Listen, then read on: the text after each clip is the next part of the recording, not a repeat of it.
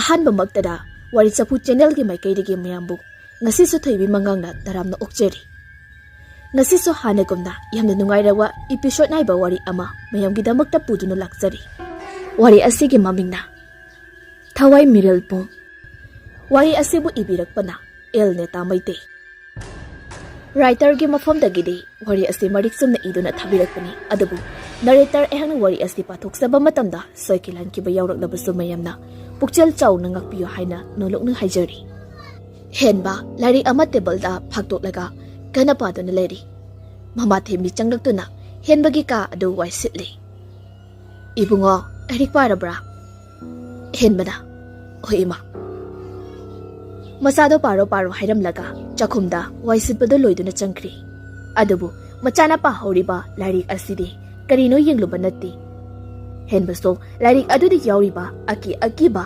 ꯂꯥꯏꯁꯤꯡ ꯑꯗꯨ ꯌꯦꯡꯗꯨꯅ ꯄꯥꯔꯛꯏ ꯆꯦꯅꯥ 109 ꯁꯨꯕ ꯑꯗꯨ ꯍꯦꯛ ꯍꯥꯡꯗꯣꯔꯛꯄꯒ ꯃꯁꯥꯗꯨ ꯅꯨꯡꯁꯤꯠꯀꯤ ꯁꯥꯄꯨ ꯑꯃ ꯁꯤꯁꯤꯜꯂꯛꯏ ꯍꯦꯟꯕ ꯂꯥꯏ ꯑꯗꯨꯕꯨ ꯌꯦꯡꯕꯗ ꯇꯨ ꯈ꯭ꯌꯥꯎ ꯆꯣꯡꯉꯤ ꯑꯗꯨꯕꯨ ꯂꯥꯏ ꯑꯗꯨ ꯂꯛꯁꯤꯟꯅ ꯌꯦꯡꯕ ꯉꯝꯂꯝꯗꯦ ꯉꯥꯏꯍꯥꯛ ꯂꯩꯔꯒ ꯃꯌꯦꯛ ꯁꯦꯡꯅ ꯈꯪꯂꯛꯏ ꯂꯥꯏ ꯑꯗꯨ ꯑꯁꯤꯕ ꯅꯨꯄꯤ ꯑꯃꯒꯤ ꯊꯋꯥꯏꯅꯤ ꯑꯗꯨꯕꯨ ꯃꯁꯤꯗ ꯐꯠꯇꯕ ꯂꯥꯏ ꯑꯃ ꯑꯃꯨꯛ ꯇꯣꯡꯁꯤꯜꯂꯒ ꯍꯦꯟꯅ ꯁꯥꯊꯤ ꯍꯟꯕꯒꯤ ꯃꯑꯣꯡꯅꯤ ꯂꯥꯏ ꯌꯦꯛꯂꯤꯕ ꯑꯗꯨꯒꯤ ꯃꯈꯥꯗ ꯊꯥꯔꯤꯕ ꯃꯌꯦꯛꯁꯤꯡ ꯑꯗꯨ ꯇꯞꯅ ꯄꯥꯕ ꯍꯧꯔꯛꯏ ꯑꯀꯤꯕ ꯋꯥꯍꯩ ꯉꯥꯛꯇꯅꯤ ꯍꯦꯟꯕꯅ ꯄꯥꯔꯤꯕ ꯑꯁꯤ ꯄꯥꯕ ꯂꯣꯏꯁꯤꯜꯂꯛꯄꯒ ꯈꯪꯍꯧꯗꯅ ꯅꯣꯡ ꯑꯈꯛ ꯑꯔꯥꯎꯒ ꯂꯣꯏꯅꯅ ꯅꯣꯡ ꯆꯨꯒꯗꯕꯒꯤ ꯇꯧꯔꯛꯏ ꯇꯟꯖꯥ ꯑꯗꯨꯗ ꯃꯃꯥꯅ ꯏꯕꯨꯡꯉꯣ ꯅꯣꯡꯁꯤ ꯆꯨꯔꯛꯀꯗꯧꯔꯤ ꯁꯤꯡ ꯂꯩꯔꯤꯕꯗꯣ ꯃꯄꯥꯟꯗꯅꯦ ꯑꯝꯇ ꯂꯧꯁꯤꯜꯂꯨ ꯍꯦꯟꯕꯅ ꯍꯣꯏ ꯏꯃꯥ ꯑꯁꯤ ꯍꯥꯏꯔꯒ ꯄꯥꯔꯤꯕ ꯑꯗꯨ ꯂꯣꯏꯁꯤꯜꯂꯝꯗꯅ ꯊꯣꯛꯂꯛꯂꯒ ꯃꯄꯥꯟꯗ ꯁꯤꯡ ꯂꯩꯔꯤꯕ ꯑꯗꯨ ꯂꯧꯁꯤꯟꯅꯕ ꯊꯣꯔꯛꯏ ꯅꯣꯡ ꯑꯗꯨꯁꯨ ꯃꯈꯥꯔꯣꯝꯗꯒꯤ ꯑꯃꯨꯕ ꯂꯩꯆꯤꯟꯒ ꯂꯣꯏꯅꯅ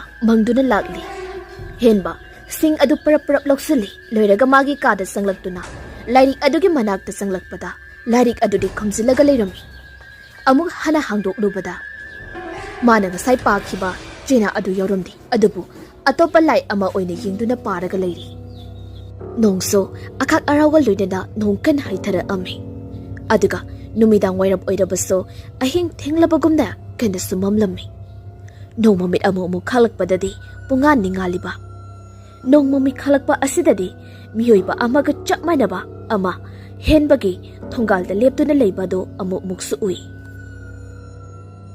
ꯃꯤꯒ ꯊꯣꯛꯅꯗꯕꯒ ꯀꯅꯥꯁꯨ ꯎꯕꯗꯤ ꯅꯠꯇꯦ ꯉꯥꯏꯍꯥꯛ ꯁꯨꯝ ꯂꯥꯏꯔꯤꯛ ꯄꯥꯔꯝꯕꯗꯒꯤ ꯃꯃꯥꯅ ꯆꯥꯛꯈꯨꯝꯗꯒꯤ ꯀꯧꯔꯛꯏ ꯏꯕꯨꯡꯉꯣ ꯆꯥꯛꯁꯤ ꯂꯣꯏꯔꯦ ꯆꯥꯔꯁꯤ ꯂꯥꯛꯎꯗꯅ ꯍꯦꯟꯕꯁꯨ ꯍꯣꯏ ꯍꯥꯏꯗꯨꯅ ꯆꯥꯛꯈꯨꯝꯗ ꯆꯪꯂꯛꯈ꯭ꯔꯤ ꯍꯦꯟꯕꯅ ꯄꯥꯔꯤꯕ ꯂꯥꯏꯔꯤꯛ ꯑꯁꯤꯗꯤ ꯀꯔꯤ ꯂꯥꯏꯔꯤꯛꯅꯣ ꯍꯥꯏꯕꯁꯤꯗꯤ ꯃꯃꯥꯅꯗꯤ ꯈꯪꯕ ꯅꯠꯇꯦ ꯃꯆꯥꯅ ꯄꯥꯔꯤꯕ ꯑꯗꯨꯗ ꯐꯩ ꯍꯥꯏꯗꯨꯅ ꯈꯜꯂꯤꯕꯅꯤ ꯍꯦꯟꯕ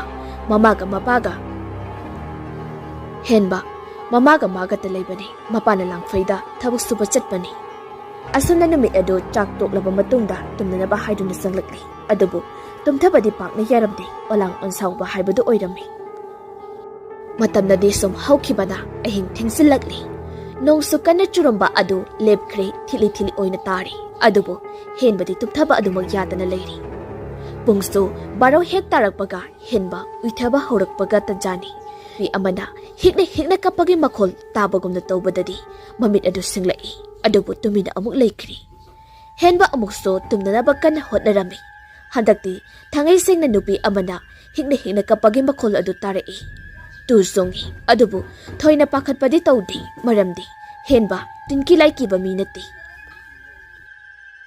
ꯀꯞꯄ ꯑꯗꯨꯁꯨ ꯍꯦꯟꯅ ꯅꯛꯁꯜꯂꯛꯑꯝꯃꯤ ꯑꯗꯨꯕꯨ ꯍꯦꯟꯕꯅ ꯀꯅꯥꯕꯨ ꯑꯣꯏꯔꯒꯕ ꯑꯍꯤꯡ ꯑꯁꯤꯗ ꯅꯣꯡꯒ ꯆꯨꯕꯁꯤꯗ ꯏꯃꯝꯒ ꯃꯝꯕꯅꯦ ꯌꯨꯝꯗꯒ ꯍꯟꯖꯤꯜꯍꯧꯗ꯭ꯔꯕ ꯖꯥꯠꯂꯅꯦ ꯑꯩꯕꯨ ꯊꯣꯛꯂꯒ ꯌꯦꯡꯂꯨꯕꯅ ꯐꯒꯗ꯭ꯔꯅꯦ ꯇꯧꯔꯤꯁꯤꯕꯣ ꯅꯨꯄꯤ ꯑꯗꯨꯗꯤ ꯑꯗꯨꯃꯛ ꯍꯤꯛꯅ ꯀꯞꯄ ꯂꯦꯞꯇꯦ ꯑꯗꯨꯕꯨ ꯃꯈꯣꯜ ꯑꯁꯤ ꯀꯗꯥꯏꯗꯒꯤꯅꯣ ꯍꯥꯏꯕꯁꯤ ꯈꯪꯕ ꯉꯝꯂꯝꯗꯦ ꯍꯦꯟꯕ ꯉꯥꯏꯍꯥꯛ ꯃꯨꯟꯅ ꯇꯥꯏ ꯃꯐꯝ ꯑꯁꯤ ꯑꯅꯛꯄꯗꯒꯤꯅꯤ ꯍꯥꯏꯕꯁꯤ ꯈꯪꯂꯕꯁꯨ ꯆꯞ ꯆꯥꯕ ꯃꯐꯝꯗꯤ ꯈꯪꯕ ꯉꯝꯂꯝꯗꯦ ꯍꯦꯟꯕ ꯍꯤꯞꯂꯝꯕꯗꯒꯤ ꯄꯨꯛ ꯍꯧꯒꯠꯂꯒ ꯃꯃꯥꯡ ꯊꯣꯡꯂꯣꯝꯗ ꯂꯥꯛꯏ ꯑꯗꯨꯒ ꯊꯣꯡ ꯑꯗꯨ ꯄꯨꯅꯥꯗꯣ ꯍꯥꯡꯂꯝꯃꯤ ꯊꯣꯡ ꯍꯥꯡꯂꯒ ꯆꯦꯞꯊꯗꯨꯅ ꯌꯦꯡꯂꯝꯃꯤ ꯑꯗꯨꯕꯨ ꯃꯄꯥꯟꯗꯗꯤ ꯀꯔꯤꯃꯠꯇ ꯂꯩꯕ ꯎꯔꯝꯗꯦ ꯋꯥꯈꯜꯅꯒ ꯑꯣꯏꯔꯕ ꯖꯥꯠꯂ ꯈꯜꯂꯗꯨꯅ ꯑꯃꯨꯛ ꯏꯃꯨꯡꯗ ꯆꯪꯂꯛꯑꯒ ꯍꯤꯞꯂꯤ ꯑꯃꯨꯛ ꯍꯦꯛ ꯍꯤꯞꯇꯕꯒ ꯑꯃꯨꯛ ꯀꯞꯄꯒꯤ ꯃꯈꯣꯜ ꯑꯗꯨ ꯇꯥꯔꯛꯏ ꯍꯦꯟꯕ ꯃꯁꯤ ꯃꯤ ꯑꯣꯏꯒꯦꯔꯥ ꯂꯥꯏ ꯑꯣꯏꯒꯦꯔꯥ ꯌꯦꯡꯗ꯭ꯔꯗꯤ ꯌꯦꯡꯂꯒꯦ ꯍꯥꯏꯔꯗꯨꯅ ꯄ꯭ꯔꯞ ꯊꯣꯡ ꯇꯝꯅ ꯂꯥꯛꯏ ꯑꯗꯨꯒ ꯄꯨꯅꯥꯗꯣ ꯍꯥꯡꯂꯗꯨꯅ ꯃꯄꯥꯟꯗ ꯊꯣꯛꯂꯛꯏ Mangonda leplaga yinglammi akoibada karisu lebadi udamde udraba asida mamai adu onsilaktuna sange hek tawbaga tunglomdagi tabada hek kainoma tawba ihei heinadaba adugumlaba khonjen animuk phaina ngaiko henba mamai adu leithorei mangol makhada lepliba sakpham adu urubada henba ima haina lauduna khanglaga wanthakri henbagi mamaso tumlambadagi karigumba ama taki badumna tawba duda phamongdagi tapna haugallaga thora ami thong adu khara maya karaga lerami mana tholakpa matamda thong lonsinba kauram lamale khalladuna manakta sangsilai aduga lonsinge hektobaga mangonda machanupado taraga leibadu uri sensinduna machanupabo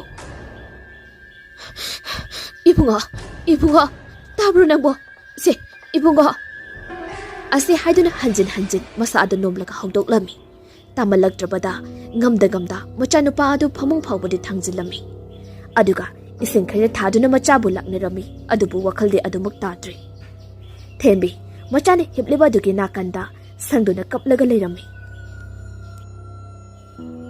nonga lakli thembi phamna adubak uitheraklaba mali kaplubaga tumset phadabaga mamit adu ipompomba makai mikap tholai aduga masagi maraibak to paiduni yengi yamna saduna leirami phuk ahogatuna phadi isingda lupthokluraga machagi maraibak to thambirami henba sorkhara sauna holai aduga masado ithin thindoklaga yamna sonthana mamada kaurei ima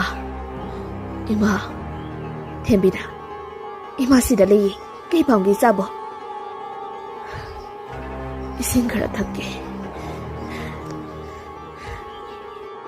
mama thembi sakhumna sanglaga ising do loruduna henbada pithai sorkhara sauna hondolaga tapna pothakri nungthin nungsa leitharakpa matam yausalaklabada henba hogatpa ngamlai masadi yamna sonthari thembi changsilaktuna nasa khara nuwairabro nangba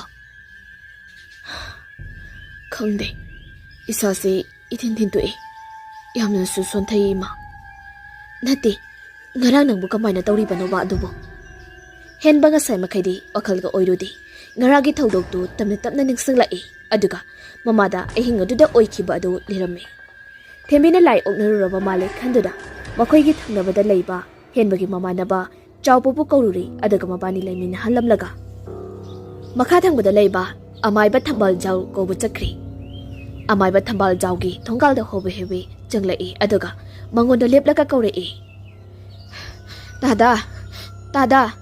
tada bolai bibro thambal jaw tholaktuna he ibema nang laudibra kari leire tada icha nupado lai oknaruraba male masado ingamngamdana lehawi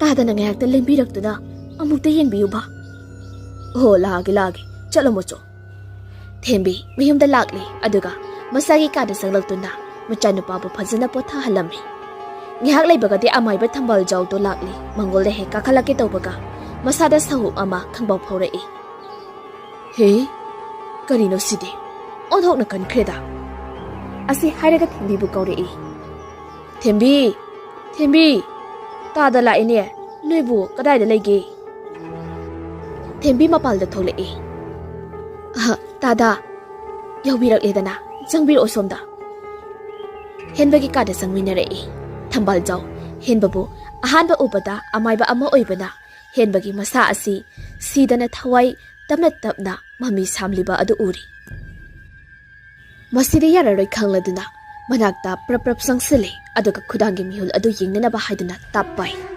makut adu maina pokpagumna saduna pop thadei thambal jaw khampra khangi kari matau nusidi asidi yararoi makut adu machin mayada thamlaga akanba laison ama cholami aduga henbagi maraibakta nanthabirami adudagi thambal jaw henbagi makut adu paibada ta ingkri mihul adu amu khap chungliba adu khangli lai khurumdaba yararoi haiduna khudakta mapot machay adu langnaba ta hairami inkolda hoba manak nakpada leiba ngaktaga oibana yamna thona langlami aduga thambal jawna yangko amagi mathakta pochai sing adu haplaga thongalda hana khurumlami ꯃꯗꯨꯗꯗꯤ ꯀꯔꯤꯁꯨ ꯇꯧꯔꯛꯇꯦ ꯑꯗꯨꯒ ꯃꯩꯔꯥ ꯑꯃ ꯄꯨꯁꯤꯜꯂꯛꯑꯝꯃꯤ ꯊꯝꯕꯥꯜꯖꯥꯎ ꯁꯨꯃꯥꯡꯒꯤ ꯆꯨꯊꯦꯛ ꯍꯦꯛ ꯌꯧꯔꯛꯄꯒꯗꯤ ꯃꯩꯔꯥ ꯑꯗꯨ food ꯍꯦꯛ ꯃꯨꯠꯈꯤ ꯊꯝꯕꯥꯜꯖꯥꯎ ꯁ꯭ꯋꯥꯏ ꯂꯥꯎꯏ ꯀꯔꯤ ꯃꯇꯧꯅꯣ ꯁꯤꯕꯣ ꯑꯁꯨꯛ ꯃꯍꯤ ꯃꯌꯥꯏ ꯀꯟꯕ ꯏꯃꯥꯅ ꯍꯦꯛ ꯄꯣꯛꯄꯗꯒꯤ ꯊꯦꯡꯅꯗ꯭ꯔꯤ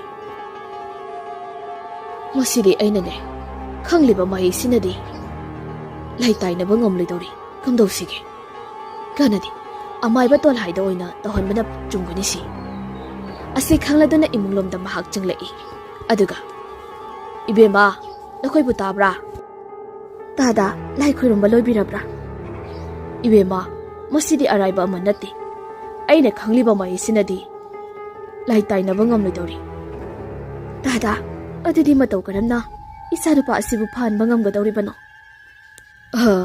ꯑꯩꯈꯣꯏꯒꯤ ꯊꯪꯅꯕꯗ ꯂꯩꯔꯤꯕ ꯈꯨꯜ ꯑꯁꯤꯗ ꯇꯣꯜꯍꯥꯏ ꯀꯧꯕ ꯑꯃꯥꯏꯕ ꯑꯍꯩꯕ ꯑꯃ ꯂꯩꯕꯅꯤ ꯑꯩꯒꯤ ꯑꯣꯖꯥꯅꯤ ꯃꯉꯣꯟꯗ ꯉꯁꯤ ꯅꯣꯡ ꯅꯤꯅꯤ ꯑꯁꯤꯗꯅꯦ ꯌꯦꯡꯊꯣꯛꯑꯣ ꯅꯠꯇ꯭ꯔꯕꯗꯤ ꯑꯋꯥꯐꯝꯗ ꯇꯥꯒꯅꯤꯀꯣ ꯑꯁꯤ ꯍꯥꯏꯔꯝꯂꯒ ꯑꯃꯥꯏꯕ ꯊꯝꯕꯥꯜꯖꯥꯎꯗꯨ ꯊꯨꯅ ꯌꯥꯡꯅ ꯊꯣꯛꯈꯤꯔꯝꯃꯤ ꯊꯣꯡꯒꯥꯜ ꯌꯧꯔꯛꯄꯗ ꯇꯨꯡ ꯍꯟꯗꯨꯅ ꯌꯨꯝꯂꯨꯝ ꯑꯗꯨꯗ ꯌꯦꯡꯊꯣꯛꯂꯛꯑꯝꯃꯤ ꯑꯗꯨꯕꯨ ꯁꯨꯃꯥꯡ ꯑꯗꯨꯒꯤ ꯆꯨꯊꯦꯛ ꯑꯃꯗ ꯃꯁꯝ ꯃꯅꯥ ꯏꯁꯥꯡ ꯁꯥꯡꯕꯤ ꯍꯦꯛ ꯌꯦꯡꯕꯗ ꯐꯤꯕꯝ ꯁꯣꯛꯂꯕꯤ ꯃꯃꯥꯏ ꯇꯪꯈꯥꯏ ꯑꯃꯗ ꯃꯆꯤ ꯃꯆꯤ ꯇꯠꯂꯤ ꯇꯠꯂꯤ ꯃꯃꯥꯏ ꯅꯥꯃꯅ ꯃꯨꯁꯨꯛ ꯃꯨꯏ ꯃꯃꯤꯠꯇꯨꯁꯨ ꯅꯥꯃ ꯑꯃꯅ ꯉꯛꯁꯪ ꯉꯥꯡꯏ ꯅꯥꯃ ꯑꯃꯅ ꯉꯧꯁꯣꯛ ꯉꯧꯏ ꯊꯝꯕꯥꯜꯖꯥꯎ ꯑꯃꯥꯏꯕ ꯑꯃ ꯑꯣꯏꯖꯔꯕꯁꯨ ꯐꯤꯕꯝ ꯑꯗꯨꯗꯗꯤ ꯃꯁꯥꯗꯨ ꯏꯍꯩ ꯍꯩꯅꯗꯕ ꯑꯃ ꯐꯥꯎꯔꯛꯑꯝꯃꯤ ꯊꯝꯕꯥꯜꯖꯥꯎ ꯏꯄꯥ ꯄꯥꯈꯠꯅ ꯃꯌꯨꯝ ꯇꯝꯅ ꯆꯠꯈ꯭ꯔꯤ ꯑꯗꯨꯕꯨ ꯂꯦꯞꯇꯨꯅ ꯂꯩꯍꯧꯔꯤꯕꯤ ꯑꯁꯤꯅꯗꯤ ꯊꯝꯕꯥꯜꯖꯥꯎꯗ ꯆꯤꯡꯅꯅ ꯌꯦꯡꯗꯨꯅ ꯂꯩꯍꯧꯔꯤ ꯅꯨꯃꯤꯠꯇꯤ ꯉꯁꯥꯏꯅ ꯆꯪꯈ꯭ꯔꯕꯅꯤ ꯈꯔ ꯊꯦꯡꯖꯤꯜꯂꯛꯄ ꯆꯥꯛ ꯇꯣꯛꯅꯔꯕ ꯃꯇꯝꯅꯤ ꯊꯝꯕꯥꯜꯖꯥꯎ ꯃꯊꯟꯇꯒ ꯂꯩꯕꯗ ꯃꯁꯥꯗꯨ ꯀꯤꯊꯨꯞ ꯀꯤꯔꯨꯝ ꯇꯧꯔꯝꯃꯤ ꯃꯍꯥꯛꯅ ꯍꯦꯛ ꯈꯟꯖꯕ ꯂꯥꯏꯁꯣꯟ ꯀꯌꯥ ꯑꯃꯁꯨ ꯇꯠꯇꯅ ꯁꯣꯜꯂꯤ ꯂꯩꯔꯤꯕ ꯂꯥꯏꯔꯤꯛ ꯀꯌꯥꯁꯨ ꯄꯨꯊꯣꯛꯇꯨꯅ ꯄꯥꯏ ꯑꯗꯨꯕꯨ ꯃꯥꯅ ꯐꯅ ꯌꯦꯡꯂꯕꯁꯨ ꯉꯁꯥꯏ ꯊꯦꯡꯅꯈꯤꯕ ꯑꯗꯨꯒꯤ ꯃꯔꯝꯗ ꯀꯔꯤꯃꯠꯇ ꯊꯦꯡꯅꯕ ꯀꯧꯕ ꯂꯩꯔꯝꯗꯦ ꯑꯁꯨꯝꯅ ꯃꯥꯅ ꯂꯩꯔꯤꯉꯩ ꯊꯦꯝꯕꯤꯅ ꯇꯥꯗ ꯇꯥꯗ ꯇꯞꯄꯤꯡ ꯇꯞꯄꯤꯡ ꯀꯧꯔꯛꯄꯅꯤ ꯋꯥꯈꯜꯒ ꯑꯣꯏꯔꯨꯗꯦ ꯊꯝꯕꯥꯜꯖꯥꯎ ꯂꯥꯏꯔꯤꯛ ꯐꯥꯛꯇꯣꯛꯂꯒ ꯄꯥꯔꯤꯉꯩꯗ ꯃꯥꯒꯤ ꯃꯉꯛꯇ ꯁꯤꯕ ꯆꯔꯤꯛ ꯑꯃ ꯊꯝꯂꯝꯕꯅꯤ ꯊꯣꯡ ꯑꯗꯨ ꯍꯥꯡꯗꯣꯔꯛꯏ ꯁꯨꯃꯥꯡꯗ ꯊꯦꯝꯕꯤ ꯂꯦꯞꯇꯨꯅ ꯂꯩꯔꯤꯕꯗꯨ ꯎꯔꯤ ꯀꯔꯤ ꯂꯩꯔꯤ ꯏꯕꯦꯝꯃ ꯏꯕꯨꯡ ꯑꯗꯨꯕꯨ ꯅꯥꯕ ꯍꯦꯟꯖꯤꯜꯂꯕ꯭ꯔꯥ ꯍꯣꯏ ꯇꯥꯗ ꯈꯔ ꯊꯨꯅ ꯆꯠꯁꯤ ꯐꯤꯕꯝ ꯑꯃ ꯇꯥꯍꯧꯔꯤ ꯈꯔ ꯄꯥꯈꯠꯂꯞ ꯇꯧꯅ ꯍꯥꯏꯔꯛꯄꯅꯤ ꯊꯝꯕꯥꯜꯖꯥꯎ ꯊꯣꯡ ꯑꯗꯨ ꯃꯄꯥꯟꯗꯒꯤ ꯄꯨꯅꯥ ꯊꯥꯔꯝꯂꯒ ꯀꯨꯝꯊꯔꯛꯏ ꯑꯗꯨꯒ ꯊꯣꯡꯒꯥꯜꯂꯣꯝꯗ ꯊꯧꯔꯛꯑꯝꯃꯤ ꯊꯝꯕꯥꯜꯖꯥꯎꯒꯤ ꯊꯣꯡꯒꯥꯜ ꯌꯧꯔꯛꯄꯒꯅꯤ ꯇꯨꯡ ꯑꯣꯏꯅ ꯂꯥꯛꯂꯤꯕ ꯊꯦꯝꯕꯤꯒꯤ ꯃꯈꯣꯜ ꯑꯅꯤ ꯊꯣꯛꯅ ꯇꯥꯗ ꯑꯃꯨꯛꯁꯨ ꯅꯣꯛꯂꯤ ꯊꯝꯕꯥꯜꯖꯥꯎ ꯁ꯭ꯋꯥꯏ ꯂꯥꯎꯏ ꯃꯀ꯭ꯂꯥꯞꯇꯨ ꯊꯛ ꯊꯛ ꯅꯤꯛꯏ ꯃꯉꯛꯇ ꯆꯔꯤ ꯑꯗꯨ ꯌꯦꯡꯂꯛꯏ ꯌꯧꯔꯝꯗꯦ ꯀꯥꯎꯗꯨꯅ ꯂꯩꯍꯧꯔꯤ ꯍꯨꯃꯥꯡ ꯑꯅꯞꯄꯤ ꯀꯥꯔꯛꯂꯤ ꯃꯁꯥ ꯑꯗꯨ ꯃꯆꯤꯟꯗꯁꯨ ꯇꯞꯅ ꯁꯣꯜꯂꯛꯏ ꯑꯩꯕꯨ ꯀꯟꯕꯤꯌꯨ ꯑꯩꯕꯨ ꯑꯃꯨꯛꯇ ꯀꯟꯕꯤꯌꯨ ꯀꯔꯤꯒꯤ ꯅꯪꯅ ꯑꯩꯉꯣꯟꯗ ꯌꯦꯠꯂꯤꯕꯅꯣ ꯉꯁꯤꯗꯤ ꯅꯪꯒꯤ ꯅꯨꯃꯤꯠ ꯁꯨꯔꯦꯗꯣ ꯊꯝꯕꯥꯜꯖꯥꯎ ꯌꯥꯝꯅ ꯊꯨꯅ ꯐꯠ ꯂꯩꯊꯣꯛꯔꯛꯂꯒ ꯃꯌꯨꯝ ꯇꯝꯅ ꯆꯦꯟꯁꯤꯜꯂꯤ ꯇꯨꯡ ꯍꯟ ꯍꯟꯗꯨꯅ ꯌꯦꯡꯂꯒ ꯀꯟꯅ ꯆꯪꯁꯤꯜꯂꯛꯏ ꯃꯥꯡꯒꯣꯜꯗ ꯈꯣꯡꯀꯥꯞ ꯑꯃꯅꯤ ꯍꯦꯛ ꯀꯥꯡꯈꯠꯄꯒꯅꯤ ꯇꯨꯡꯂꯣꯝꯗꯒꯤ ꯃꯁꯝ ꯄꯥꯏꯔꯒ ꯂꯥꯛꯇꯨꯅ ꯆꯤꯡꯊꯔꯛꯏ ꯑꯃꯥꯏꯕ ꯊꯝꯕꯥꯜꯖꯥꯎ ꯂꯥꯎꯕꯒ ꯅꯪꯗꯦ ꯆꯔꯝ ꯑꯗꯨꯗ ꯀꯟꯅ ꯂꯥꯛꯁꯤꯟꯈꯤꯗꯨꯅ ꯃꯩꯈꯨ ꯃꯅꯤꯅꯣꯏ ꯋꯪ ꯋꯪ ꯀꯥꯔꯤꯕꯤ ꯃꯃꯜ ꯃꯃꯤꯠ ꯃꯦꯟꯃꯥꯟ ꯇꯥꯗꯕꯤ ꯑꯗꯨꯅ ꯋꯥꯡꯅ ꯊꯥꯡꯒꯠꯂꯤ ꯑꯃꯥꯏꯕ ꯊꯝꯕꯥꯜꯖꯥꯎ ꯃꯈꯣꯡ ꯑꯗꯨ ꯐꯤꯗ꯭ꯔꯤꯡ ꯐꯤꯗ꯭ꯔꯤꯡ ꯀꯥꯎꯔꯤ ꯃꯔꯤ ꯁꯥꯡꯅ ꯇꯤꯡꯊꯣꯛꯇꯨꯅ ꯑꯗꯨꯃꯛ ꯁꯤꯈ꯭ꯔꯤ ꯙꯥꯔꯤ ꯑꯗꯨꯗ ꯇꯥꯗꯨꯅ ꯂꯩꯔꯤ ꯁꯣꯝꯗꯅ ꯀꯝꯗꯧꯔꯤ ꯍꯦꯟꯕ ꯁꯣꯔ ꯑꯗꯨ ꯐꯨꯡꯒꯠꯂꯛꯑꯒ ꯏꯛ ꯏꯛ ꯇꯧꯔꯒ ꯂꯩꯔꯤ ꯃꯃꯥ ꯊꯦꯝꯕꯤꯅ ꯀꯟꯅ ꯂꯥꯛꯅꯔꯤ ꯃꯆꯥꯒꯤ ꯃꯇꯧ ꯑꯁꯤꯗ ꯃꯥ ꯋꯥꯈꯜꯁꯨ ꯌꯥꯝꯅ ꯋꯥꯔꯤ ꯍꯨꯃꯥꯡꯒ ꯀꯥꯡꯕ ꯃꯈꯩ ꯏꯁꯤꯡ ꯑꯃꯨꯛ ꯂꯧꯔꯤ ꯐꯔꯗꯤꯅ ꯑꯃꯨꯛ ꯏꯁꯤꯡ ꯆꯣꯠꯍꯜꯂꯒ ꯃꯆꯥꯒꯤ ꯁꯥꯒꯠꯂꯤꯕ ꯃꯔꯥꯏꯕꯛꯇ ꯑꯃꯨꯛ ꯊꯝꯂꯤ ꯑꯍꯤꯡꯒꯤ ꯄꯨꯡ 1 ꯇꯥꯔꯛꯄ ꯃꯇꯝꯅꯤ ꯍꯦꯟꯕ ꯏꯁꯤꯁꯤꯅ ꯇꯨꯝꯊꯈ꯭ꯔꯤ ꯃꯃꯥ ꯊꯦꯝꯕꯤꯁꯨ ꯃꯆꯥꯒꯤ ꯃꯅꯥꯛꯇ ꯈꯨꯁ ꯊꯧꯗꯨꯅ ꯑꯗꯨꯃꯛ ꯇꯨꯝꯊꯈ꯭ꯔꯤ ꯅꯣꯡ ꯍꯦꯛ ꯉꯥꯜꯂꯛꯄꯒꯗꯤ ꯃꯤꯌꯥꯝꯅ ꯑꯃꯥꯏꯕ ꯊꯝꯕꯥꯜꯖꯥꯎ ꯁꯤꯈꯤꯕ ꯑꯗꯨꯗ ꯎꯍꯥ ꯋꯥ ꯂꯥꯎꯅꯔꯝꯃꯤ ꯈꯔ ꯑꯃꯅ ꯁꯥꯟꯅꯔꯤꯕ ꯂꯥꯏꯁꯤꯡ ꯑꯗꯨꯅ ꯅꯝꯃꯠꯂꯒ ꯍꯥꯠꯄ ꯑꯣꯏꯔꯝꯒꯅꯤ ꯍꯥꯏꯅꯁꯨ ꯍꯥꯏꯅꯔꯤ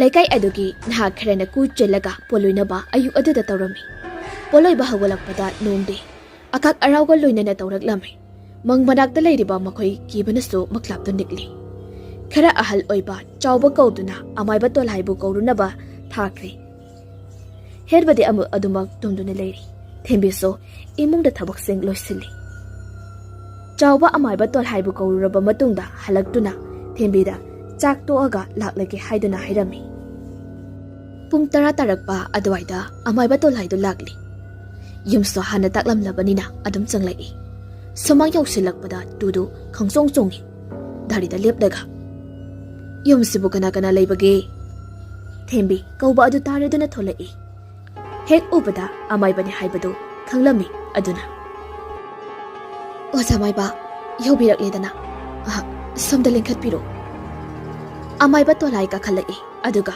thembina taktuna henbage ka tamna sanglai tolai phamungda henbana hepliba adugi hekna kan aduda famthai aduga maraibakta paiduni yengi aduga khudangi mihulado amuk yengli aduga laison ama sholaba matungda henbagi maraibakta nanthai adudagi henbagi masado yamna sagatlamba adu inthakri amaiba tolhaina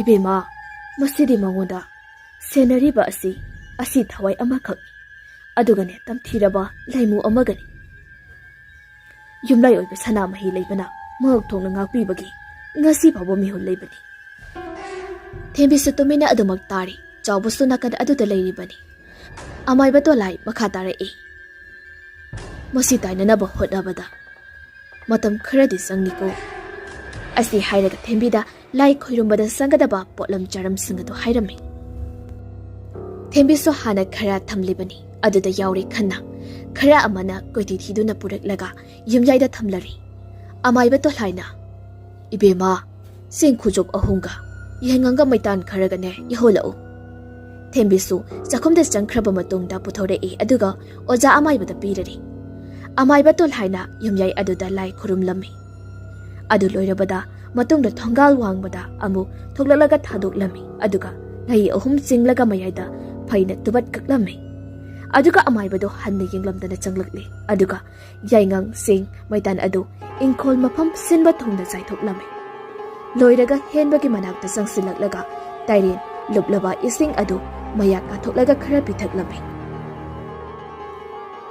loina loisalaga amaiba tolhaina thembida hairei ibema aina khorumliba asi henbagi masada yetliba adudi khaidokli hek loishinbadine matam khara sangkhigani numit jab yungba numidang athengbadane chathokonganu mafam asida ma changlakpati ka shungamlaroi thembina akat sen oina khira birami aduga amaiba tolhai thokri thongal yobaga laison ama solaga masa pumba nanthai aduga hanna yenglamdabi amuk chatkri namidang wairamni henba masa khara du phagal aduna mamana sakhumda chak thongliba aduda sanglai numit nini humni karimata sadabana yamna soktharami adiga mamada asam hairei ima chak yamna lami ha loisilagi nangbu nasado kharaga kharabro hoima asi hairamlaga magi kada amu changkri thembisu chak loisilaga henbaga puna chaminaraba matungda tumbu changkri henbasu masa kharadu phari kerimata tawkhidri matamni fana thengzilakli laikai adugi ibo halkauba khara ahal oiba ama ngasidi thabak chatlubadagi miga puluraga yu khare ngauna halakpani lambida cycle adu som thoraga lakpana henba khoigi thongal yorakpadani cycle adu kanagumba ama tongbagumna khanglum heglumba ai karino haiduna matung leithoraklaga yengi adubo kariso leiti tungda yengluraga mamai adu fat leithorei mamang aduda nupi amagi sabanda akiba maungda leptuna ki halaga leiriba aduda khangpret khangi nakan gi leiriba khongbal aduda thauthai cycle adu sokpaga karimata naba phaude cycle adu amuk thuna inkhalaklaga thauge hek tawbaga sen adu so krek laungda chapaga leithokri nakan oi yet amu obuk so phat yengi kariso lebadi udi adubu tunglomda kanagumba ama leptuna leibagi samin phanglami ibohal mamai adu tamna leithorei satamadu hek ubamaktada ibe holdo laugi tawi adubu khanghaudi makhori charam aduda chappaga wangna thangkatkhri aduga leiriba khongbal aduda laktana langsimkhri aduga ꯈꯣꯡꯕꯥꯜ ꯑꯗꯨꯒꯤ ꯏꯁꯤꯡ ꯈꯔ ꯂꯩꯔꯤꯕ ꯂꯩꯈꯣꯝ ꯊꯣꯛꯄ ꯃꯐꯝ ꯑꯗꯨꯗ ꯅꯝꯁꯤꯜꯂꯝꯃꯤ꯫ ꯏꯕꯣꯍꯜ ꯃꯈꯣꯡ ꯃꯈꯨꯠ ꯑꯗꯨ ꯐꯤꯗ꯭ꯔꯤꯡ ꯀꯥꯎꯏ꯫ ꯂꯥꯎꯕꯁꯨ ꯉꯝꯗ ꯈꯨꯗꯛ ꯑꯗꯨꯗ ꯏꯕꯣꯍꯜ ꯃꯔꯩ ꯁꯥꯡꯅ ꯇꯤꯡꯊꯣꯛꯂꯒ ꯁꯤꯔꯤ꯫ ꯅꯣꯡꯅ ꯃꯄꯨꯡ ꯐꯥꯅ ꯉꯥꯜꯂꯛꯂꯤ꯫ ꯂꯝꯕꯤ ꯑꯆꯠ ꯑꯋꯣꯛꯁꯤꯡꯅ ꯏꯕꯣꯍꯜꯅ ꯁꯤꯗꯨꯅ ꯇꯥꯔꯒ ꯂꯩꯔꯝꯕ ꯑꯗꯨꯒꯤ ꯃꯌꯥꯝꯗꯣ ꯑꯣꯝꯁꯤꯟꯗꯨꯅ ꯌꯦꯡꯅꯔꯤ꯫ ꯎꯞꯁꯤꯜꯂꯒ ꯇꯥꯔꯤꯕ ꯑꯗꯨ ꯅꯨꯄꯥ ꯈꯔ ꯃꯤꯌꯥꯏ ꯆꯟꯕ ꯑꯃꯅ ꯆꯪꯁꯤꯜꯂꯒ ꯍꯦꯛ ꯑꯣꯟꯊꯣꯛꯄꯒ ꯈꯪꯄ꯭ꯔꯦꯛ ꯈꯪꯕꯅꯤ ꯑꯉꯥꯡꯁꯤꯡ ꯑꯗꯨ ꯀꯥꯏꯗꯨꯅ ꯆꯦꯟꯈꯤ꯫ ꯃꯍꯧ ꯅꯍꯥ ꯈꯔ ꯑꯃꯗꯤ ꯃꯃꯤꯠꯇꯨ ꯄꯤꯁꯤꯜꯂꯒ ꯀꯔꯤ ꯃꯤꯁꯤꯅꯣ ꯍꯥꯏꯗꯨꯅ ꯈꯥꯡꯂꯤ꯫ ꯃꯃꯤꯠ ꯃꯅꯥ ꯉꯧꯁ꯭ꯔꯣꯛ ꯉꯧꯅ, ꯃꯆꯤꯟꯕꯥꯜꯗꯨ ꯏꯁꯦ ꯁꯦꯒꯥꯏ, ꯃꯤꯄꯥꯟꯒꯗꯨ ꯃꯨꯁꯤꯠ ꯃꯨꯔꯒ ꯃꯔꯩ ꯑꯗꯨ ꯇꯤꯡꯊꯣꯛꯂꯒ ꯂꯩꯈꯣꯝ ꯈꯔ ꯇꯩꯔꯒ ꯂꯩꯕ ꯑꯗꯨꯗꯅꯤ꯫ ꯃꯉꯛꯁꯝꯁꯨ ꯃꯨꯁꯨꯛ ꯃꯨꯏ꯫ ꯑꯗꯨꯕꯨ ꯑꯗꯨꯝ ꯊꯝꯕꯗꯤ ꯌꯥꯗꯕꯅꯤꯅ ꯂꯩꯀꯥꯏꯒꯤ ꯃꯤ ꯈꯔ ꯇꯧꯔꯒ ꯃꯌꯨꯝ ꯇꯝꯅ ꯄꯨꯔꯛꯂꯤ ꯑꯗꯨꯒ ꯁꯨꯃꯥꯡꯗ ꯐꯤꯅ ꯀꯨꯞꯇꯨꯅ ꯊꯝꯂꯤ꯫ ꯀꯨꯏꯊꯕ ꯌꯥꯔꯔꯣꯏ ꯍꯥꯏꯗꯨꯅ ꯃꯤꯑꯣꯏ ꯈꯔ ꯇꯧꯔꯒ ꯃꯪ ꯂꯩꯔꯤꯕ ꯑꯗꯨꯗ ꯄꯨꯔꯒ ꯄꯣꯠꯂꯣꯏꯅꯕ ꯇꯧꯔꯤ꯫ ꯄꯣꯠꯂꯣꯏꯕ ꯑꯗꯨꯁꯨ ꯅꯨꯡꯊꯤꯜꯒꯤ ꯅꯨꯃꯤꯠ ꯆꯞ ꯌꯨꯡꯕ ꯃꯇꯝꯗ ꯑꯣꯏꯔꯝꯃꯤ꯫ ꯉꯁꯥꯏꯗꯒꯤ ꯃꯤꯑꯣꯏ ꯑꯃꯅꯗꯤ ꯄꯣꯠꯂꯣꯏꯔꯤꯕ ꯑꯁꯤ ꯂꯨꯝꯂꯒ ꯌꯦꯡꯂꯤꯕꯅꯤ꯫ ꯄꯣꯠꯂꯣꯏꯕ ꯂꯣꯏꯕꯒ ꯃꯤꯁꯤꯡ ꯑꯗꯨ ꯂꯣꯏꯅ ꯆꯠꯅꯈꯤꯕꯒ ꯃꯤꯔꯛ ꯅꯥꯔꯛ ꯌꯦꯡꯂꯒ ꯇꯨꯃꯤꯟꯅ ꯆꯪꯁꯤꯜꯂꯒ ꯁꯔꯨ ꯃꯆꯦꯠ ꯑꯃ ꯄꯨꯗꯨꯅ ꯁꯤ ꯑꯃꯗ ꯌꯣꯝꯁꯤꯜꯂꯒ ꯄꯨꯗꯨꯅ ꯆꯠꯈ꯭ꯔꯤ꯫ ꯍꯦꯟꯕ ꯍꯣꯏꯗꯒꯤ ꯈꯔ ꯆꯠꯊꯣꯛꯑꯒ ꯂꯩꯕ ꯃꯌꯥꯝꯅꯁꯨ ꯍꯥꯏꯅꯕ ꯃꯐꯝ ꯃꯪꯒꯦ ꯄꯥꯝꯕꯤ ꯍꯧꯕ ꯈꯔ ꯁꯣꯡꯕ ꯃꯐꯝꯗꯅꯤ ꯏꯕꯣꯍꯜꯅ ꯁꯤꯔꯝꯂꯤꯕ ꯑꯗꯨ꯫ ꯑꯗꯨꯅ ꯂꯩꯀꯥꯏꯒꯤ ꯃꯤꯌꯥꯝ ꯑꯗꯨ ꯍꯥꯟꯅ ꯈꯧꯇꯛ ꯆꯥꯔꯒ ꯂꯩꯔꯤꯕ ꯑꯗꯨꯗꯒꯤꯗꯤ ꯍꯦꯟꯅ ꯅꯨꯡꯊꯤꯜ ꯐꯥꯎꯕ ꯂꯥꯟꯕ ꯃꯁꯥꯗ ꯀꯔꯤꯒꯨꯝꯕ ꯑꯃꯇꯨ ꯈ꯭ꯌꯥꯎ ꯆꯣꯡꯕꯒꯨꯝꯅ ꯇꯧꯔꯝꯃꯤ꯫ ꯍꯥꯏꯔꯤꯕ ꯅꯨꯃꯤꯠ ꯑꯁꯤꯗꯗꯤ ꯅꯨꯃꯤꯠ ꯇꯥꯈꯤꯕꯒ ꯂꯩꯀꯥꯏꯒꯤ ꯃꯤ ꯑꯃꯠꯇ ꯊꯣꯛꯅꯔꯝꯗꯦ꯫ ꯅꯨꯃꯤꯠ ꯑꯁꯤꯒꯤ ꯅꯨꯃꯤꯗꯥꯡ ꯊꯦꯡꯖꯤꯜꯂꯛꯂꯕ ꯃꯇꯝꯅꯤ꯫ ꯂꯩꯔꯤꯕ ꯊꯋꯥꯏ ꯑꯅꯤꯅ ꯄꯨꯜꯂꯕ ꯑꯗꯨꯅ ꯍꯦꯟꯕ ꯍꯣꯏꯒꯤ ꯏꯪꯈꯣꯜꯗꯗꯤ ꯆꯪꯕ ꯉꯝꯗ꯭ꯔꯕꯅꯤꯅ ꯍꯦꯟꯕ ꯍꯣꯏꯗꯒꯤ ꯊꯣꯡꯒꯥꯜ ꯈꯔ ꯆꯠꯂꯒ ꯂꯩꯕ ꯊꯔꯣ ꯃꯃꯥ ꯃꯆꯥꯒꯤ ꯃꯌꯨꯝꯗꯅꯤ꯫ ꯆꯥꯛꯈꯨꯝꯗ ꯆꯥꯛ ꯇꯣꯛꯂꯒ ꯐꯨꯡꯒꯥꯗ ꯐꯝꯂꯒ ꯃꯆꯥꯗ ꯋꯥꯔꯤ ꯂꯤꯕꯤꯔꯝꯃꯤ꯫ ꯇꯟꯖꯥ ꯑꯁꯤꯗꯅꯤ ꯌꯦꯅꯈꯥꯔꯣꯝꯗ ꯀꯅꯥꯒꯨꯝꯕ ꯑꯃ ꯆꯠꯄꯒꯤ ꯃꯈꯣꯜ ꯇꯥꯔꯛꯏ꯫ ꯋꯥꯔꯤ ꯂꯤꯔꯝꯕ ꯊꯔꯣꯗꯨ ꯆꯞ ꯂꯦꯞꯄꯤ꯫ ꯉꯁꯤ ꯅꯣꯡꯃ ꯅꯤꯅꯤ ꯑꯁꯤꯗ ꯃꯤꯒ ꯁꯤꯕꯒ ꯊꯔꯣꯗꯨ ꯃꯁꯥꯗ ꯑꯀꯤꯕ ꯑꯃꯒ ꯂꯣꯏꯅꯅ ꯃꯈꯣꯜ ꯇꯞꯅ ꯐꯃꯨꯡꯗ ꯇꯞꯅ ꯆꯪꯁꯤꯜꯗꯨꯅ ꯄꯣꯊꯥꯅꯕ ꯆꯪꯈ꯭ꯔꯤ ꯑꯗꯨꯒ ꯌꯥꯝꯅ ꯀꯤꯅ ꯇꯨꯝꯊꯈ꯭ꯔꯤ꯫ ꯁꯣꯝꯗꯅ ꯃꯇꯝ ꯊꯦꯡꯖꯤꯜꯂꯛꯂꯕꯗ ꯄꯥꯛꯄ ꯀꯧꯕ ꯑꯃ ꯍꯨꯔꯥꯟꯕ ꯊꯧꯔꯛꯏ꯫ ꯃꯥꯅ ꯈꯜꯂꯤꯕ ꯑꯁꯤ ꯂꯩꯀꯥꯏ ꯑꯁꯤꯗ ꯀꯗꯥꯏꯗꯒꯤ ꯂꯥꯏꯃꯨ ꯇꯤꯟꯃꯨꯅꯣ ꯃꯌꯥꯝꯅ ꯄꯉꯥꯡꯗ ꯉꯥꯡꯅꯔꯕꯅꯤ ꯈꯜꯂꯗꯨꯅ ꯇꯞꯅ ꯊꯣꯡꯒꯥꯜ ꯇꯝꯅ ꯊꯣꯔꯛꯂꯤ꯫ ꯊꯣꯡꯒꯥꯜ ꯌꯧꯔꯛꯄꯒ ꯃꯥꯅ ꯈꯜꯂꯤ,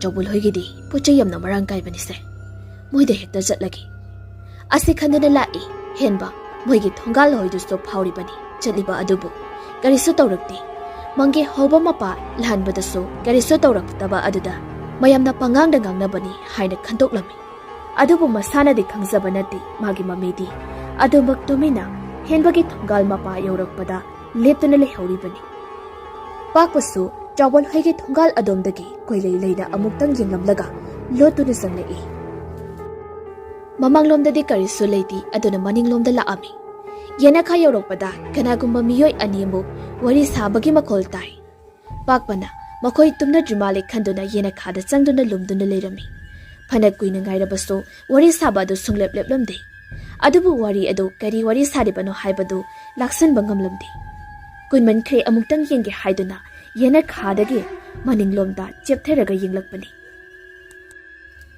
ꯃꯥꯒ ꯍꯦꯛ ꯃꯃꯥꯏ ꯆꯥꯟꯅꯅ ꯃꯃꯥꯏ ꯃꯃꯤꯠ ꯃꯨꯁꯨꯛ ꯃꯨꯕ ꯑꯃꯁꯨ ꯆꯞ ꯃꯥꯟꯅꯅ ꯆꯦꯞꯊꯔꯛꯏ꯫ ꯄꯥꯛꯄ ꯈꯪꯂꯥꯎ ꯂꯥꯎꯔꯒ ꯆꯦꯟꯁꯤꯜꯂꯛꯏ꯫ ꯃꯥꯅ ꯂꯥꯎꯕꯒꯤ ꯃꯈꯣꯜ ꯇꯥꯕꯗ ꯏꯃꯨꯡꯗ ꯂꯩꯔꯤꯕ ꯃꯤꯑꯣꯏꯁꯤꯡ ꯑꯗꯨ ꯂꯣꯏꯅ ꯃꯤꯀꯞ ꯊꯣꯛꯅꯔꯝꯃꯤ ꯑꯗꯨꯕꯨ ꯃꯄꯥꯜꯗꯗꯤ ꯊꯣꯛꯂꯨꯕ ꯇꯧꯗ꯭ꯔꯤ꯫ ꯁꯣꯝꯗꯅ ꯄꯥꯛꯄ ꯀꯟꯅ ꯆꯦꯜꯂꯛꯏ ꯑꯗꯨꯒ ꯍꯦꯟꯕ ꯍꯣꯏꯒꯤ ꯊꯣꯡꯒꯥꯜ ꯃꯄꯥ ꯌꯧꯔꯛꯄꯗꯅꯤ꯫ ꯃꯥꯒꯤ ꯉꯁꯥꯏ ꯃꯃꯤ ꯂꯩꯍꯧꯔꯤꯕ ꯃꯐꯝ ꯑꯗꯨꯗ ꯀꯔꯤꯃꯠꯇ ꯄꯟꯕꯗꯤ ꯅꯠꯇꯦ ꯑꯗꯨꯕꯨ ꯎꯞꯄꯒ ꯇꯨꯁꯤꯜꯂꯝꯃꯤ꯫ ꯃꯥꯅ ꯍꯧꯒꯠꯀꯦꯅ ꯍꯦꯛ ꯅꯣꯡꯈꯠꯂꯛꯄꯒ ꯃꯃꯥꯡꯗ ꯀꯔꯤꯒꯨꯝꯕ ꯂꯥꯛꯁꯤꯟꯕ ꯉꯝꯗꯕ ꯑꯃ ꯂꯦꯞꯂꯤꯕ ꯑꯗꯨ ꯎꯕꯗ ꯇꯨꯡꯂꯣꯝꯗ ꯆꯣꯡꯊꯣꯛꯑꯒ ꯍꯟꯗꯣꯛꯏ꯫ ꯑꯗꯨꯒꯗꯤ ꯌꯥꯝꯅ ꯊꯨꯅ ꯁꯤꯡꯗꯨꯅ ꯄꯨꯈ꯭ꯔꯤ꯫ ꯁꯣꯝꯗꯅ ꯀꯝꯗꯧꯔꯤ? ꯃꯇꯝ ꯑꯁꯤꯗ ꯄꯨꯡ 12 ꯆꯞ ꯆꯥꯅ ꯇꯥꯔꯤ꯫ ꯇꯟꯖꯥ ꯑꯁꯤꯗ ꯊꯝꯕꯥꯜ ꯖꯥꯎꯅ ꯁꯥꯟꯅꯔꯝꯕ ꯂꯣꯏꯁꯤꯜꯂꯝꯗꯕ ꯂꯥꯏꯟꯃꯨ ꯇꯤꯟꯃꯨ ꯀꯌꯥꯁꯨ ꯇꯞꯅ ꯇꯞꯅ ꯁꯥꯐꯣꯡꯕ ꯍꯧꯔꯛꯂꯤ꯫ ꯃꯅꯤꯡꯒꯤ ꯈꯔ ꯁꯣꯡꯅ ꯂꯩꯔꯤꯕ ꯃꯐꯝ ꯑꯗꯨꯗ ꯁꯣꯔꯣ ꯁꯣꯔꯣ ꯇꯧꯔꯤ꯫ ꯌꯨꯝ ꯑꯗꯨꯁꯨ ꯀꯅꯥꯁꯨ ꯂꯩꯇ꯭ꯔꯕꯅꯤ ꯑꯗꯨꯕꯨ ꯃꯤ ꯂꯩꯕꯒꯨꯝꯅ ꯂꯥꯡꯕ ꯅꯤꯟꯕ ꯇꯧꯔꯤ꯫ ꯅꯣꯡ ꯉꯥꯜꯂꯛꯂꯕ ꯃꯇꯝꯅꯤ꯫ ꯂꯩꯀꯥꯏꯒꯤ ꯌꯥꯍꯧꯉꯟꯕ ꯕꯥꯄꯨ ꯀꯣꯏꯊꯣꯔꯛꯂꯝꯃꯤ꯫ ꯃꯍꯥꯛꯅ ꯁꯨꯝ ꯂꯥꯛꯂꯒ ꯁꯥꯖꯠꯀ ꯁꯨꯠ ꯑꯃꯨꯛ ꯇꯧꯔꯤ꯫ Tanja asidani mafam aduda hauba u amada karigumba ama yalaga leibadu uri. Karino haiduna karising silaga yinglubada mi ama usa matakta yalaga leiribadu uri. Ipapa kana legay mi lakpra haiduna suyengli aduga nakandana leiba yum adudagi miyoy karasu goktoklami. Mi karasu yaya langba aduda thongnarak ami. Asibado mi ani tawraga uthak adudagi lautharami. Mamay mami adu iyay yatli. Macingadu musuk muna. Mamitki akoy ba su musuk hek muba makay. Kamdik laga hek yengbada akiba maongdani eramliba adu. Mabuk sumati ama usana lengkibagi mabuk asu oy kayoy musuk muba muna thokli. Mapipuri kadi masi segay rabani. Sirimliba asi hek yengbada pakpani haiba khangli. Mayumki mamampasu lagtuna mapam aduda kapalawa tori. Ahal karada kuine thamba phatti.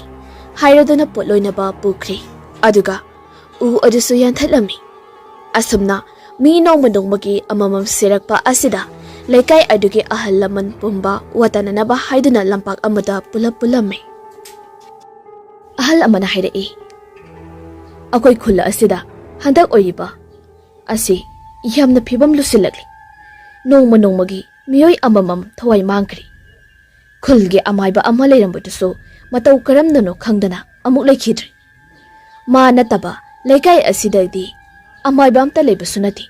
Aduna thangnabada leiba amayba asibu ingalasi.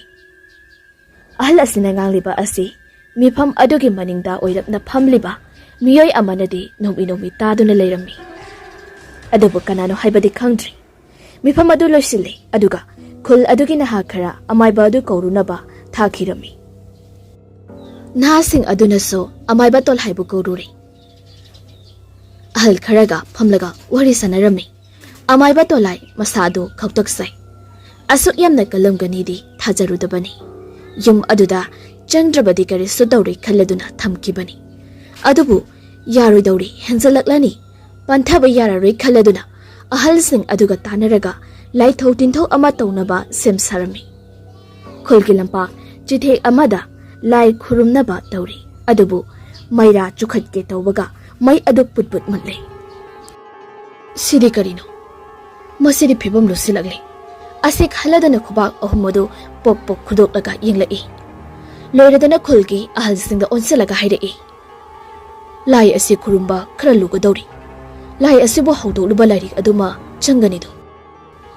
Lairik adubu thidaba yaroidawri. Hairaliba wahayising adu tabada angakpa amadi oirami. Khara amana khali thambal jawna tawramlibra haiduna. Ahal amana mo haidai.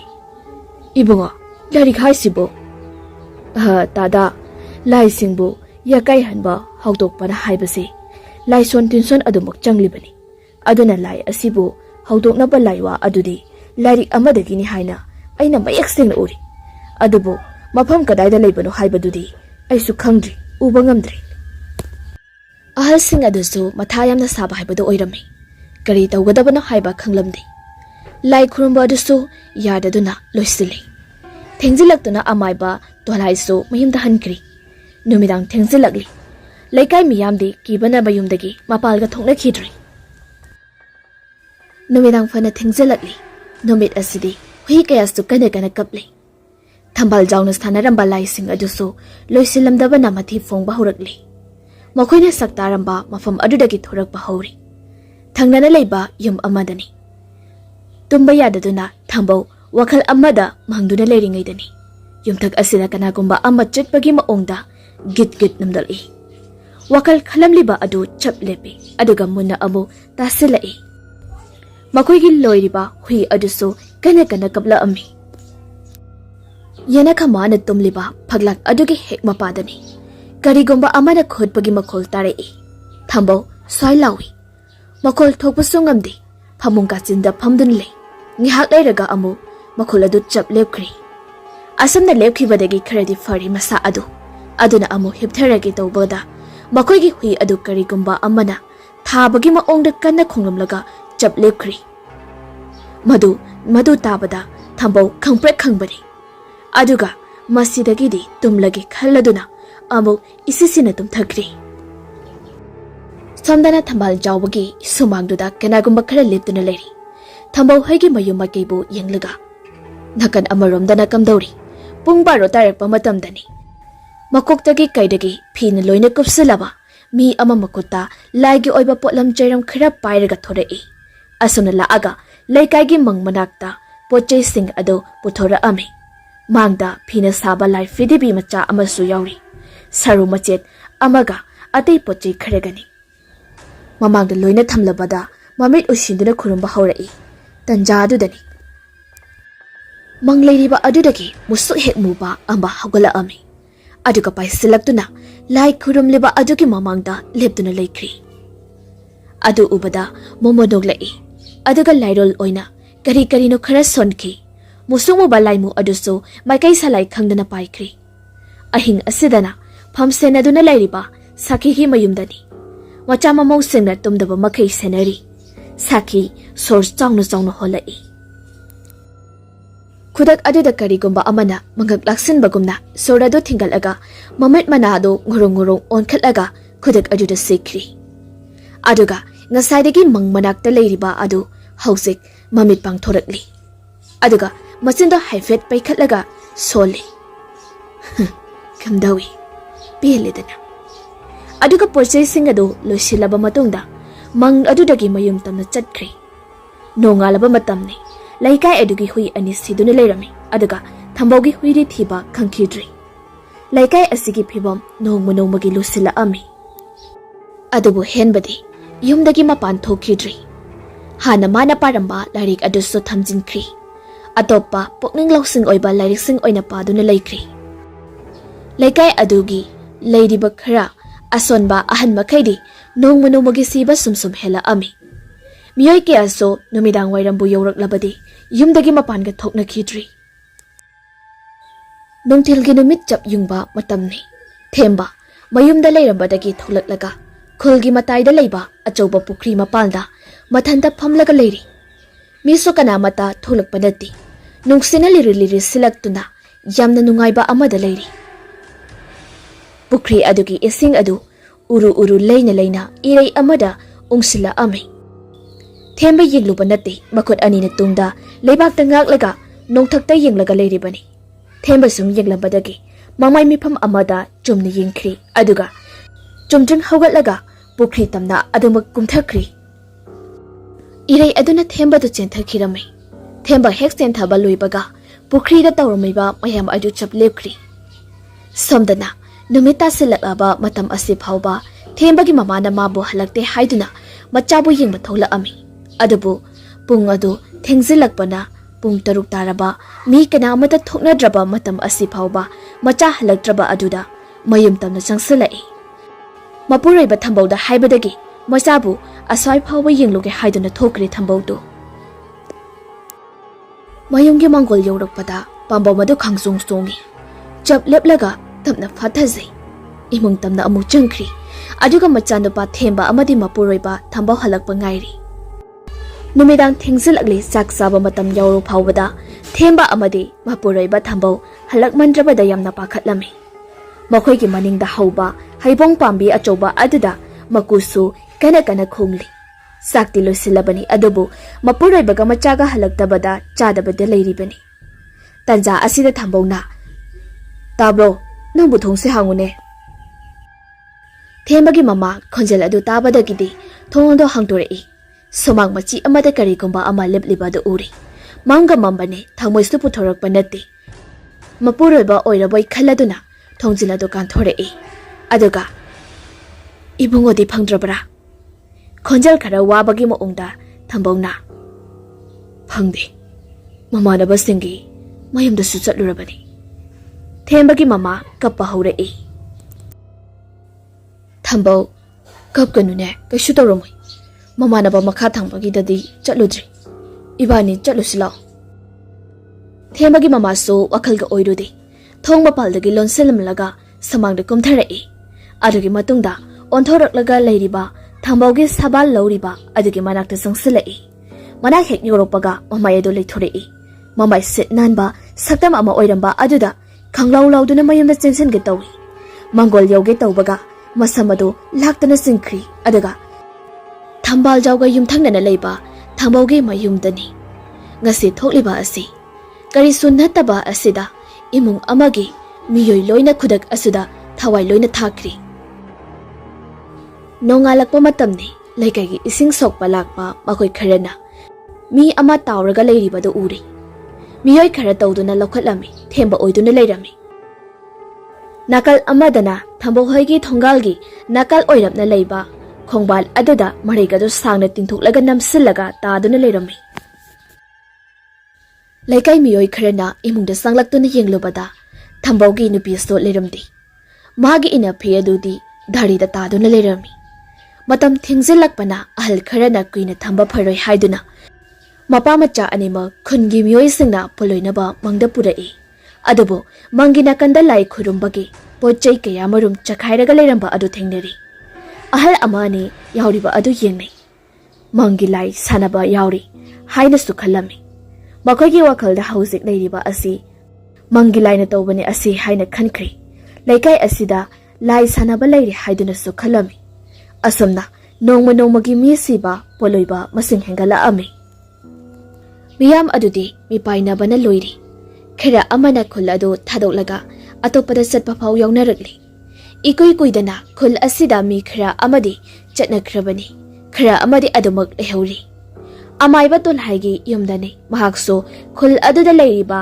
nauna saponglakleba adu khanglibani adubu mahak hausi phawba karisto tawba ngamde mahak wakal ama khanglai matau karanna henbada samin ase leiramlibano haibadu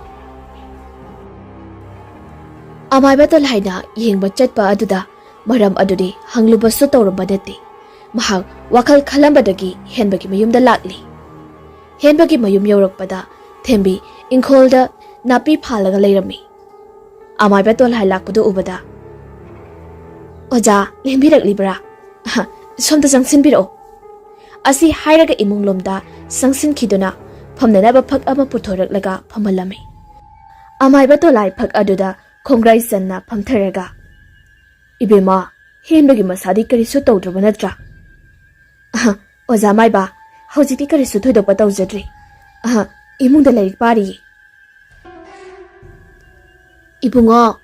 ibungo oja maiba laine thokla onangbo henbasu lairik paramba adudagi mamana karokpadu tabda thore ima aibu gobro hoine nang oja maiba laisi amaiba to laina ibungo lo sida phamulo henba ojagi manakta changsilaklaga famthei tol haina ibungo wa khara hangi nang asingba gakte khomo nahak na matau karamna lai adubu thengna khibano khulla asida ihan hana thengna khiba asi nahakni adubu lai asidi matam kuinadagi mamangdagine ahaiba oja kayana namsinduna thamkhraba amani masibo amu yakairakpa haibase hawdokluba amadi yaurongani haiba asini henba wakhal muna khalami mahakso mana pakhiba lari adu ningsinglaki aduga hairi oja maiba aina lari amakhakti pakhi adugi numit aduda akhak arawga loinana nongsu tharakhibani asamna henbana wari pumbado lirami adudagidi amaiba tol haina lari adubu puthoro haiduna henbana mana thamlamba adudagi puthore lari adu fi amana kupsile fi adoba he hangdorakpaga amaiba to lai swai lawi masada aduga hanglai lairik asi kadai phawbudi pakhrabagi nangbo henbada chena chamagani pan phawbudi pakri adubu chena adudi aina loisinba pabanga modri amaiba to laina lari adubu khumjinkhri aduga ngasigi di chatlagi lari asimaso pukhragi haiduna puraga chatkhri henba amadi mama adu sum yengduna lehawi amaiba to lai thoraklaga henbagi thongal aduda lepkhri mamai adu koilai leiraga yengi khara amuk chatlaga mangi ama horiba adugi manakta leplaga lari adubu puthoklaga chena chamagani pan suba do yawiba adugi lai adubu phajinanaba laisun adu solai henbana paba nanghodriba asiso lai loisinbagi lai asibu phajanbagi laisod aduni Tanja asida akak araw ka loinana ikhang khangawdana nong mangsilakami. Khul adu pumam hek mamlami. Amayba tolhai so khonglei-thona lai sonba adu loisili. Adugadi tauramliba khudingmak adu khudaktuda chap lepkhri. Ngihaktang aduda oiriba matau aduda miyam pumba adu mipaiba ama poklurabani. Amayba tolhai so laison adubu sonba loiraga sormapi ama khuntoksei. Aduga phina amuk phajana yumsilaga mayum tamna chatkhri. Mana sum lakpada khulgi mangleiba mapa adu yori. Mangadu yobaga magmanakta musangmuba ama leplibada uri. Hais, karino mangasidi, mangthong hanglidana masidi. Kanana bu oiriba. Khulasi, awafamda taba tarido. Oh. Asi hairega manglomda onsilaga, makuta akanba laisona masolaga, phulauna kamki. Ajudagidi, mangmanakta leplamba amuba duso swai mangkri. Ha, karisu tawraruida. Asi hairamlaga mayum tamna adumak chatkri. Adubu amayba tol haina khangdabagi wani. Mabu senaba miyoi amana mamik khana yengduna sanglaga chingnana yengduna lehauri. Namin asidagidi khul aduda hui kappa na tawramba adu yum kaya aki akang piramba adudi lepkri. Adubu thambal jawgi maninge asongba marak amadi mayum adudi karigumba kharena suru neiri. Amayba tol hainadi mase khangkhiba nati. Nong nini haukri karisu tawraktraba aduda lekai khulgi milsing akiba phoramba adu khara makhedi safari. Somdana imung amada leiriba phimu ilaga mamangda miga saru khara tariba adubu paikhatuna yengduna lei. Tongan su thamle masinda su murum soli. Nang hatkani nang lena tharai.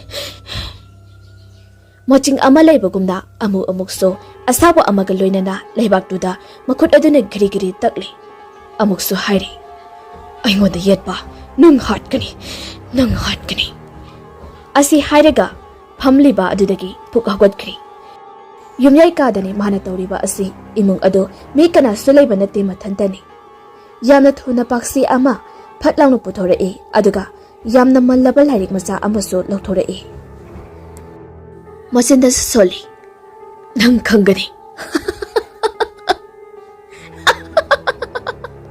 Nang soidana sirani.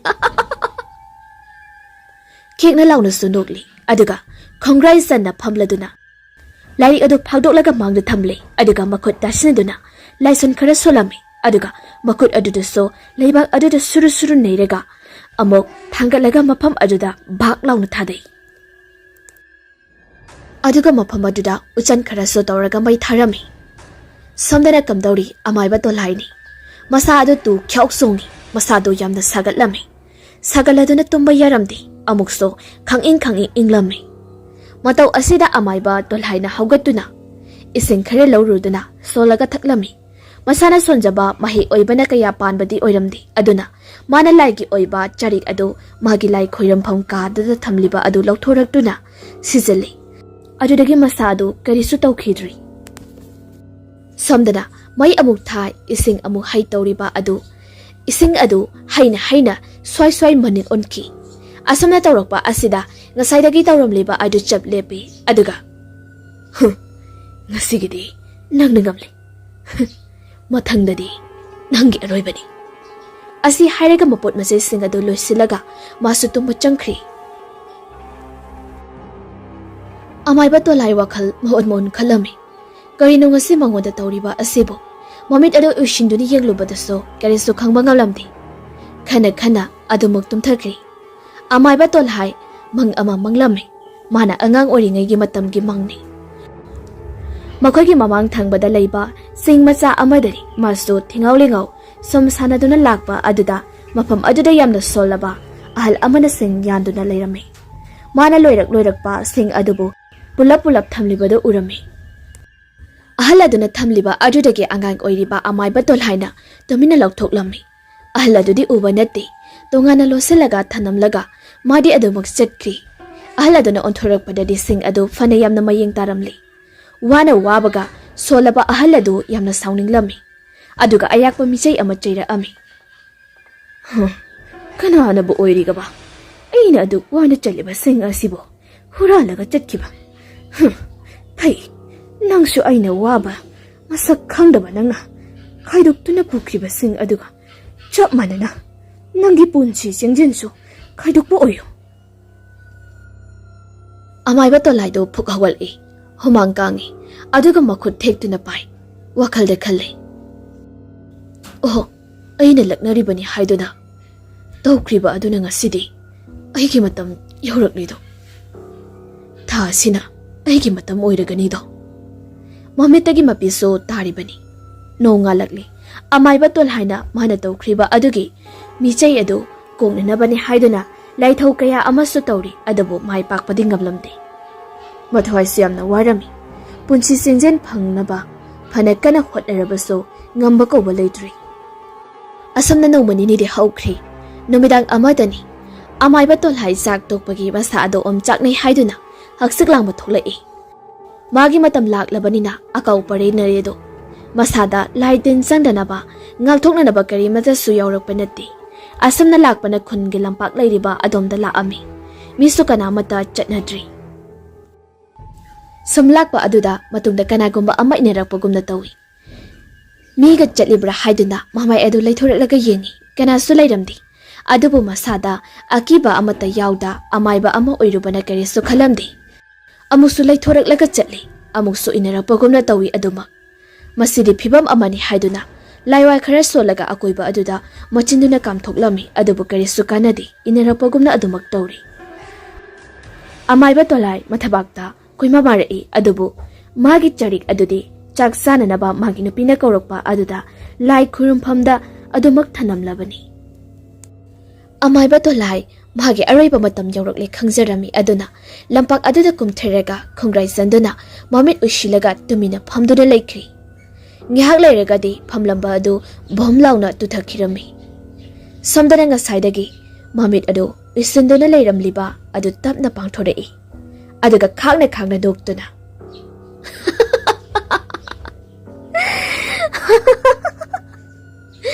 Hauzikti keri sare. Khangudakna thawaido maglido. Ase haiduna amukso kana nokli. Nongna pungan ngalabada. Amayba tolhai siri haiduna wawa launarami. Mahek sibagi pau taba matamda kuinedagi amayba amagi sinpham tamlugani haiduna chatkiba machanupa samlang balaklido. Mahakna yaurakpadadi mapa adu mangolda thamlaga mi mayam ama kapnaribadu uri mamaso wanthaba makai kaptuna leirami. Mapagi asiba haksang phina kuptuna thamliba adugi manakta changsilaga haidoktuna yinglami. Mamaida khamdek poi kaiboy mangakta sukari gumba amuba oi angangbu oina taduna leiriba mami aduda mina thawai satpani haiba khangli. Sauna mapitana machinda tamna soli. Ipabu thawai shadiba nangbusu aina thawai satlaga hatkani. Mayasu karikarak chiksilami. Ngihak lairagadi poloinaba sam sakri amayba tolaiso achamba amadi natabanina mana hana sanaramba laitin kayaso masana sirani khanglabanina loina loisilamlabani hana mangjaunana aduna khul adudari kariso awaba amadi haplamdri. Mapagi potloiba loiraba matungda nauna amayba oirakliba amayba tolhaigi machanupa samlangba mapagi kada sanglai aduga lai khurumpham aduda sanglai aduga lairik sing adubu yingi khara kachin oirapna phina kuptuna leiriba lairik adu phakatli aduga phi adu hangdokpaga amayba samlangba machinda haifet noi aduga ipagi mathau mangamda loikisanu haiduna singduna laikri. Numit kharani di haukri amayba tolhaigi sora numini adubo magi machanupa samlangbadi heyeng tabu yorabadi haurage khanduna singduna laikhrabani. Asomdana henbagi khul adudani numit kharani asida sekmuk laukidri. Adubo amayba thambal jauna sanaramba lai sing adu loiselamdabana tinmu lai mising adu nongmagi tamna thorakpa horakli adu kanana sukhangba natti. Asumna khara ingtharakpa tanja asidani masak khangdabi makhwang kolabi saisu suduna tamna henbagi khul tamna sanglai. Khul adugi khunjil aduda leplaga kari no khangdaba khara machinda pangsonda susoli. Muna tasalurabadi akiba wahai ngaktani. Aduga saisu adunasu mana lepliba mafam aduda kok tarilak suri. Saisu matona suba aduda uful khara thoklami. Thokliba ado makutuna khara khungalaga. Adugi maikai senwa thongna olaga kamsila ame. Hanubi asina kari maramgi damak khul asida uful chairam libano asi. Hanubi adudi mamai laiduna adumak chatkri. Amaromdana amaiba tolhaibu hatkhibi. Amaibi amuraini. Mahakti amaiba tolhaigi machanupa amalai haibasiri khangbanati. Tungda kari oirakani haibasu khanthabanati.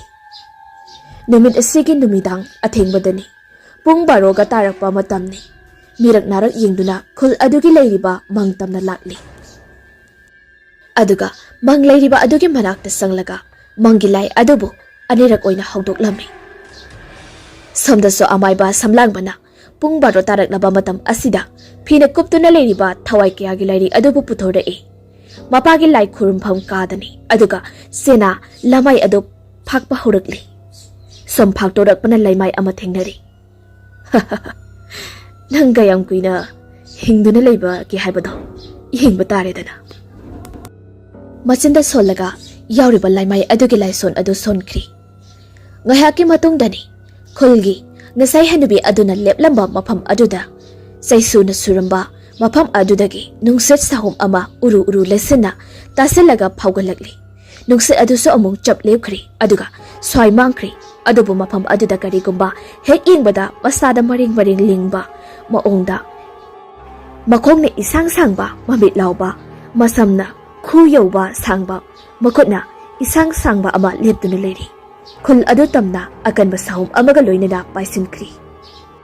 Somdaso amaiba samlangbana laison adu sonba loibagani. Maikai salai khangdana akiba amagi maongda akhak arauga loinana nongkana haithara ami. Nong mamit so amuk khalakpa asida karigumba mamai isi segaiba mamit namana chongthoklaga he ingwada akiba saktam oiraba ama khul asigi akoibada paiduna koilei leiduna leiri. Nong chutharakpa asidadi amaibi amurai asu sanaramliba mangilai adu loishinba tawduna mayumtana selakli. Mangilai adudi mangleiriba adugi manakta musu hek muba makai leptuna leiri. Tamna akhak araugi marak asida masu khul adu tamna chatpa horakli.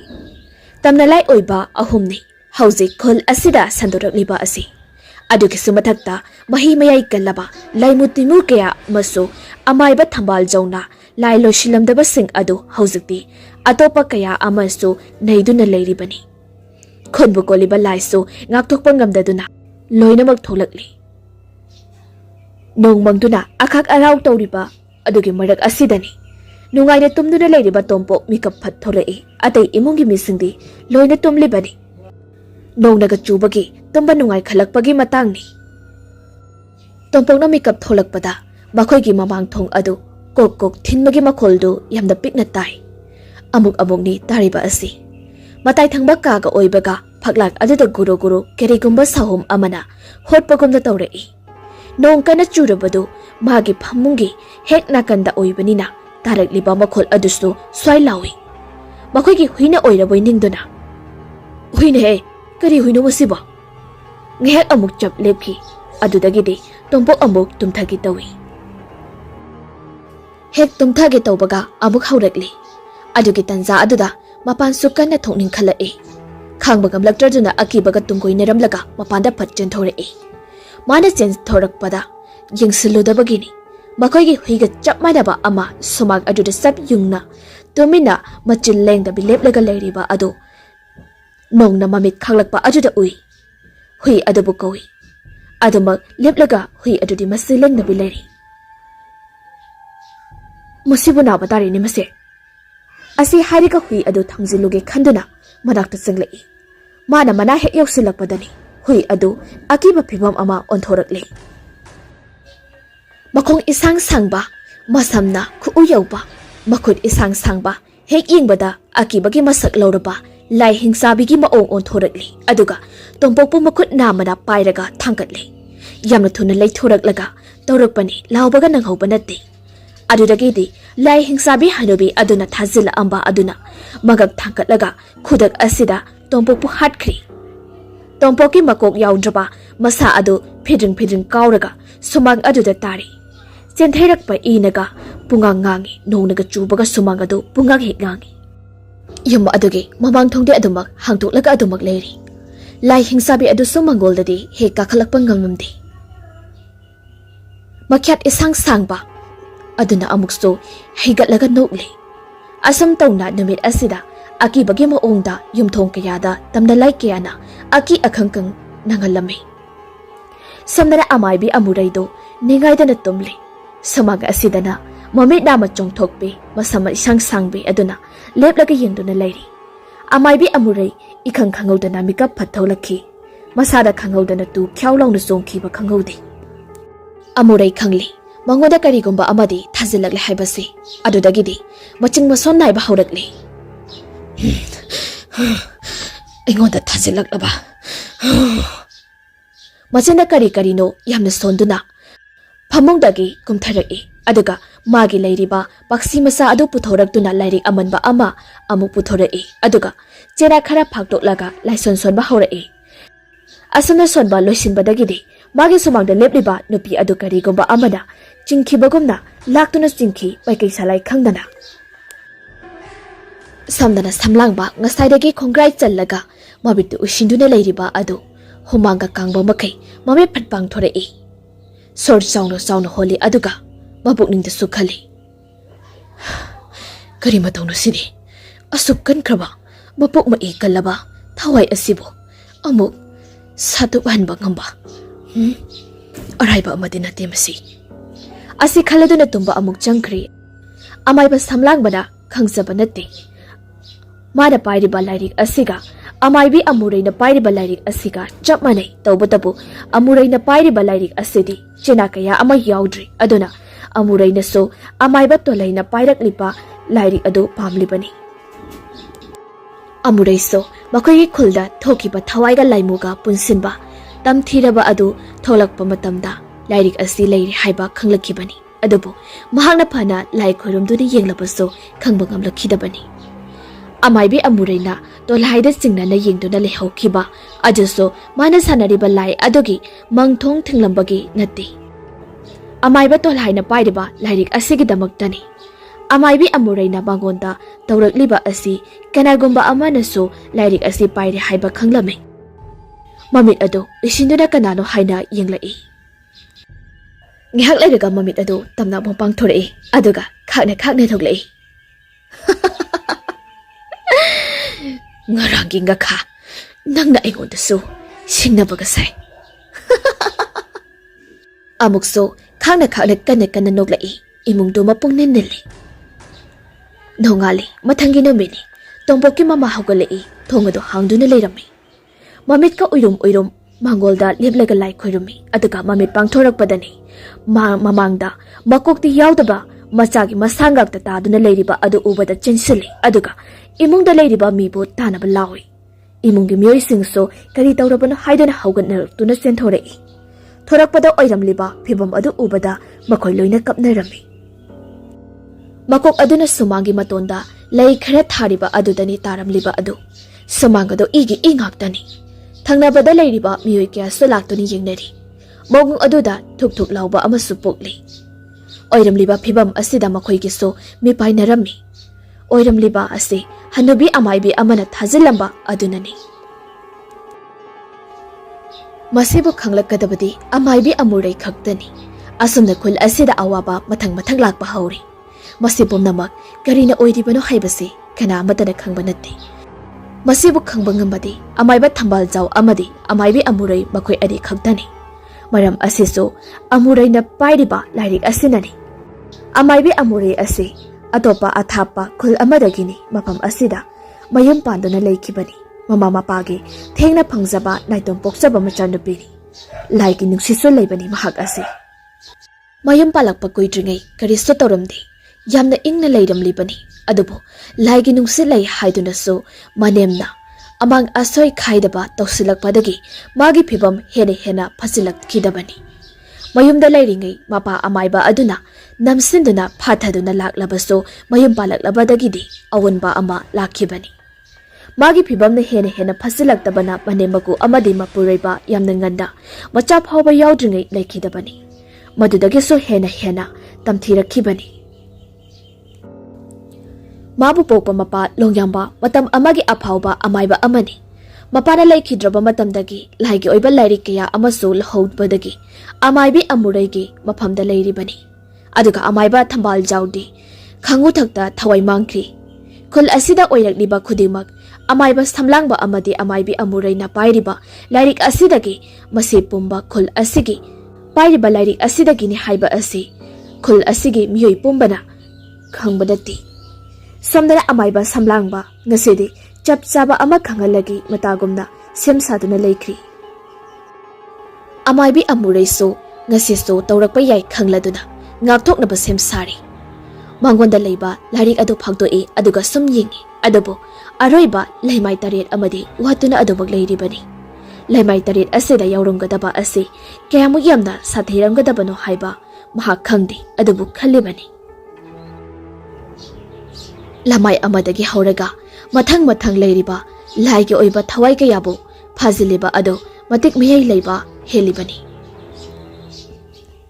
leimai yankhaibu yaukrabadi haire hairiba amaiba phau loisinbada wara thoklibani karigumba amaiba laison chatba kuidriba ka hena yawdriba minadi hanba laimaida yauriba akiba masak phanglaba lai asibu laksinba ngamba nati masi mehai kan bangaktani yauriba sing asi numit asigi numitangni thengjilaklaba matam asida amaibi amure manglomda laklami ngarang bahaki lai loisilamdri aduna lai adubu kauraga sanaragi khanduna laklibani adubu mana mangmanakta hek yausilakpagadi karigumba musuk muba migi marep amabuk wangna kullaga mang aduda taba sarudo porok sairiba adu thingnari swai lawi amaibi amurei khare sathoklaga leplaga lei mang manak aduda leiba lai hingsabi adu hogalaklaga phana wangi mi anigi marep khare hengani lepkhatlaklaga amureina leiriba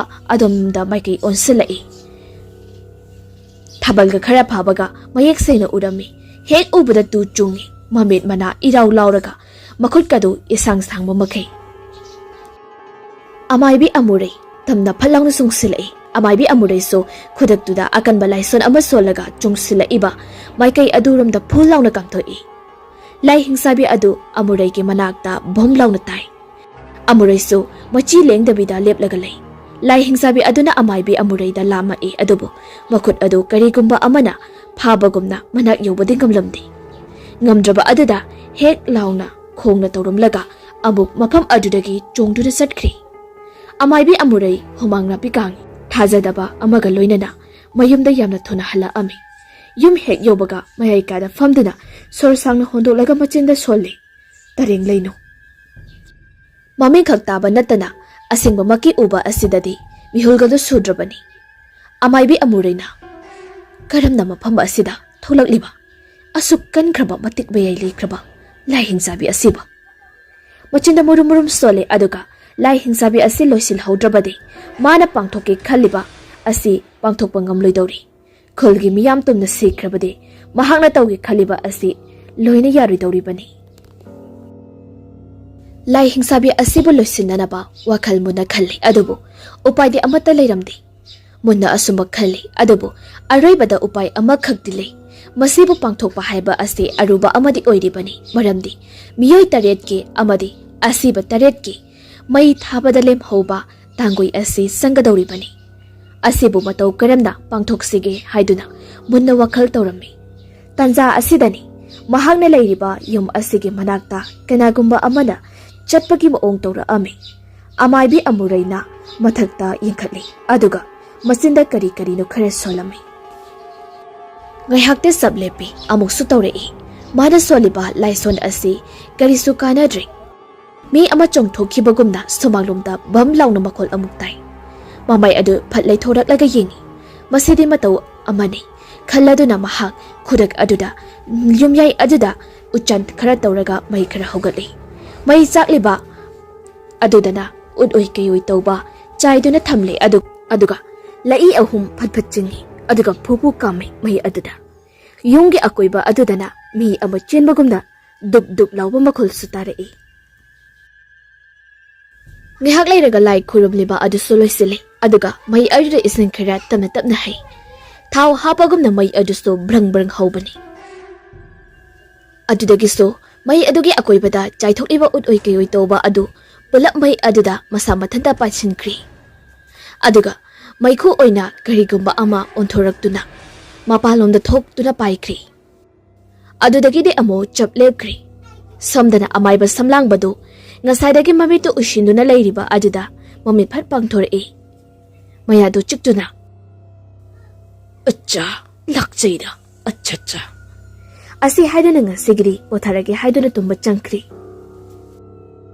numit kharani so haukri khul asida misimina tukhala ami mathabak segairaga khara siram mangal tatlaga khara siram angakpa akiba phibam ama oirakli khul asi nungthil numit chap yungba matam phawbada mathanta kana mata yauduna chalakhidri amaibi amurei so nongma nongmagi tamthiba asum hengala ami khulgi loiriba hui kaya amasu ahing ba phaduna chaba haurakli amaiba samlangba so magi ngamjabi thadana amureibu hana da photnaraba so ngamlamdi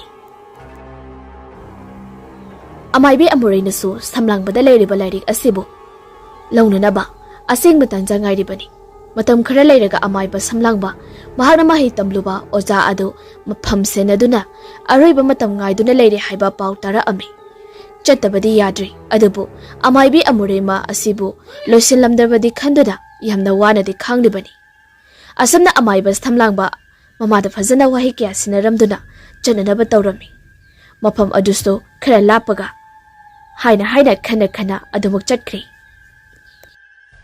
samdana amaibi amureini amaiba samlangba chatkri haiba mahak khanglami maramdi masana so amaiba samlangba bu senanaba makoigi inkhol akoibada kuinagi mamangdagi laimu ama thadotuna thamlibani amaiba samlangba wakhalga oirubanati magi asoiba haibaduni karisu samin amata phangbanati numit asigi numidang thengzilaklaba matamni amaiba samlangbagi mama ningaidana tumduna leiri matam asida samlangbagi khonjalna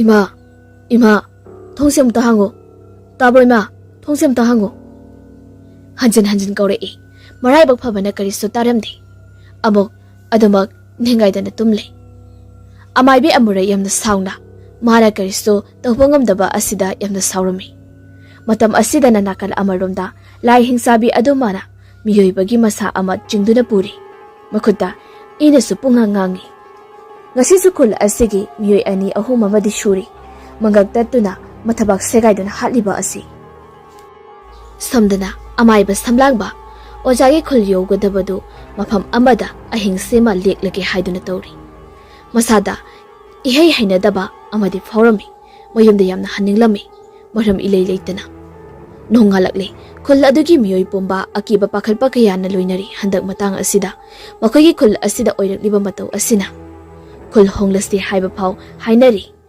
khara amanadi ahenba amaiba ama kauraga loisilansi mafam asidagi chatlaga laifam leiti hainaso hainaba yauri nomit asida amaiba samlangbagi mama masa yamna kanna ngamlamdi aduna lai thangmai thababawa hek anaba aduna ngamdraduna tharamdi numidang ko oiraklaba matam aduda tumba ngamlaktraduna themduna leiri mamit ushilabaso tumnaba phanakana hotnai tumthabadi yaramdi asana leiringaidani kagi thongjal aduda khaliba phi marumda kanagumba ama lepagumna hek urai swailawi tu chungi leiriba asikarino haiduna mun yengi adubu laksanbadi ngamlamdi mara leiriba phamung adu nomagumna tawrai nomliba adu kanna saw mama humlai ama iba samlangmagi mama hipangamdraduna phamungdagi tamna kumtharai asengba makidi karisu tawba nati magi wakhalda nomba helibani kumtharaklaba matam asidadi ngasai makai liptuna leiriba mami sami oi tawba adu khonglituna fat paisalai aduga amaiba samlangbagi mamada chungchinkri mamit managa ngorongoro ongkhatlaga magi nupagi lai khurumpham kada sanglakli aduga phina yetuna leiriba lairik adubu tap paikri thangnaba matam asida lairik adubu pairi hairaga thongal wangba tamda thoklaga pairakli lakliba asti amaibi amuregi yumtani ngihak leiragadi amaibi amuregi yumda thunglari aduga lairik adubu mangonda thanamlaga amuk paiduna chatkri sampairakladuna khul adugi tainafam ujau ama leiriba adudani wangna pairambada amaiba samlangbagi mama mathaktagi bom launa tarai khudak asida leimai aduda nung amada yaisinduna khudak asida siri lairik asibu phanglabada amaibi amuri haraupana loiri phina kupliba lairik ado manakta thamlaga phaktoktuni yengi aduga nogladuda hosditi aigi apamba phangledada lairi hosditi khudingma aina ngamlagani do phangli matam kuini dagi nang tabu thiduna lakpa ngasidi phangli hosditi phangli mathangi ayu anganbada amaiba samlangba magi ojagi mayumda yorei aduga ojagi manakta changsinduna anabado hanglami ojana mahagi yorukpada ipagi bungo nahak din ugadawrida hairiba aduda wakal taba ngamlamdi aduna ojada hanglai ojana haibirisibo oja aduna kuiraroido hena sathiraklagani yamna gana maithiba pighodrabadi awaba tagadawrido hairakliba asi amaibi amuregi maramdani haiba khangla ami amaiba samlangbana oja madau karamda losinba ngangbadage ojadana makut thillaga phi mayom ama laholuri aduga amaiba samlangbada hairei masi aigi cheksinda thamliba lairik ngaktani haina singna sizinauko nahakna pamliba adu hekta oithokpa haibasi aruba amanine nahaki napabungna sikriba adusu lairik amakhakini nangi namarasu lairik asina maram oiraga thawai mangani mama laikidre habasi amaiba samlangbadi khangjabanati adubu magi ojanadi pumnamak khanglibani uribani samlangba chu thunglabada sungai amuk hairurabadi karigumba ama tawrukpa yai khanduna haidribani amaiba samlangba chu ojagi wayesing asi munatari aduga hangla ami oja lairik asi aina maming tajaba khangjaba kharagi wani masigi sagonaba wari kari lebibage oja aduna chumme haipet khangba natana manadi khangloi aina su takte adubu ipa lirage taro amaiba samlangba mahaki ojana wari liba hawraklami matam amada malem asida matik miyai leiraba laimutimu amadi mapok mai kallaba thawai kyana saphungduna miyoiba kayada awaba kaya marum ama nangalami miyoy kya amasu thawai magi matam asida piktak tawba khul amada amaiba ahiba khalei koba amana makhoigi khul adubu phatraba laimutimu thawai kaya adudagi ngaktoklami amadi thawai kaya asibusu thupchinanaba haiduna thabak kaya ama paikhatlami adubu karisu tawbadi ngamlamdi matam asida masagi khul adudagi hendokna chatpa phawba ngamlamdi aduga sathi raba laimutimu thawai kaya asibusu amamamta oina thengna hoba haibasi araiba thabak natti yamna wana thoklibani adubu karigumba lairiba laimutimu thawai kaya asibu loisin haudrabadi soidana malem asi loiragani haiduna khalami aduna maha wakhal munna tawrami karimata ju khanpham thoklamdi asamna upai amata leitraba asida mathayamna sarami nongma numidang amadani mahaki nongmagi tawgadaba laithau tawramlaga tumnaba changlai amaiba khalei wakhal khana tumthakirami adumak mahaki hek tumthakibaga khomlen manglal amal manglami mahaki khomlen manglan asida makukta koyet achoba ama yet jaisu paiba matik mangal leiraba ahal ama thora ami adubu ujabada amaiba khaleina khurum jarami aduga mamitta mapi tana wahai kya amrasu hairei lairing thau ipai bungo Malem asida oiriba phibam asibu matau karamna loisingadage haiba nacha ahak khangzadri masibu matau karamna loisingadabano karisu khangjadraba nachada amuktadi takpiyudo laining thau aduna nungsida icha ibungo taro ipa hairaki nahakna malem asidagi haithoi singthoiraba amaiba tarukak thigat kadabani makoiga pulle hairaga pumnamak asi loisingadabani asamna amaiba taruk adugi laifam takpirami maming mathana chingbasu manglal asida loina takpirami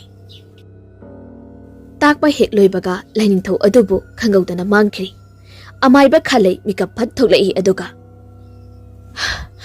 he laining thau ipa ibungo nasananai oiba ehakpu thaujan biyuko asi hairaga nonganba ngaina lekhri nok hek nganbagani amaiba khalai jananaba sem saba loiri mama mapadasu phajana hairamlaga mamana manam nambiduna thaujan borsu pibirami amaiba khalai mahakna khul asil tharokpada aki akhang kaya amasu thengnirami adobo karisu thaoiru batawdana magi chatpham thokpa adumak chatnami amaiba amasu oibana lainmutimu matik mayai leiraba thawai kaya dunasu hek sangsan bangamde adubu mahani chatliba khonglambi asidadi miyai kaya na chatpagumna tawribani asumna mamingta tabada laigumna khanaraba ahiba apawa amaiba sing adugi khul laina thiba thokla ami nini suba numit ke ayuki matamdani laining thongna takpiramba aduda amaiba khalaina ahanbada lamjang hairiba khul aduda hana thonglame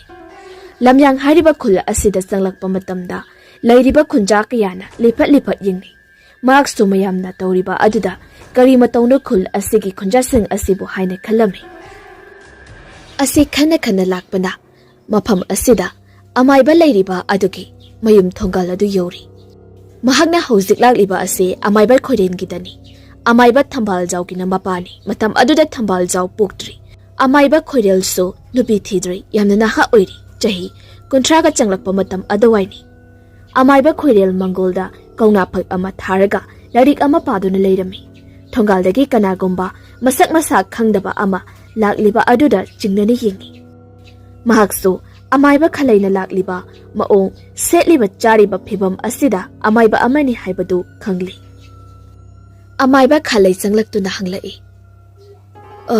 masibu amaiba khoirengi yum oibirabra amaiba khoirenna mani kari hangbigadaba wase hekta hawdokpadi ngamdri masa oibiraba natra mani kari karamba watana si haibano amaiba khalai mangolda kakhalakuna phak aduda puna phaminari aduga hojik oiriba mafam kayada thokliba oiriba maong asigi watanarami aduga ngarang laining thongna laktuna manglanda hairaba waising adu hawdoklami amaiba khoiret ngek khalaba tungda hairiba wafam asi yarami aduga khudek aduda amaiba khoiret mayumdagi mama mapagi ayaba lawjeraga matungda makoi ani punna amok atopa aheba amaiba ama amok thiruna ba haiduna thola ami makoina hojik lakliba asi langthel goba khul adudani mafam asidani amaiba aheba longyamba haiba asina leiriba mafam asi amaiba longyamba amaibi amurai haina lahiriba adugina mapani matam asida so amurai pokpanatri amaiba khalai amadi amaiba khoirit makoi anina lainmu timu mahi mayai kallaba thawai kaya asibu loisinanaba haiduna amaiba longyambada loina wa kaya matamlami aduga amaiba khalaigi manglanda laktuna hairamba kaya adusu lirami maksu muna taraba tungda yaraduna makoi hum pullaga atopa amagidamak amuk khongsala ami mathang makoina lakliba mafam asidi khara hena sukpa mina kya tadaba yum khara tamak taba khul amadani lakliba asi atai kanagi da sunati amaiba thambal jaw khul lamjang hairiba asida lai hingsabi thajil lambe hanabe adugi mapagi mayumni yum aduda sanglaktuna lairiba amaiba mayamdudagi hena haithoi singthoiraba laire lakpa unanaba haiduna kokthora ami makoi punna phamenaduna wari sanarami wasing asi kumna khaneraba tungda atopa lemhoriba laire lakpadagi tadana haidoi sinthoiraba ahum amagasu kauruduna makhoi taretmak amaiba langoi chingoiba hairiba ahal asegi mayumda pulami aduga makhoina pulap haunaduna mafam adudagi kha pangna chatlaga leiba chingmacha amada pulami aduga koina famlaga makhoi ki areiba matik mayai laison puthoknaduna laithau tawba horami laithau ase tawbagadi mafam kayada akhak arawa loinada nongsu sutharaklami barja kaya sutarami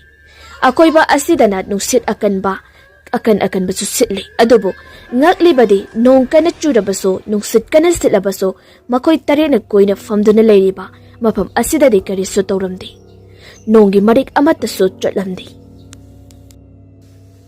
matam asidadi mihoi kaya so sathi raba maongda misi thina siri yum kaya so ate akai nangli ujau kaya so phuk tunda turami pungza animok ki matungda thawai kaya laimutin mu kaya ayekpa saktam amadi makhoi ki phajinba amadi yakai bada shijinaba laison ga loina lairik ama oina mathanata semla ami aduga akoiba aduda sabtra amaga loina laimutin mu thawai sing adu su pairaktuna lairik aduda loina muk sangkhre makhoi tairet manaraduna semkhiba lairik asi chap mainaba wakhalon ga loinana thawai kayabu phajinduna thamliba lairik asibu thawai MEERELPUNG haina maming tholamki asumna amaiba samlangbagi ojana wari asi samlangbagi mafamda libirami wari asi taba loibaga hairai ojana haibikibada lairik asi amakhaktani hai adubu lairik aside malem asida taret lei haina tai masibu matau karamna taro ijanupa lairik adubu semba loirabada makhoi masen amagisu oininglakami makhoi amaga yenarami matam aduda makhoidagi khwaidagi ahal oiraba langoi chingoiba haiduna ahal ama yauriba aduna lairik asibu tare thokna mahaki ariba matik mayai sizinaduna puthorakli adugane hana sakraba aduna mahakna pairi aduga atei puthorakliba sing aduna makoi tarukta mathang piramlaga mafam adudagi aduma kaina kredo asumna makoi so lairik asibu pairaga mayumda hanaraklami adubu mayum yoraga lairik adubu phaktoklaba matamdadi chenakhya ama awat bangakta oiramki khoisaunaraba amaiba sing aduna chena suna yauba paina rangani khanduna amada yingthina bahura ami makoi masen ahen batana rakhi adubu hairiba matam asidadi makoina amaiba langoi chingoi babu fanayamna thirabasu phangba koba laikhedri adubu makoi manga lam lapna leirabasu yengthinaki makoi asigi maraktagi amaiba khalaidi yahuzaba nati mahakti tumina adumak amada sukaida bi amada sulanda bi leizaki lairik asina marab oiraga khal amasu pungtum tungki amaiba samlang bada sumna mahanglai kari karamba khulno oja makhoina yenariba manga adudagi mi yamna tadaba khul amadagi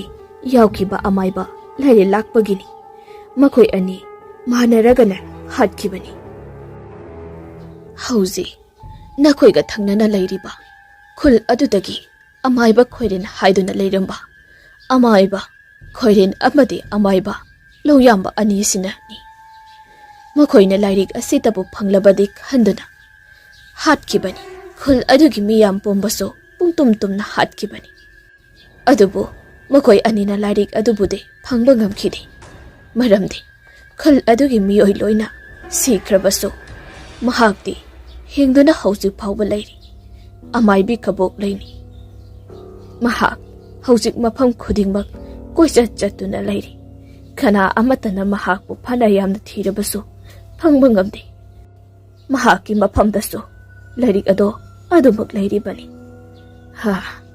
hausikna dhaki mafamda lairi adugisu maram chauna lairi kari maramgina oja lairik asida ipana thanamlambani matau karamna hanubi adugi lairik adu oiribano wari makha ta kho ichanupa aina samjina libagini wari ase yamna sangkraba wari ni asamna wari makha taraki hairiba hanubi adugi mapa laira lakpa mahakna siramdai matamda ayakpa michai ama chairamki madudi mahaki khul asina tumliba asigumna makhoi anigi khul adubusu tumba oyu haiduna chairamki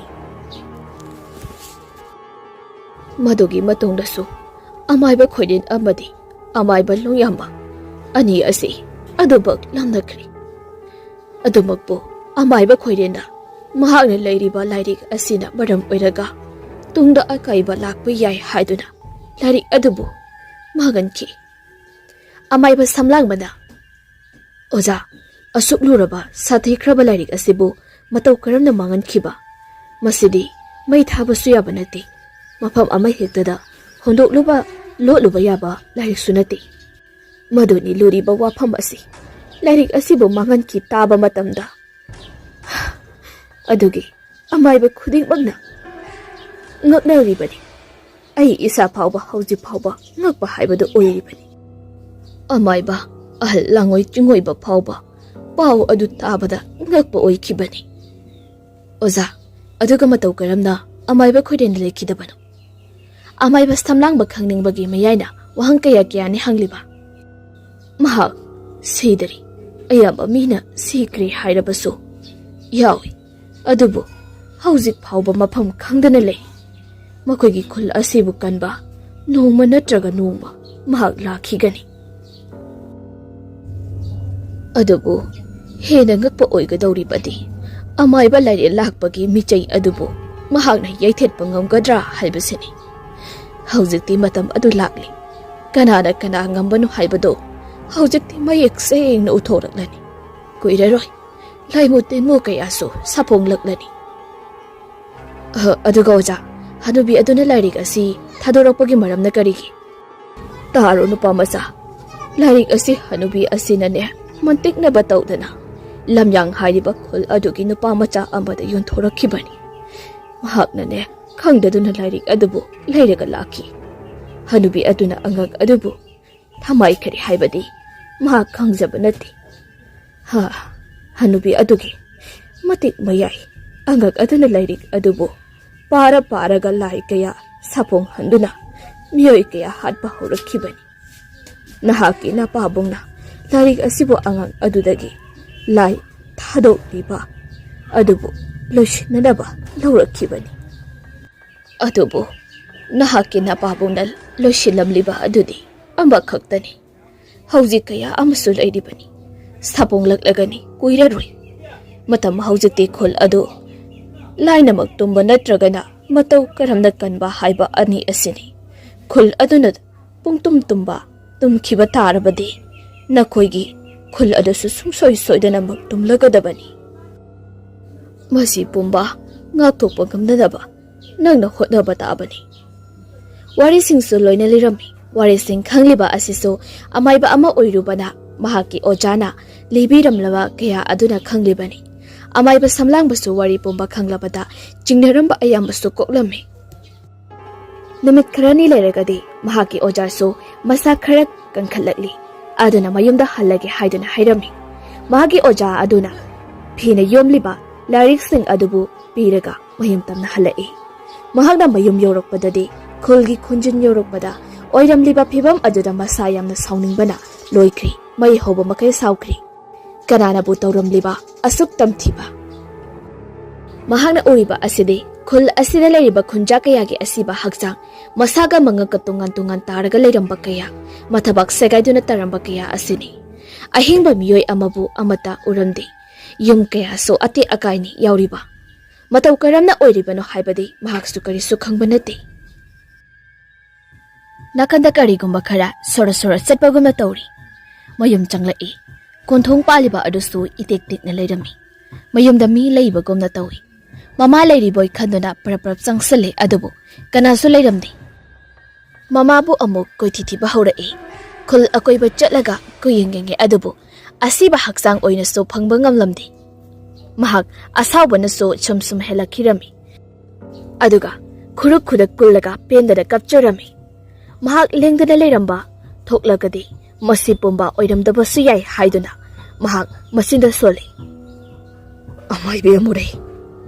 amaibe amurei da singdura leikri adubu masi pumpa amaibi amuraina tauribani kanana karigidamak tauribano haibadi mahak masana khangzaba natti mahak khul asida makha tana leitharamdri khul asibu thadolaga adumuk chatkhri somdana amaibi amuraini larik adubu phangkhibadagi mahak haraubana loikrabani lai kaya amasu masidagi sanarami makhoi khunja ayambaso nongmagi thawai thakrabani mi yamna yamsalaktri ayuk nungthil phauba mapal ithok thokna khidari kiduna asiba haksang kaya amasu lambida sumangda taduna leiri yamna tamthiba ama oiraklibani amaibi amuraidi hena mathoi hapkhri mangondagi hena ngamba heiba amaibi amata lehelaroi haiba wakal sidani makhoigi khul asidagi landoktuna atopa khul kaya amaro amang ata thoanba kaya tauriba asi amaiba kaya amasu mathwai satkrabani hena tamthiba amaibi haibadu oirakli nongma numidang amadani henbagi mama machadi karisu tawbanati makhoi inkol adudi amaiba tol haina tawbiramba laithau adune karisu changmangam lamdi adubu makhoi thongal phawba thokpadi ngamlamdi madam asida henbagi mapa ningthauba langfai thabak chatluduna poyong amaga loinana mayumda halakpani makhoi khulgi khunjun yaurokpadani nongna paiduna leibagi imam sumam lami nongsu thili churi asamna lambida lai samlakpada khangaudana karigomba amada khudi thirami uduga upaga tai amuk haugatuna magi poyom adubu maraga amuk lokhatli aduga mana thengjen kriba asibu karino haidoni yengi mambanina karisu ubadi nate adubu karigomba amalai haibadi khanglami yenglingai tanza adudani nongmamik khaglai nongmamik khalakpa aduna mamit iraw launa lautoktuna mangda asiba ama hausita okiba adu masada akiba ama phaurai amuksu nongmamit khaglai matam asidani magi tungda wangjang wangba makhot mana isang sangba masamana ipa pharaga lai hingsabi ama leplega leiri ningthauba mamai adu fat leitho aga mayam tamna chengi tawi karigomba ambada amuk yaisilaga longna tara leiningai marak aduda mamlaba aduda kanagomba ama changsalakpagumna nonglak aduda khongthangdo makhol tai masina sole aibum takanbiyo mana hairiba singa do tadi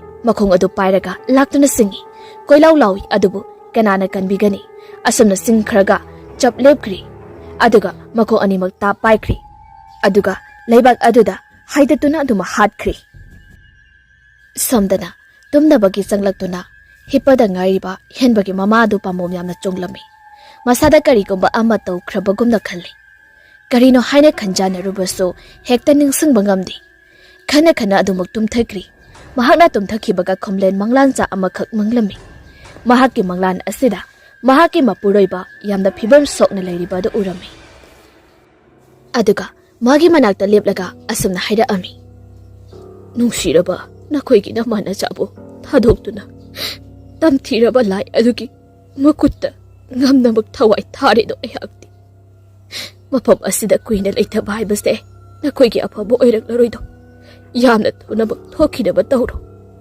asamna hairingai aduda karigomba saudaba amana khanghodana akiba khonjal amaga loinana laktuna singkri henbagi mama thembi khanghodana mikap thoglai mamita mapi ira taduna sulerami karibu tholagaba khanduna wakhal warami mathanta su kapningladuna susut kaple asigomba matam asidani masama koi isang sanglaba makokta koyi ama yet nupa ama khul asigi makai bu yengna malang panda paidun leiri akoi bagi oiriba phibam adabu munna yengi machinda su sapna soli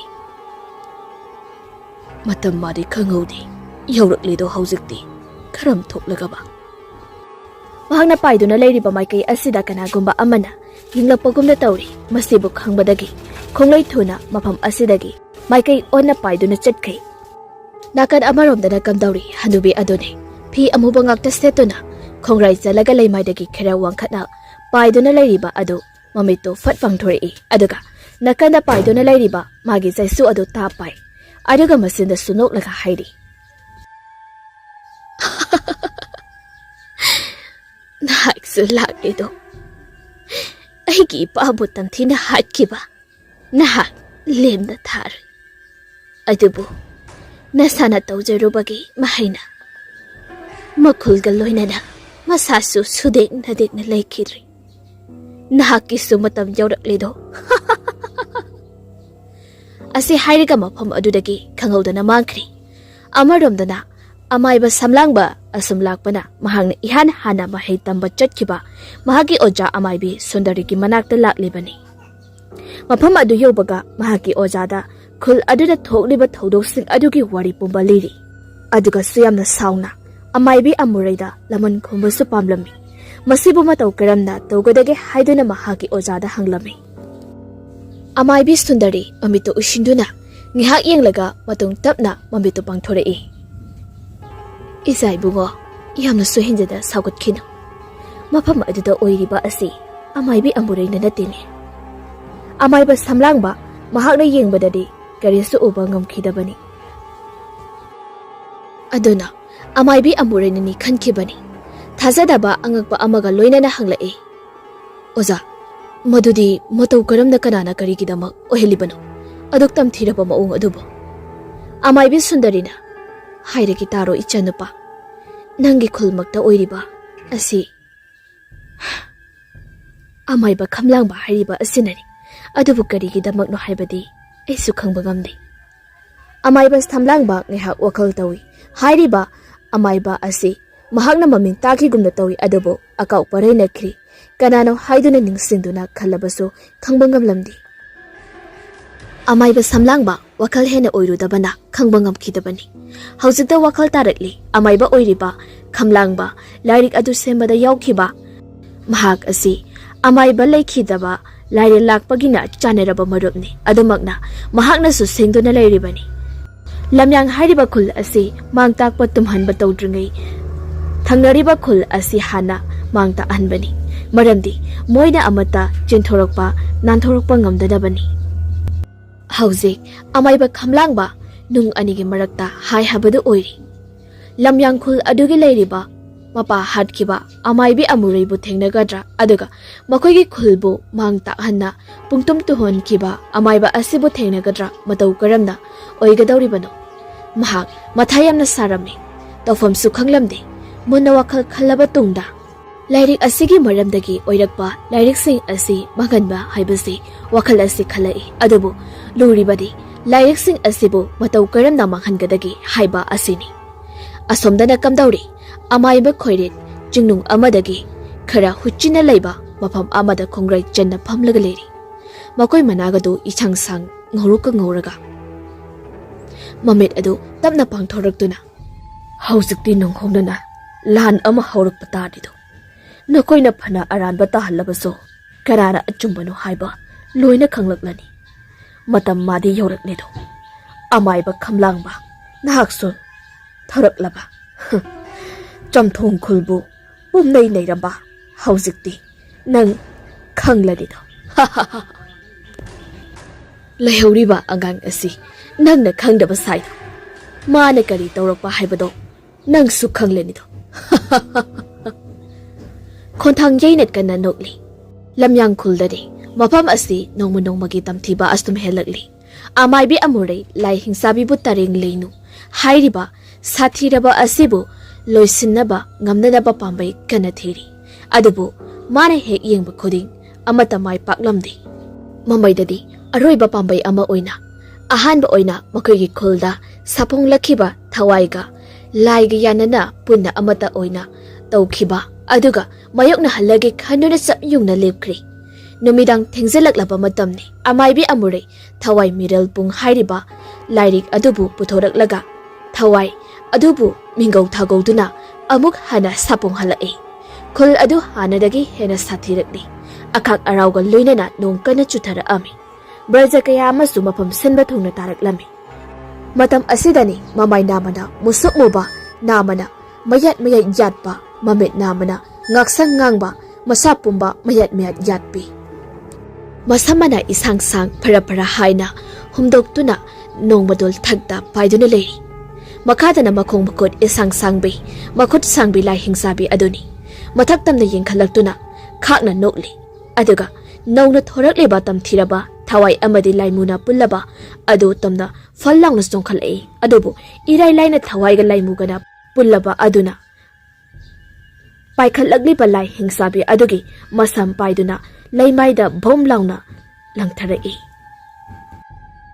amusu chongkhalaktuda laknadaba kana hotnai adubu ngamdi ngihak amada khut thanaraba tung thawaiga laimugana pullaba asina hingchabi adugi masam pairaga laktuna sorosur singi aduga leimaida namsinduna hingsabi adugi thawai lokhirami aduga khonjal ani thokna khangna nokli karisu leitraba arembada sathi hairiba lai hingsabi asi thukri lai hingsabi asibu hatliba thawaiga laimuga pulliba asibu karimati oiriba atai karisu nate hangjel sayotpa hairiba tamthiraba laimu amani thawai asina mapok mai yamna kanba langlen hairiba thawai asini mamatona otpanaibagi marakta masagi leijariba arotba laigi matik adubu amang asoi namsinkhibana anaba oiraktuna leikhidabani adubu haksang adu phawba poloiba tawdana phomduna thamkhibadagi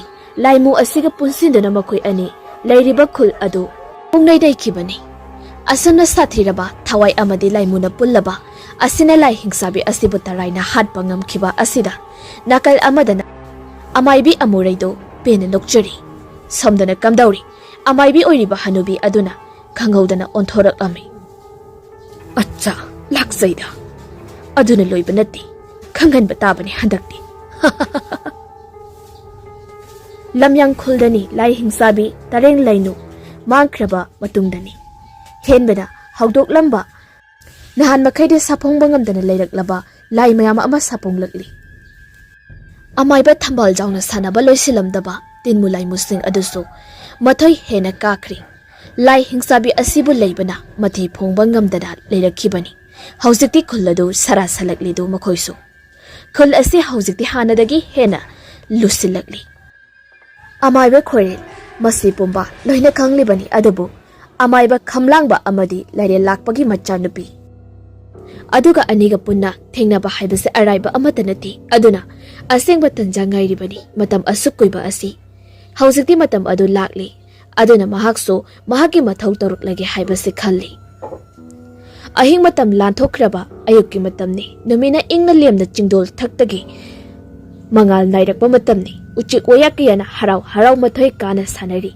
matam asida amaiba samlang mahaki oja amaibi sundarigi mayumdagi kainanaba yathang lauraga thorakli mahangna haujik sakkadauriba asi amaiba khamlangbagi khul tamnani asumna laklaba matungda lamkhangda masa soktharakduna singkhong amada ukung amada ngathaduna potharami somnga hak potharingi tumthakhirami tumthakibaga nungthil pobob aduda mang ama manglammi mang asida uriba asi loinai draba pakna sandokhraba mafam amadani karisu ubadi natti masadagi mangal phudorak padongna mamli sari khare dingali matam aduda khonjal amana khonthang yeina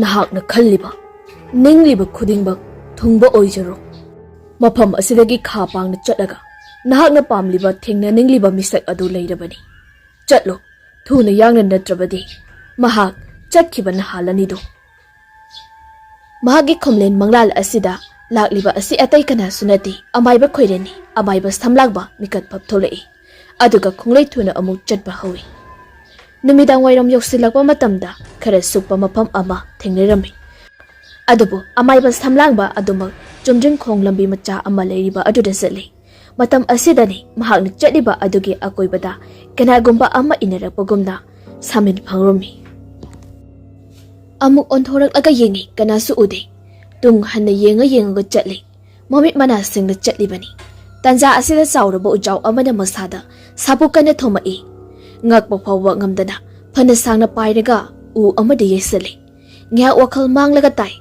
makok ngauri haugalai mami sami oina kanagumba ama magi manakta sangsilakpadu ui mamit amuk khangsing singi adubu kanasu satlamdi amaiba samlangba karigumba amadi leiri khanduna yamna cheksinna akoiba asida leiduni yengduna leiri mahakna leiriba adudagi khara chathoklaga leiriba ujau amagi marumda kanagumba ama leibagi maong masada phauruklami prap sangsili aduga makhongna u aduda kawbani u adu paraga phuklaga bom launa tui Adubu kanasu leiramdi. Amaiba samlangba sauba du asum hengala ami. Sauna maikai amada chumna yengduna lei. Matam asida mahaki lawai mapatamna sapukana ujau ama thadarakpagumna samil phawbada makut aduna makokta ngai. Thomdarakliba u adu pungchai chai. Amaiba mamaido fat leithorakpaga uri. Masamana isang sangba miyoi matau suna wang chauraba. Amaiba khamlangba masa aduna leimaidagi khara wangkhatna paiduna leirami. Amaiba samlangba khonglei thuna chungsilaga mathabakta tamda kaubani. Saphu kaman khibana amaiba khamlangba do thupsilaga phanasana paidoi. Masa aduna thabada u kaya su tekbani. Aduga chingmai aduda yesilaga tai. Masu chainaga phawdaba makai amuk paisilaglaga amaiba samlakbada amuk kaubani. Adubu makutuna ngakthokpana maning kharedi hali. Amaiba anina asumna punarakpana amaiba samlangbana lakjarei. Adudagi di amaiba khamlangba masidi yararoi kona matang sabda yenglagi khanduna mafam adudagi sengmang mangkhri. Amaiba samlangbasu makut khutum tasilaga kana lauduna lehawi. Chengmang mangkhiba aduda tanafam sukhangda asawbanadi heman khibana loiri. Numitsigi numitangi matamni lamyangkhul adudani mafam asi sinba thongna laimu timur kayana sandoraktuna yumthong khudingi naiduna leirami. Adubu henbagi inkhol nung asidadi henjinba ngamdana adumak leiri. Hotchin gadabagadi yamna kana hotnari adubu ngamlamdi. Laimu timur kayana henmalakpana khul adugi matai ithang thangna leiba tharo amadi khambatolgi yumdani. Numit kharani asida nongnoi nusit tawbana yumbi makhong adusu kya chetrabani. Mathakta kupliba ising adusu khara kenba horabani. Matai manaw khakta leizabani. Macha yawzabanati. Numit asidi chak saba khara thengba numitni. Chak saringai aduda mapan thong manakta angag ama kapagi makhol tarai. Makoy animak masadu swai lawi. Matam asidabu kadaidagi angangno lai tinaga mathi phongbagi thokpa ngamnandraba matam asida haiduna hainarami. Angang adusu pokpada ngairi bagumna hanga kapli. Kambatona. Hoy, kanano rehe? Angang kana kapli siba? Kari khalurabano khangdi phathekta haidukli. Angang kaplabadusu chaplekri. Kappa phakraba aduda chaktu fazana sagi amuk tawi. Chaluk ama khothaduna mayadu huki hek tawbaga angang adu kanagumba amana laktana siglaga phubagi maongda yamna sathina wadthagai kapla ami. Kambatol yamna sauningladuna masiri hairaga phuk haugatlaga mamang thungadu tamna chatkri tharosu khamaga nang haudi. Yamna hena saunungluraba mali mamang thungadu hangdoi. Hek hangdokpaga thongzil aduda lumlaga leiramba angang mapi thongdaba ama kiki noktuna amuk amaba marak aduda senkri. Kambaton mihun sudrabani thongadu phatlon sili aduga magi nupi sulaktuna. Kari tawrabagi nupa ahingnaga thingsilakpani matamnaga phatabani chaksemta sabalu sullao. Kambatonsu wakal amada laikhrabani. Chak thamliba adugi mamangda phamtharaga stak adu kit namlaga loina sathukli. Aduga tharoga loinana punna tumba changkhri. Ahing pung 12 taba matam yori. Tharosu tumthakri. Tanja asida Kambatondo mamit phat pangthorei. Aduga phuk haugatlaga chumdring thong adu hangdoklaga thokri. Mahak thokhibagani. Makoyi sumang ma atonda kadagumba hek yengbada akibagi masak lauraba ama leptuna leiri. Kambatona Mangolde kumtharaklaga sumang maton yobagani. Chumdring leptuna leikri. Sumang matonda leiriba musuk muna akibagi masak lauraba aduna changsilaklaga makok adu fathadatli. Ina biribiri kami. Tanja asida nong chubasu haurakli. Nongna gurung nangna churakli. Kambaton su laubaga tawkhidri.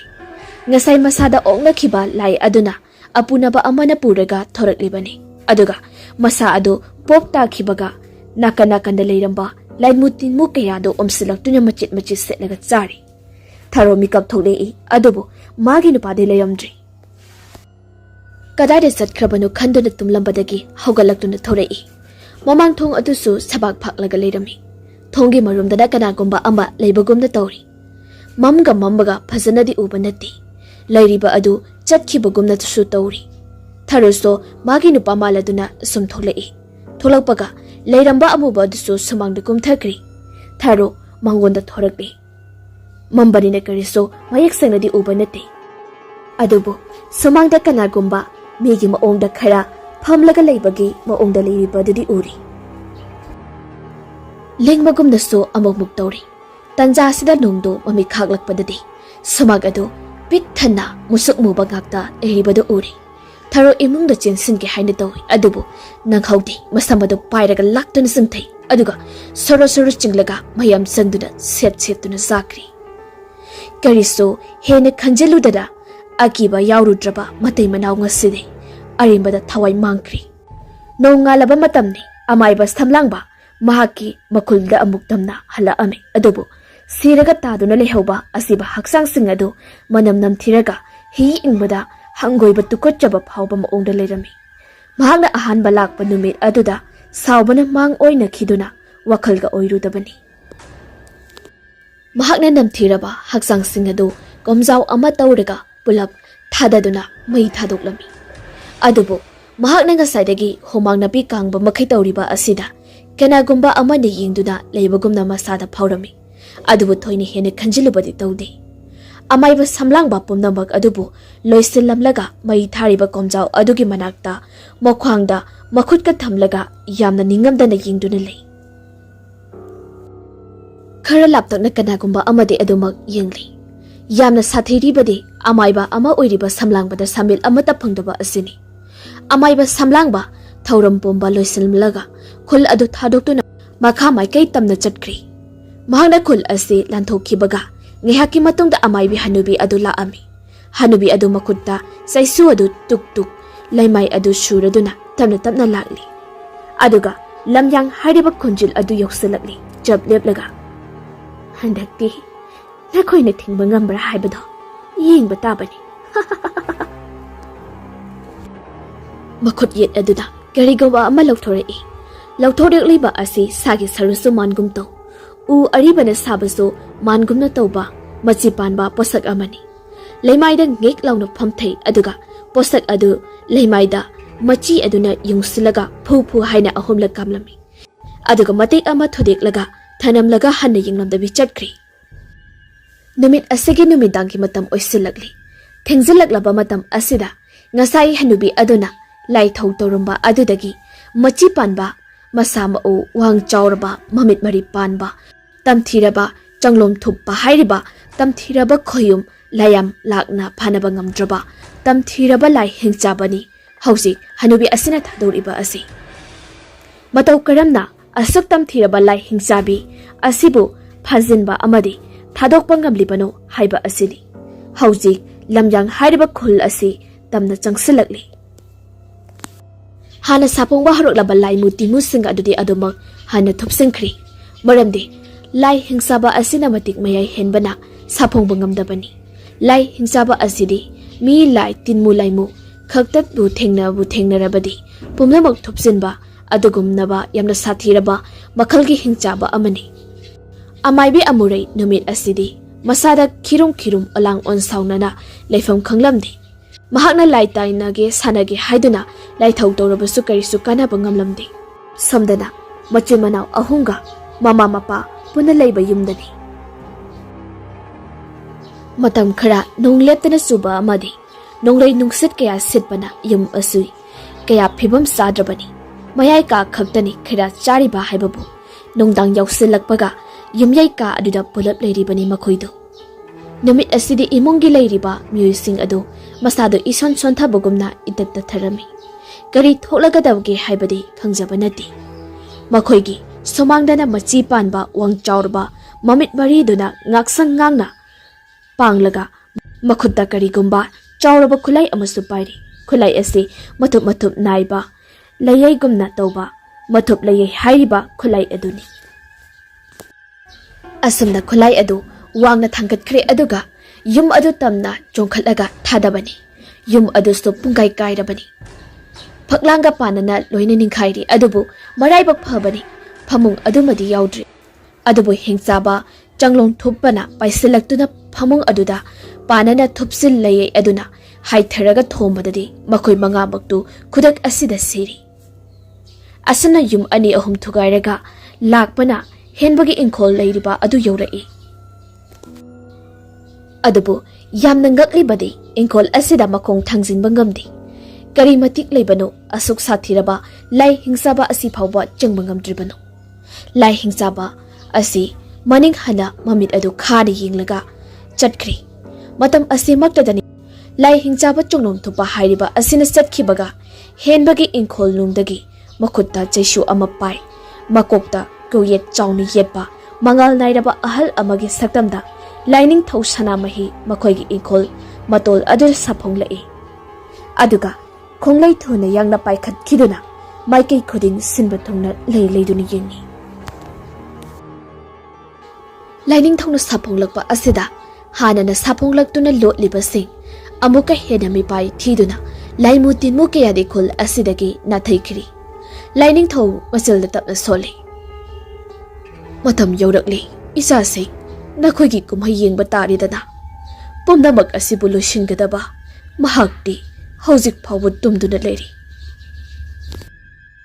ꯍꯧꯗꯣꯛꯂꯣ ꯄꯨꯝꯅꯃꯛ ꯇꯨꯝꯅ ꯃꯍꯪ ꯇꯥꯛꯄꯅ ꯍꯥꯟꯈ꯭ꯔꯒꯅꯤ ꯑꯁꯤ ꯍꯥꯏꯔꯝꯂꯒ ꯃꯥꯡꯈ꯭ꯔꯦ ꯑꯃꯨꯛ ꯅꯣꯡꯉꯥꯜꯂꯝꯗꯥꯏꯒꯤ ꯃꯇꯝ ꯑꯁꯤꯗꯅꯤ ꯅꯥꯀꯜ ꯑꯃꯗꯅ ꯀꯝꯗꯧꯔꯤ ꯆꯤꯡꯅꯨꯡ ꯍꯟꯖꯤꯟꯅ ꯂꯩꯕ ꯃꯐꯝ ꯑꯃꯗꯅꯤ ꯏꯆꯤꯛ ꯆꯤꯛꯅ ꯇꯤꯟ ꯀꯥꯡ ꯀꯧꯖꯦꯡ ꯍꯔꯧ ꯀꯌꯥꯅ ꯉꯥꯡꯕꯒꯤ ꯃꯈꯣꯜ ꯅꯠꯇꯅ ꯑꯇꯩ ꯑꯃꯠꯇ ꯇꯥꯕ ꯅꯠꯇꯦ ꯅꯣꯡꯅ ꯉꯥꯟꯐꯨꯡ ꯇꯧꯔꯛꯄ ꯃꯇꯝ ꯑꯁꯤꯗ ꯈꯩꯔꯣꯏ ꯑꯃꯁꯨꯡ ꯁꯨꯔꯨꯡ ꯑꯣꯏ ꯀꯩꯑꯣꯏ ꯇꯧꯔꯤꯕ ꯑꯗꯨꯒꯤ ꯃꯄꯥꯟꯗ ꯂꯥꯛꯂꯤ ꯑꯗꯨꯒ ꯁꯨꯔꯨꯡ ꯑꯗꯨꯗ ꯇꯞꯅ ꯆꯪꯁꯤꯜꯂꯛꯏ ꯈꯩꯔꯣꯏ ꯑꯗꯨꯅ ꯀꯩꯅꯥꯒꯨꯝꯕ ꯑꯃ ꯂꯩꯃꯥꯏꯗꯒꯤ ꯈꯔ ꯋꯥꯡꯈꯠꯅ ꯄꯥꯏꯗꯨꯅ ꯏꯇꯥꯎ ꯇꯥꯎꯅ ꯍꯤꯞꯂꯒ ꯂꯩꯔꯤꯕ ꯑꯗꯨ ꯎꯔꯤ ꯃꯃꯤꯠ ꯇꯊꯛ ꯈꯩꯔꯣꯏ ꯑꯗꯨꯅ ꯆꯪꯁꯤꯜꯂꯛꯂꯒ ꯃꯅꯝ ꯁꯨꯠ ꯅꯝꯂꯒ ꯃꯁꯥꯗ ꯊꯦꯡꯂꯝꯃꯤ ꯊꯦꯡꯂꯨꯕ ꯑꯗꯨꯗꯗꯤ ꯂꯩꯃꯥꯏꯗ ꯇꯞꯅ ꯇꯥꯔꯛꯂꯤ ꯑꯗꯨꯒ ꯃꯃꯤꯠ ꯇꯞꯅ ꯄꯥꯡꯊꯣꯔꯛꯏ ꯍꯧꯒꯠꯇꯨꯅ ꯁꯨꯔꯨꯡ ꯑꯗꯨꯗꯒꯤ ꯈꯩꯔꯣꯏ ꯑꯗꯨ ꯄꯝꯂꯒ ꯊꯣꯛꯂꯛꯏ ꯃꯇꯝ ꯑꯁꯤꯗꯅꯤ ꯐꯠꯇ꯭ꯔꯕ ꯊꯋꯥꯏ ꯂꯥꯏꯃꯨ ꯇꯤꯃꯨ ꯂꯥꯏ ꯍꯤꯡꯆꯥꯕꯁꯤꯡ ꯑꯗꯨ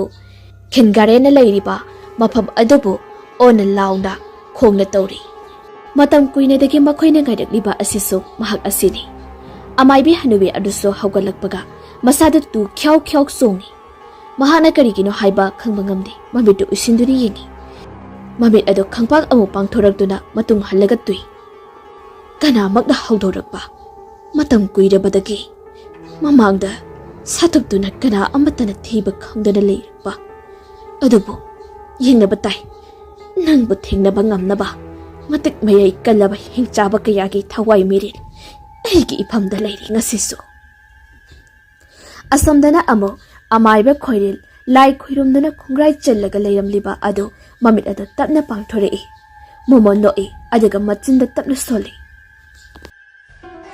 ꯃꯇꯝ ꯀꯨꯏꯅ ꯉꯥꯏꯔꯛꯄ ꯉꯁꯤꯗꯤ ꯁꯥꯐꯣꯡꯂꯛꯂꯤꯗꯣ ꯐꯠꯇꯕꯁꯤꯡꯒꯤ ꯌꯦꯛꯅꯕ ꯑꯐꯕꯁꯤꯡꯒꯤꯅ ꯃꯔꯨꯞ ꯑꯣꯏꯕ ꯄꯨꯝꯅꯃꯛꯄꯨ ꯃꯥꯏꯊꯤꯕ ꯄꯤꯕ ꯉꯝꯕ ꯈꯤꯡꯒꯥꯔꯦꯟ ꯍꯧꯖꯤꯛꯇꯤ ꯄꯨꯝꯅꯃꯛ ꯁꯥꯐꯔꯅꯤ ꯍꯥꯏꯗꯨꯅ ꯑꯃꯥꯏꯕ ꯈꯣꯏꯔꯦꯟꯁꯨ ꯌꯥꯝꯅ ꯍꯔꯥꯎꯔꯝꯃꯤ ꯃꯍꯥꯛꯅ ꯃꯇꯝ ꯀꯨꯏꯅ ꯂꯣꯠꯇꯨꯅ ꯂꯩꯔꯛꯂꯤꯕ ꯑꯁꯤꯁꯨ ꯃꯇꯝ ꯑꯁꯤꯇꯕꯨ ꯉꯥꯏꯔꯤꯕꯅꯤ ꯈꯤꯡꯒꯥꯔꯦꯟ ꯇꯞꯅ ꯃꯍꯥꯛꯅ ꯂꯩꯔꯤꯕ ꯑꯗꯨꯗ ꯈꯩꯔꯣꯏ ꯑꯗꯨꯕꯨ ꯊꯥꯗꯣꯛꯄꯤꯔꯝꯃꯤ ꯈꯩꯔꯣꯏ ꯑꯁꯤꯅꯁꯨ ꯍꯟꯅ ꯌꯦꯡꯗꯨꯅ ꯆꯠꯈ꯭ꯔꯤ ꯈꯤꯡꯒꯥꯔꯦꯟ ꯃꯁꯥ ꯃꯎ ꯑꯗꯨ ꯇꯤꯡꯂꯤ ꯌꯥꯡꯂꯤꯔꯤ ꯂꯣꯏꯕꯒ ꯃꯍꯥꯛꯅ ꯂꯩꯔꯤꯕ ꯃꯐꯝ ꯑꯗꯨꯗꯒꯤ ꯐꯜ ꯂꯥꯎꯅ ꯆꯣꯡꯈ꯭ꯔꯤ ꯑꯗꯨꯒ ꯋꯥꯡꯂꯕ ꯆꯤꯡꯗꯣꯜ ꯑꯃꯗ ꯕꯝ ꯂꯥꯎꯅ ꯇꯥꯏ ꯁꯤꯡ ꯑꯗꯨ ꯊꯛ ꯅꯤꯛꯏ ꯆꯤꯡꯗꯣꯜ ꯑꯗꯨꯗ ꯂꯦꯞꯂꯒ ꯈꯤꯡꯒꯥꯔꯦꯟ ꯑꯀꯣꯏꯕꯒꯤ ꯐꯤꯕꯝ ꯑꯗꯨ ꯀꯣꯏꯂꯩ ꯂꯩꯗꯨꯅ ꯌꯦꯡꯂꯤ ꯃꯥꯂꯦꯝ ꯏꯃꯥ ꯅꯪꯒꯤ ꯈꯨꯁꯦꯝꯁꯤ ꯀꯌꯥꯗ ꯅꯤꯡꯊꯤꯖꯔꯤꯕ ꯌꯦꯡꯂꯨ ꯈꯨꯗꯤꯡ ꯃꯤꯐꯝ ꯍꯣꯡꯕ ꯉꯝꯗꯦꯗꯣ ꯃꯇꯝ ꯑꯃꯒꯤ ꯂꯩꯔꯝꯕ ꯑꯗꯨꯗꯒꯤꯗꯤ ꯍꯧꯖꯤꯛꯇꯤ ꯀꯌꯥꯗ ꯈꯦꯠꯅꯔꯤ ꯑꯗꯨꯕꯨ ꯃꯥꯂꯦꯝ ꯏꯃꯥ ꯅꯪꯒꯤ ꯃꯇꯤꯛ ꯃꯒꯨꯟ ꯐꯖꯕ ꯑꯁꯤꯗꯤ ꯃꯌꯦꯡ ꯇꯥꯗ꯭ꯔꯤ ꯉꯥꯏꯍꯥꯛ ꯀꯣꯏꯂꯩ ꯂꯩꯅ ꯌꯦꯡꯂꯝꯂꯒ ꯃꯃꯥꯡ ꯄꯥꯡꯅ ꯃꯈꯣꯡꯅ ꯇꯞꯅ ꯆꯤꯡ ꯑꯗꯨꯗꯒꯤ ꯀꯨꯝꯊꯅ ꯂꯥꯛꯂꯝꯃꯤ ꯁꯣꯝꯗꯅ ꯑꯃꯥꯏꯕ ꯁꯝꯂꯥꯡꯕ ꯑꯁꯨꯝ ꯂꯥꯛꯄꯅ ꯈꯨꯜ ꯃꯆꯥ ꯑꯣꯏꯅ ꯂꯩꯕ ꯑꯃꯗ ꯊꯨꯡꯂꯝꯃꯤ ꯃꯐꯝ ꯑꯁꯤꯒꯤ ꯃꯤꯑꯣꯏꯁꯤꯡ ꯁꯨꯕ ꯅꯣꯝꯕ ꯌꯥꯝꯅ ꯀꯟꯕ ꯉꯥꯛꯇ ꯑꯣꯏꯅ ꯎꯏ ꯏꯪꯈꯣꯜ ꯂꯩꯔꯤꯕ ꯁꯤꯡ ꯑꯗꯨꯁꯨ ꯃꯅꯥ ꯃꯁꯤꯡꯅ ꯄꯨꯡꯁꯪ ꯍꯦꯛ ꯁꯪꯉꯤ ꯑꯁꯨꯝꯅ ꯂꯝꯕꯤ ꯑꯗꯨꯗ ꯀꯣꯏꯂꯩ ꯂꯩꯅ ꯌꯦꯡꯗꯨꯅ ꯂꯥꯛꯈꯤꯕꯅꯤ ꯃꯇꯝ ꯑꯁꯤꯗ ꯃꯁꯛ ꯃꯇꯧ ꯌꯥꯝꯅ ꯐꯖꯕꯤ ꯁꯝꯂꯥꯡ ꯀꯣꯏꯀꯛꯅꯕꯤ ꯑꯃ ꯃꯈ꯭ꯋꯥꯡꯗ ꯄꯨꯜ ꯃꯆꯥ ꯑꯃ ꯌꯦꯞꯂꯒ ꯊꯣꯔꯛꯂꯤꯕ ꯑꯗꯨ ꯎꯔꯤ ꯅꯨꯄꯤ ꯑꯗꯨꯕꯨ ꯎꯔꯨꯕꯃꯛꯇꯗ ꯑꯋꯥꯕ ꯋꯥꯈꯜ ꯄꯨꯝꯕ ꯂꯣꯏꯅ ꯀꯥꯎꯈ꯭ꯔꯤ iru sadingbagi thorakpa oibana hek changsilaga wari saruba sungamdi aduna chatkriba adubu yengduna adumak nihawi aduga khul aduda amukadi hankige khana chatliba maikei adu tamna chatkri mahangna haujik chatliba mafam asi lairen tak hairiba part asigi maikei tamnani haujik lairiba mafam asigadi phaniyamdi lapliba mafamni amaiba samlangba amadi khengarel thengnaba khamlangbagi aroiba matamnadi haukhibana numina tarakpa numidang wairam sangarakpa matamni khengarel lambida asum chana garigumba ama ikaw kawbugumna faurami moina khanjaluragasu gari no haiba khangbangam lamdi mahakna asum lakpada amaiba samlangbasu mahaga maikai thoknaduna makhoi ani asi thengnarami ahanba unaba maktada makhoi ani asi sakhangnarami amaiba samlangbana itaw haina kauragi gari lamlendagi oibirabano kadaida khungdoibigadabano khengarelna itaw aigi mingleldi khengarel haina kaujaido mafam khangdri khongsina puba maikaida chatlibani amaiba samlangba wakhalda chamamne nupa adugi saong saban phajiraba adubu yinglaga asengba makki khengarel yakai labra jatla haiduna amukso manaba oirangani haina khalle amaiba samlangbana phari tawdudi lairen tak haina lairiba pat adu tamna chatlibani khongloi oina chapminasi haibabu gari khanbibagi kingaresul hoi haiduni yarami adudagi di makhoi ani puna chapminarami chana wari kaya masu sanari amaiba samlangbana hauzik thokliba thorosing asige maramda wari kaya sulirami khara adukhak tabang matamda kingare loina khangba ngamlami maramdi mahak asimatik mayai aduki matik kallaba nupa amani matam amada mang takna tumluragadaba malem asibu kankhiba amata ngairaba nupa aduni asumna makhoi anina wari sana duna lakpana lairen tak hairiba mafam asi yausilakadori adubu numidang yamna thengzilakpana manak aduwaida makhoi ani maizau hauduna potharami manak aduwaida phangba haira khara saduna numit simadi lenaba tawrami ahing pung 12 tasilakpa matamdani makhoi ani de nakhoktuna kana tumli tanja asida makhoi adigi maikaibu kanagumba amani yingli maizau haubana manakta hek changsinba chungamlamdi ukhok amada amuklum amada mu cheptha duna yengbagumna su tawri asumna numisimasu haukri mathangi numitni amaiba samlangba amadi khengarel du ngana haugatlami aduga pat aduda chatke tawi aduga khengarel na hairi ida amukta ngaibiko pat asi achamba amadi nati hauji matam phana kuiri lairen amasu leramba yai siksindu jasi ida amaiba samlangbana ida mafam asida lairen di leitri matam kuinegi mamangdagi loina sikri mafam asida laire loina siki haibagi lairen tak haina tholibani khengarelda ida lairen sing asi hatki haibagi wari di tarabra amaiba samlangbana tadri oza khaina khara panba khaktani khengarelda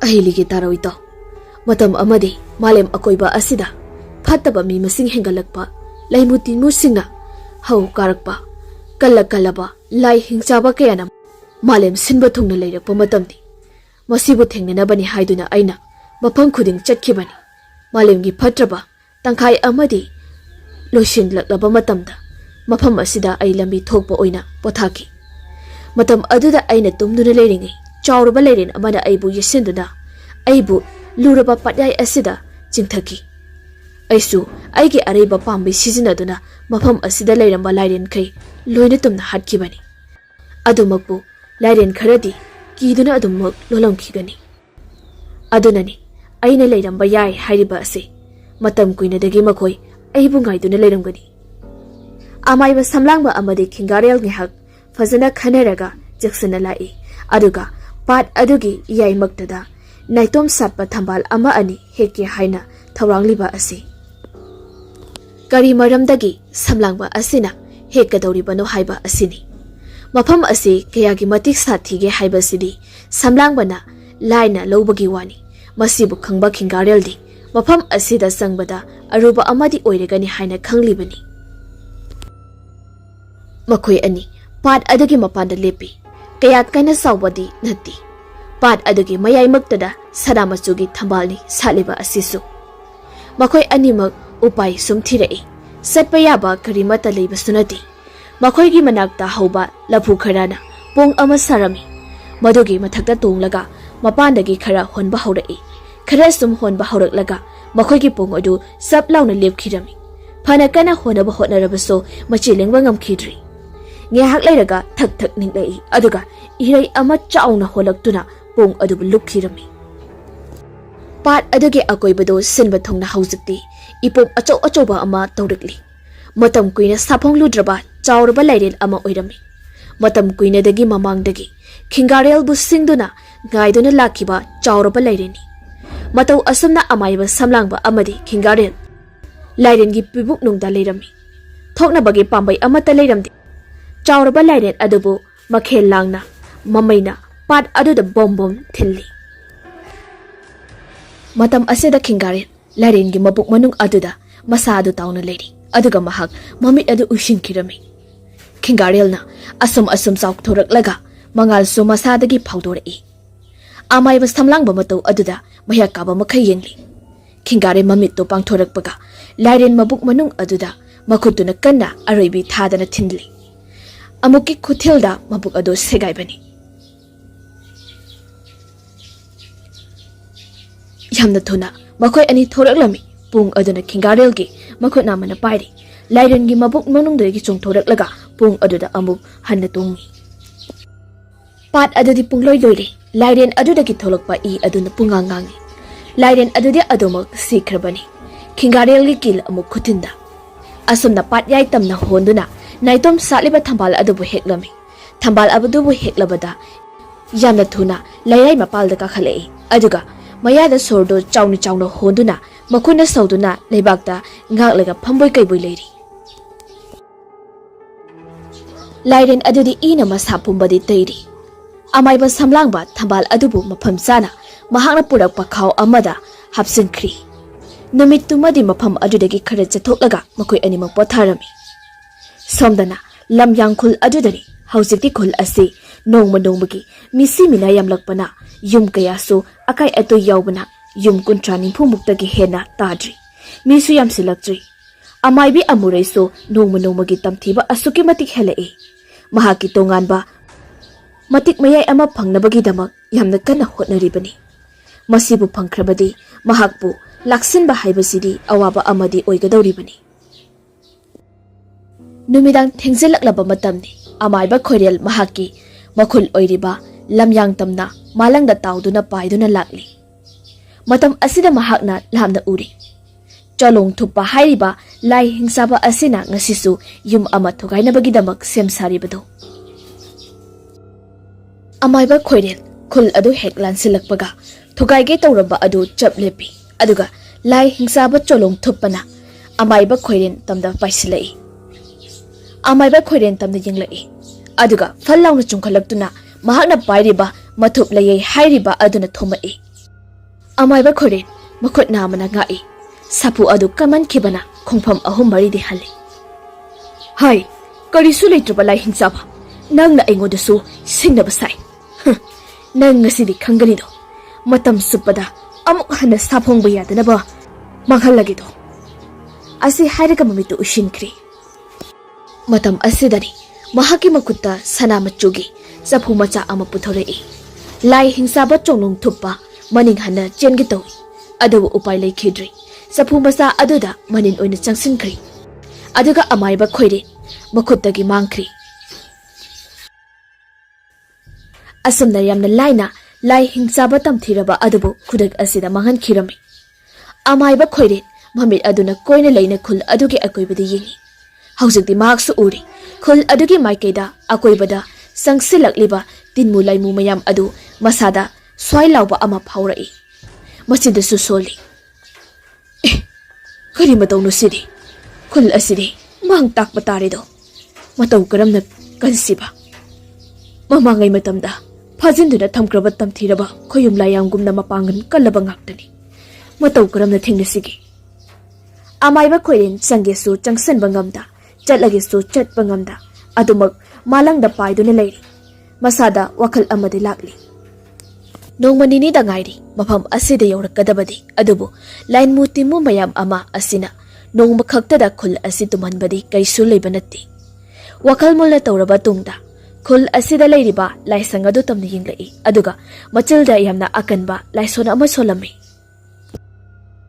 aduga laisang adu tamna kam khirami amaiba khoren haujikti mamai leiduna amuk paiduna satkirami somdana amaibi amure mahak haujikti tamthiba maung amada olagli hana leiramba mahakki masak maung adu onthorakli hairaga wang chawraba makong makut isang sangba mamit iraw launa yum amamuki chang wangna olaklami khudak asida ngasaidagi khul aduda sangla amba tinmulai musing adu masada akiba pakhatpa amaga amu yaya launa hankirami amaibi amurena olaba tamthibagi masak oiraba langon adu yum adubu thugairi hairaga phal launa chongkhon thoraklami sumang aduda bom launa tai makong aduna bam bam launa thili khul adu sinba thungnu nikpani aduga thangnaba mikupta pham launa chongkhat khirami aduga nongpok maikai tamna chatkirami bhagna chaliba asi mamangi matamda lairik taretpu mahaina pukhiba amaiba langoi chingoiba hairiba asigi khul tamnani aduga somdana kamdauri nongalamdai matam asida amaiba khamlangba masada ihai hainadaba ama pokladuna tumthaba yaramdi mahak asi karigumba ama thokta thokadaba amagumnani hauzik mahakna khaliba asi khanjilurabasu karino haiba khangba ngamlamdi asumna hiplambadagi tumba yadaduna haugalai aduga mahaki mapana thambiramba sanglaba thangsang adubu munni yingi ngasigi numit asidi nangbu thadokpa yadri haiduna mikup asida khalli somdana amaiba samlangba amadi khingareldu asum lakpana singmai amada thel ama oina khara paktakna leiba mafam ama thengnirami mafam aduda famlaga awaba pothaba oina wari su sum sanarami amaiba samlangba amadi khingarel ani asi telaba matam asida chananaba marup haibada oirami amaiba samlangbana haire ida ehangna hoje hoje malem asida taruk khak leiriba thawai MEERELPUNG hairiba lairik asi tumna loina manghanba pamido masida itawna mating amta pangbiudo khingarelna itaw kaigi pangdane itawgidamak sirabasu kari susingnadi adumakpu lairik adubu manghanba haiba asimadi araiba amadi nati itaw masibu manghanba ngambadi amaiba khoiren haina leiriba mahak mathantanido adubu aina hena khanglinglibadi itawna matau karamna hairiba lairising asibu manghangadoribano amaiba samlangbana itaw lairik asi ai hauji khangdri lairik adubu aigi khuta amuka phanglabadine adubu manghanbagi pambai thibadi ngamgani khali khingarel farida khamlangbana lairiba mafam adu sasi aduga mabulo shile hairaga mahaki mafamda lairiba lairik adubu mahodagi phangnaba thirasi makoi animang wari sanaramduna haugaduna khamlangbana lairiba khulmai kaitamna chatkirami nakan amadana hanubi tamthirabi aduni ngasiri masado hanadagi hena naha oitoropagumna tawri hanubi adu lamyang maikai tamna laami mahagda hauzik khaliba asi lamyang khul asi tabu tumna mahalabadi haiba masitani mahagna khaliba asi atopa wakal amata leiti mapabu hatkhiba aduna masada hauzik phawba laman khumningbagi mayaina matam kuinadagi omduna laklibani asumna mahagna lakpana lamyang khul asi tamni yoksila ami matam asidani ahumlak suba oina tamthiraba tinmulai musingi marakta leiba tinsanu saba hairiba tamthiraba sagumna tauba mamai panba chawra sanglaba makokta machi panba sagumna phatraba asi taibang miramlen asida puthoraklidu khoyum layamso masa ado thak thak nikpani malem leimaiso mahagna he khongdarakpa matam asida thak thak nikpani malem ima leimadi ona thoina khangbani somdana tamthiraba laisa asi puthorakpadagi amaiba khoirin nakal amada mamit ushinuna khara pharani khanduna leiramba adu mamit adu amuk khangbang pangthore masa adu so thak thak ekni humangso marik marik tana machinda tapna soli kari matongno asidi asuk tamthiraba asibu thoraklabadi laining thoi pai bugo malem asi kamdau dori pano Nakan amaromdana amayba samlangba amadi Kingarel. Malem adu thaktak niglakpa aduda masada khangawdana tu chungkhiba khangawdi. Animakni chongliba asisu chapmanana. Amana haibadagi hairaba amayba amani. Amana khoyum lining thona malem asibu kananabagidamak matik mayay suna haptuna taibang miramlen asida tharaklibani.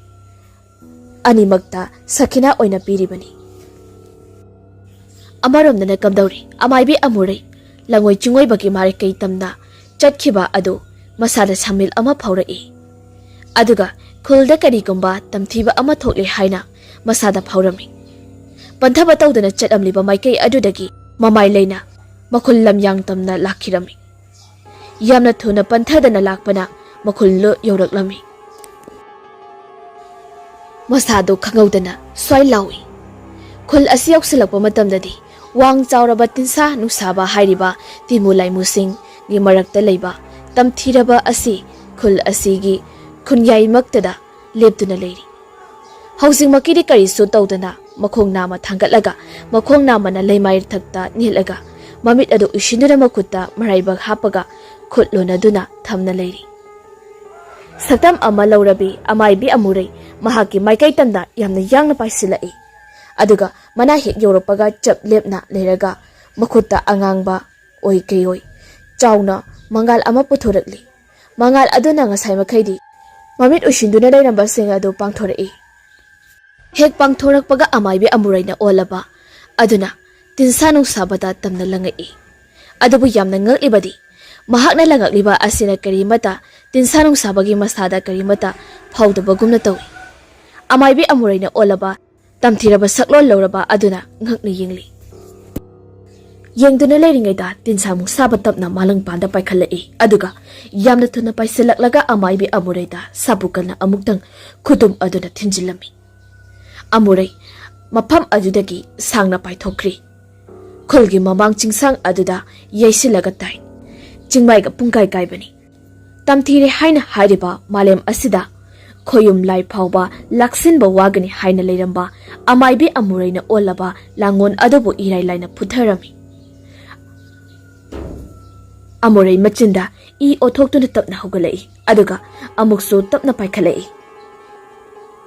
Kari nangna lakchaba sai amaybi amuray aise kanano haibat khangan batarani. Asi hairaga hanna lauramlaga langon adugi hena tamthiningai oiraba makot isang sang adusu hanadagi hena wangkhalaktuna leiri. Tinsa muksabusu maasu amuray tamna paisalai aduga amurayna haina singna phatlai thoklaga mathabak aduda khongpakna kautharai. Tinsa muksaba leimaida bom tai leimaida du kutrik kutli. Amana amukphu amada amukphu tamthina pudhanarei. Makhoi anina phunarakpada akoibada leiriba uwa pungtek tikpani. Adubu laibak phabana khul adugi yum tariba mafamdagi khara chathoklaga phunaba oibana khul adudari kya thoina soklamdi. Adubu tawriba matau asida miyoi kharanadi mapanda thoktuni yengni aduga khara amana kiduna imungda sangsinduna yauri. Asamna phunarakpana numit marini amadi housing khri. Makhoi animak sokthaba naidana malang thakta amana su henda amana su tada phunari aduma. Nakan amaromdana nahandagi asum lakpana haujikti amayba samlangba amadi Kingarel adu khamlangbana leiriba mafamadu yaurakli. Makhoi anina laktuna khamlangbagi sangai tamna atamna singnana laki. Amayba khamlangba masada khangi ngasidi soidana thengnarani haiduna. Aduna mangolda kauna phak ama tharaga khongai sanna phamduna leiri. Thonga lomdagi wang chawraba saong sabal phajaraba ani khak sanglakliba du ui. Adubu yenglaga tumina phamle amayba khamlangbadi. Samlangba sumang aduda leplega asamna hairei. Ipag chahi lungani ipagumani ngasidi aina nangbu thirakpa phanglidu nahak ngasidi senpham leiraroi. Khamlangbana nakhoina kari na tik leiduna aingonda singnaba sai. Leiramu nakhoi animak lemna amakta tharoi. Kingarel na hairei. Ahal oiraba akhoi nanga khut thoknaba pamde aduna nangbu kanbiyo hairabadi nangi nafamda leiriba thawai mirelpung hairiba lairik adu akhoi da sinaro akhoi hankharge Karisu leitaba angang na khoina aigi thawai loba imong lomda onsindana kadaino aigi khusu thang matam asida mahaki nupi ado taping thangsang adu puthorei khamlangba thang adu tap pai mahakna thang pai khibaga khingarel samlangba bu punna mamang pangna paiduna chatkri amaiba khamlangba makhoi anina paikriba nakal aduda sumasu yamna yangna paiduna tanarei magi nupisu munna adumak yengduna lehawi puroiba asina tanaba yadana singnarak-labadi lemna toktaba ama oibana karisu thingludi matam asida pikliba machanupa ama thoraktuna ima paba si kadaida chatlibanu mahaki nupi sintakpina mana chakribase mi singa sibu maithi piba chatlibani machanupa ima aidi yamna ki ngasi se law changasi ima asi haidana mama bu chingduna pusingkri adubu makhoi mama machana laklamliba khingarel amadi samlang mabu masa khangau natti aduga amana machanupa asina apikpa ama leiramriba asini amaiba khamlangba nupi yamna thenga thibana macha yawba kuitribani chahi taruk tarep mukta ngairibani somdana khingarel samlang mabu kona pairakpa adu mafam sare khanduna singdol amada paitharei aduga samlang mabu tamna nahak hauze nahaki mayumda tamna chalo aduga lari adu lawro aduga nahakna khangadabadi pikliba nahaki nachanupa adusu nang ahalamgadabani samlangba ching adudagi kumthana chatkirami aduba angang adubu hatlo haibagi maramdi amaiba ama oirabaso mahak khangdi aduga hangbaso hangdana adumok makhada laami mathakta paiduna lakliba amaiba khamlangba haujikti khingarel gi manak yausilakli mahakni yausilakpaga panthadana malang panda paiduna machi lengdana leiriba khingarel tamna thang aduna haitharakpani adubu angakpani matik mayai kalle hairiba thang asira yanba matamda masada kari su tawramdi chaina phauramdi adugi mahutta thang adu mayaida thingang naina pek launu teki aigi thangbo nangna arimada manghalaba khangnidana asi hariga amukso makut adu khutum tasinduna chengjai pham adu mapa adu da thilli mamai adu khazikti leithoi adubu chaina phaubagumna tumina leiri amaiba khamlangba hena mapangal puthorakli makut ani tasinaduna thomtharak pani ngasaidagi tumina thausadana leplamba khingarel do leimaida bom launa tai khara ngakta karino mapangal asamna hengalakpa mahak chongsilaktuna khamlangbagi mabukta kawi adubu maning khajik hali ani asi amana amuk tha phunara ami amaiba khamlangbadi chaina ga kuiraga kanba asum helai aduga chaina su phawruk tabugumna tawrami khingarel so haujikti sauba phudoraktuna haurakli masa pomba mangal nai thorakli aduga amaiba khamlangbagi maikai tamna chongsilaktuna makut anamana tappai aduga khangching chinglaga makut aduna amuk leimai tamna puthorei amaiba khamlangba handakti leimai de yeisinduna tai leimai ga do pungkut pungkai bani haugat ki tawrei khanghaude khingarel masada netharei khingarel masa adu chawkhatlakli aduga khamlangbagi mangak samdo pairaga thangkhatli aduga leimai da bom launa thai yeisili leimai ga do pungkut pungkai bani asuna tamna masa adu pop launa tari adudagi amuk thangatlaga makhwang adu thudikli khamlangba mikup aduda hauna lauramlaga adumak thawai tharami amaiba samlangba mahak lairi adubu laurunaba haidun laami thongal adu yamna thuna sanglai thong adusu londona lerami mahak ma tawkramna lawsige haina munna wakhal tawi mana hek changsinduna lawbusu pamlamdi adubu tawdaba yadabani khanduna thongjin tamna changsalai aduga hairei thohango samdana mama macha adudi tasinduna leiribani makhon mawaga thokpanati amaiba samlangba thong aduda kawi mangarak tarudak hajin kawraba tungda thong adu phakairi aduga imungda sauna sanglai imungge lamyai kachinda tasinduna leiraba mama machabu uri ꯄ꯭ꯔꯞ ꯆꯪꯁꯤꯜꯂꯒ ꯐꯨꯒ ꯍꯧꯒꯦ ꯍꯥꯏꯅ ꯇꯧꯏ ꯑꯗꯨꯕꯨ ꯑꯉꯥꯡ ꯅꯨꯄꯥ ꯃꯆꯥ ꯑꯗꯨ ꯇꯞꯅ ꯂꯤꯊꯣꯔꯛꯂꯒ ꯃꯃꯥꯒꯤ ꯃꯊꯥꯗꯒꯤ ꯑꯗꯨꯒ ꯃꯃꯥꯗ ꯑꯁꯨꯝꯅ ꯍꯥꯏꯔꯛꯏ ꯃꯃꯥ ꯀꯤꯌꯦ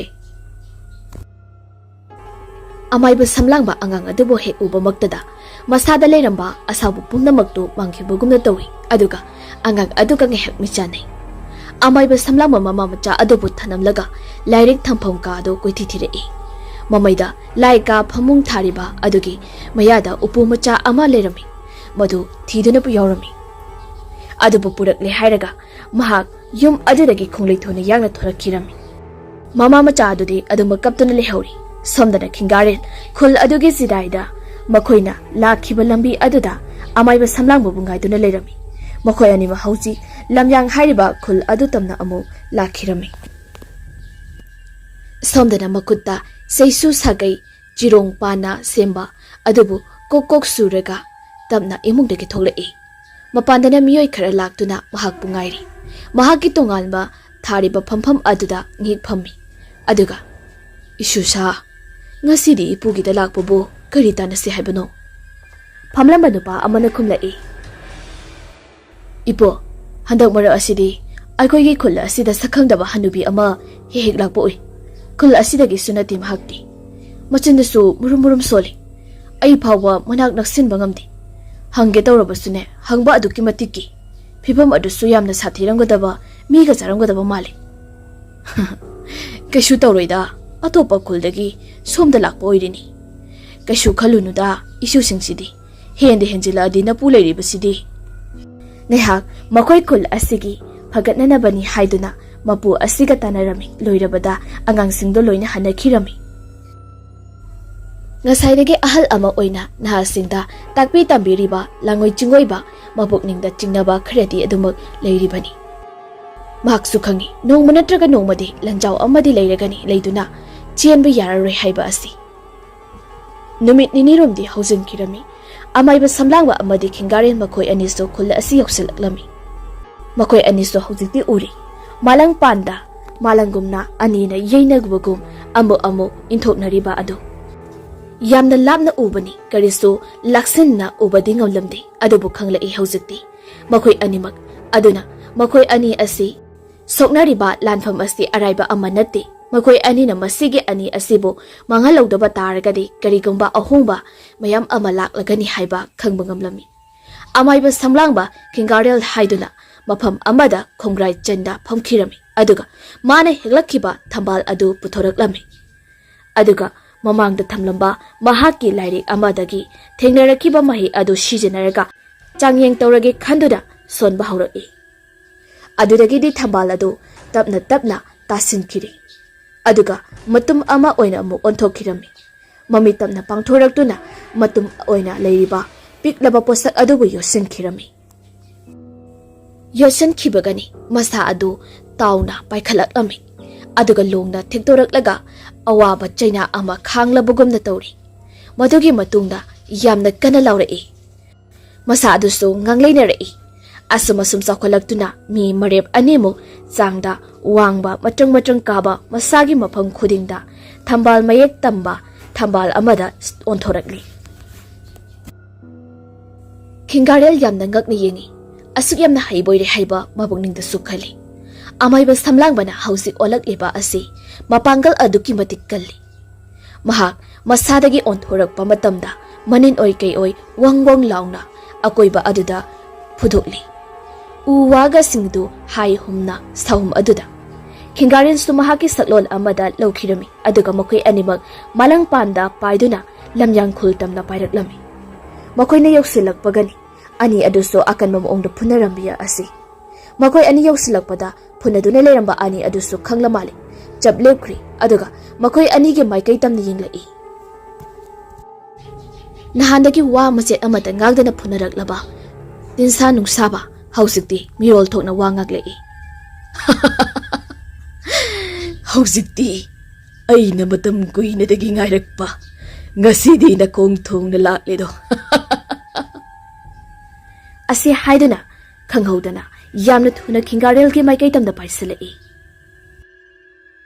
ꯈꯤꯡꯒꯥꯔꯦꯜꯁꯨ ꯌꯥꯝꯅ ꯊꯨꯅ ꯄꯥꯏꯁꯤꯜꯂꯛꯇꯨꯅ ꯃꯨꯛꯅꯔꯝꯃꯤ ꯑꯃꯔꯣꯝꯗꯅ ꯑꯃꯥꯏꯕ ꯁꯝꯂꯥꯡꯕꯅ ꯑꯣꯜꯂꯕ ꯃꯆꯤ ꯄꯥꯟꯕ ꯊꯝꯕꯥꯜ ꯃꯌꯦꯛ ꯅꯥꯏꯕ ꯃꯥꯏꯀꯩꯗꯕꯨ ꯌꯦꯡꯅ ꯑꯃꯨꯔꯩꯅ ꯑꯣꯜꯂꯕ ꯃꯈꯣꯡ ꯃꯈꯨꯠ ꯏꯁꯥꯡ ꯁꯥꯡꯂꯕ ꯑꯅꯤ ꯑꯁꯤ ꯌꯦꯡꯅꯗꯨꯅ ꯂꯩꯔꯝꯃꯤ꯫ ꯈꯪꯍꯧꯗꯦ ꯃꯈꯣꯏ ꯑꯅꯤꯁꯨ ꯅꯝꯅꯕ ꯑꯃꯨꯛ ꯍꯧꯔꯛꯈꯤ꯫ ꯑꯁꯨꯝꯅ ꯃꯈꯣꯏ ꯅꯥꯀꯜ ꯑꯃꯃꯝꯗ ꯀꯟꯅ ꯃꯨꯛꯅꯔꯝꯃꯤ꯫ ꯃꯥꯂꯦꯝ ꯏꯃꯥ ꯃꯍꯥꯛꯇꯤ ꯊꯛ ꯊꯛ ꯅꯤꯛꯄꯅꯤ꯫ ꯅꯥꯀꯜ ꯑꯃꯗꯅ ꯈꯤꯡꯒꯥꯔꯦꯜꯅ ꯇꯤꯟꯁꯥ ꯃꯨꯡꯁꯥꯕꯒꯤ ꯃꯃꯩꯗ ꯇꯥꯞ ꯄꯥꯏꯈ꯭ꯔꯦ ꯑꯗꯨꯒ ꯎꯔꯨ ꯎꯔꯨ ꯂꯩꯅ ꯅꯣꯡꯗꯣꯜ ꯊꯛꯇ ꯂꯪꯈꯠꯈꯤꯔꯝꯃꯤ꯫ ꯂꯪꯈꯠꯈꯤꯕꯒ ꯃꯥꯁꯨ ꯑꯃꯨꯛꯀ ꯍꯦꯟꯅ ꯄꯥꯏꯈꯠꯈꯤꯗꯨꯅ ꯈꯨꯇꯨꯝꯗꯨꯅ ꯁꯥꯄꯨ ꯀꯟꯅ ꯊꯤꯟꯖꯤꯜꯂꯝꯃꯤ꯫ ꯑꯗꯨꯒ ꯃꯈꯨꯠ ꯑꯅꯤ ꯇꯥꯁꯤꯟꯗꯨꯅ ꯌꯥꯝꯅ ꯁꯥꯄꯨ ꯀꯟꯅ ꯃꯥꯂꯦꯝ ꯂꯩꯕꯥꯛ ꯇꯝꯅ ꯊꯤꯟꯊꯔꯛꯄꯅꯤ꯫ ꯇꯤꯟꯁꯥꯟ ꯃꯨꯛꯁꯥꯕ ꯃꯥꯂꯦꯝꯗ ꯇꯥꯏ꯫ ꯍꯧꯔꯝꯕ ꯎ ꯋꯥꯒꯗꯣ ꯄꯨꯡꯇꯦꯛ ꯇꯦꯛꯄ ꯃꯈꯩ ꯑꯗꯨꯁꯨ ꯄꯨꯡꯀꯨꯠ ꯀꯨꯠꯂꯤ꯫ ꯇꯤꯟꯁꯥ ꯃꯨꯛꯁꯥꯕ ꯃꯆꯤ ꯐꯥꯎꯕ ꯂꯦꯡꯕ ꯉꯝꯗ ꯁꯣꯔ ꯊꯕꯦꯠ ꯊꯕꯦꯠ ꯍꯣꯜꯂꯒ ꯇꯥꯗꯨꯅ ꯂꯩꯔꯤ꯫ ꯈꯤꯡꯒꯥꯔꯦꯜ ꯄꯥꯏꯊꯣꯔꯛꯇꯨꯅ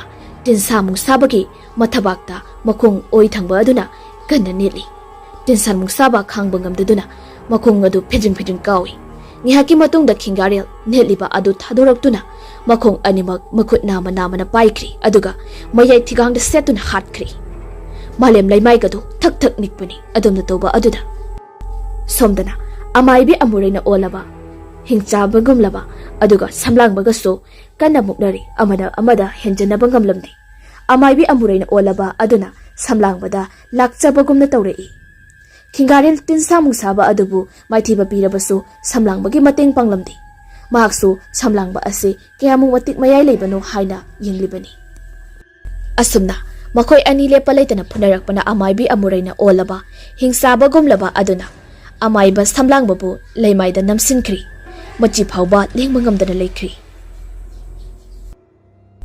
ꯃꯇꯝ ꯑꯁꯤꯗ ꯁꯝꯂꯥꯡꯕ ꯋꯥꯈꯜꯗ ꯃꯃꯥ ꯃꯄꯥ ꯈꯪꯅꯤꯡ ꯅꯤꯡꯁꯤꯡꯂꯛꯏ꯫ ꯑꯃꯥꯏꯕꯤ ꯑꯃꯨꯔꯩꯅ ꯍꯥꯠꯈꯤꯕꯅꯤ ꯈꯪꯂꯛꯄ ꯃꯤꯀꯨꯞꯇ ꯍꯦꯟꯅ ꯃꯄꯥꯡꯒꯜ ꯍꯥꯞꯂꯛꯄꯒꯨꯝꯅ ꯇꯧꯔꯤ꯫ ꯉꯛꯁꯝ ꯄꯥꯏꯗꯨꯅ ꯅꯝꯁꯤꯟꯈꯤꯗꯨꯅ ꯇꯞꯅ ꯇꯞꯅ ꯍꯧꯒꯠꯂꯛꯏ꯫ ꯑꯃꯨꯔꯩꯅ ꯀꯟꯅ ꯅꯝꯁꯤꯟꯅꯕ ꯍꯣꯠꯅꯔꯕꯁꯨ ꯉꯝꯈꯤꯗ꯭ꯔꯤ꯫ ꯁꯝꯂꯥꯡꯕꯁꯨ ꯑꯉꯝꯕꯤ ꯊꯥꯗꯅ ꯍꯧꯒꯠꯂꯛꯂꯒ ꯑꯃꯨꯔꯩꯒꯤ ꯃꯁꯝꯗ ꯂꯥꯝꯈ꯭ꯔꯤ꯫ ꯑꯗꯨꯒ ꯂꯥꯛꯇꯨꯅ ꯂꯩꯃꯥꯏꯗ ꯂꯥꯁꯤꯡ ꯃꯄꯣꯟꯒꯨꯝꯅ ꯌꯥꯡꯅ ꯂꯩꯃꯥꯏꯗ ꯄꯣꯞ ꯄꯣꯞ ꯊꯥꯏ꯫ ꯊꯛ ꯊꯛ ꯅꯤꯛꯏ ꯂꯩꯃꯩ ꯑꯗꯨꯁꯨ꯫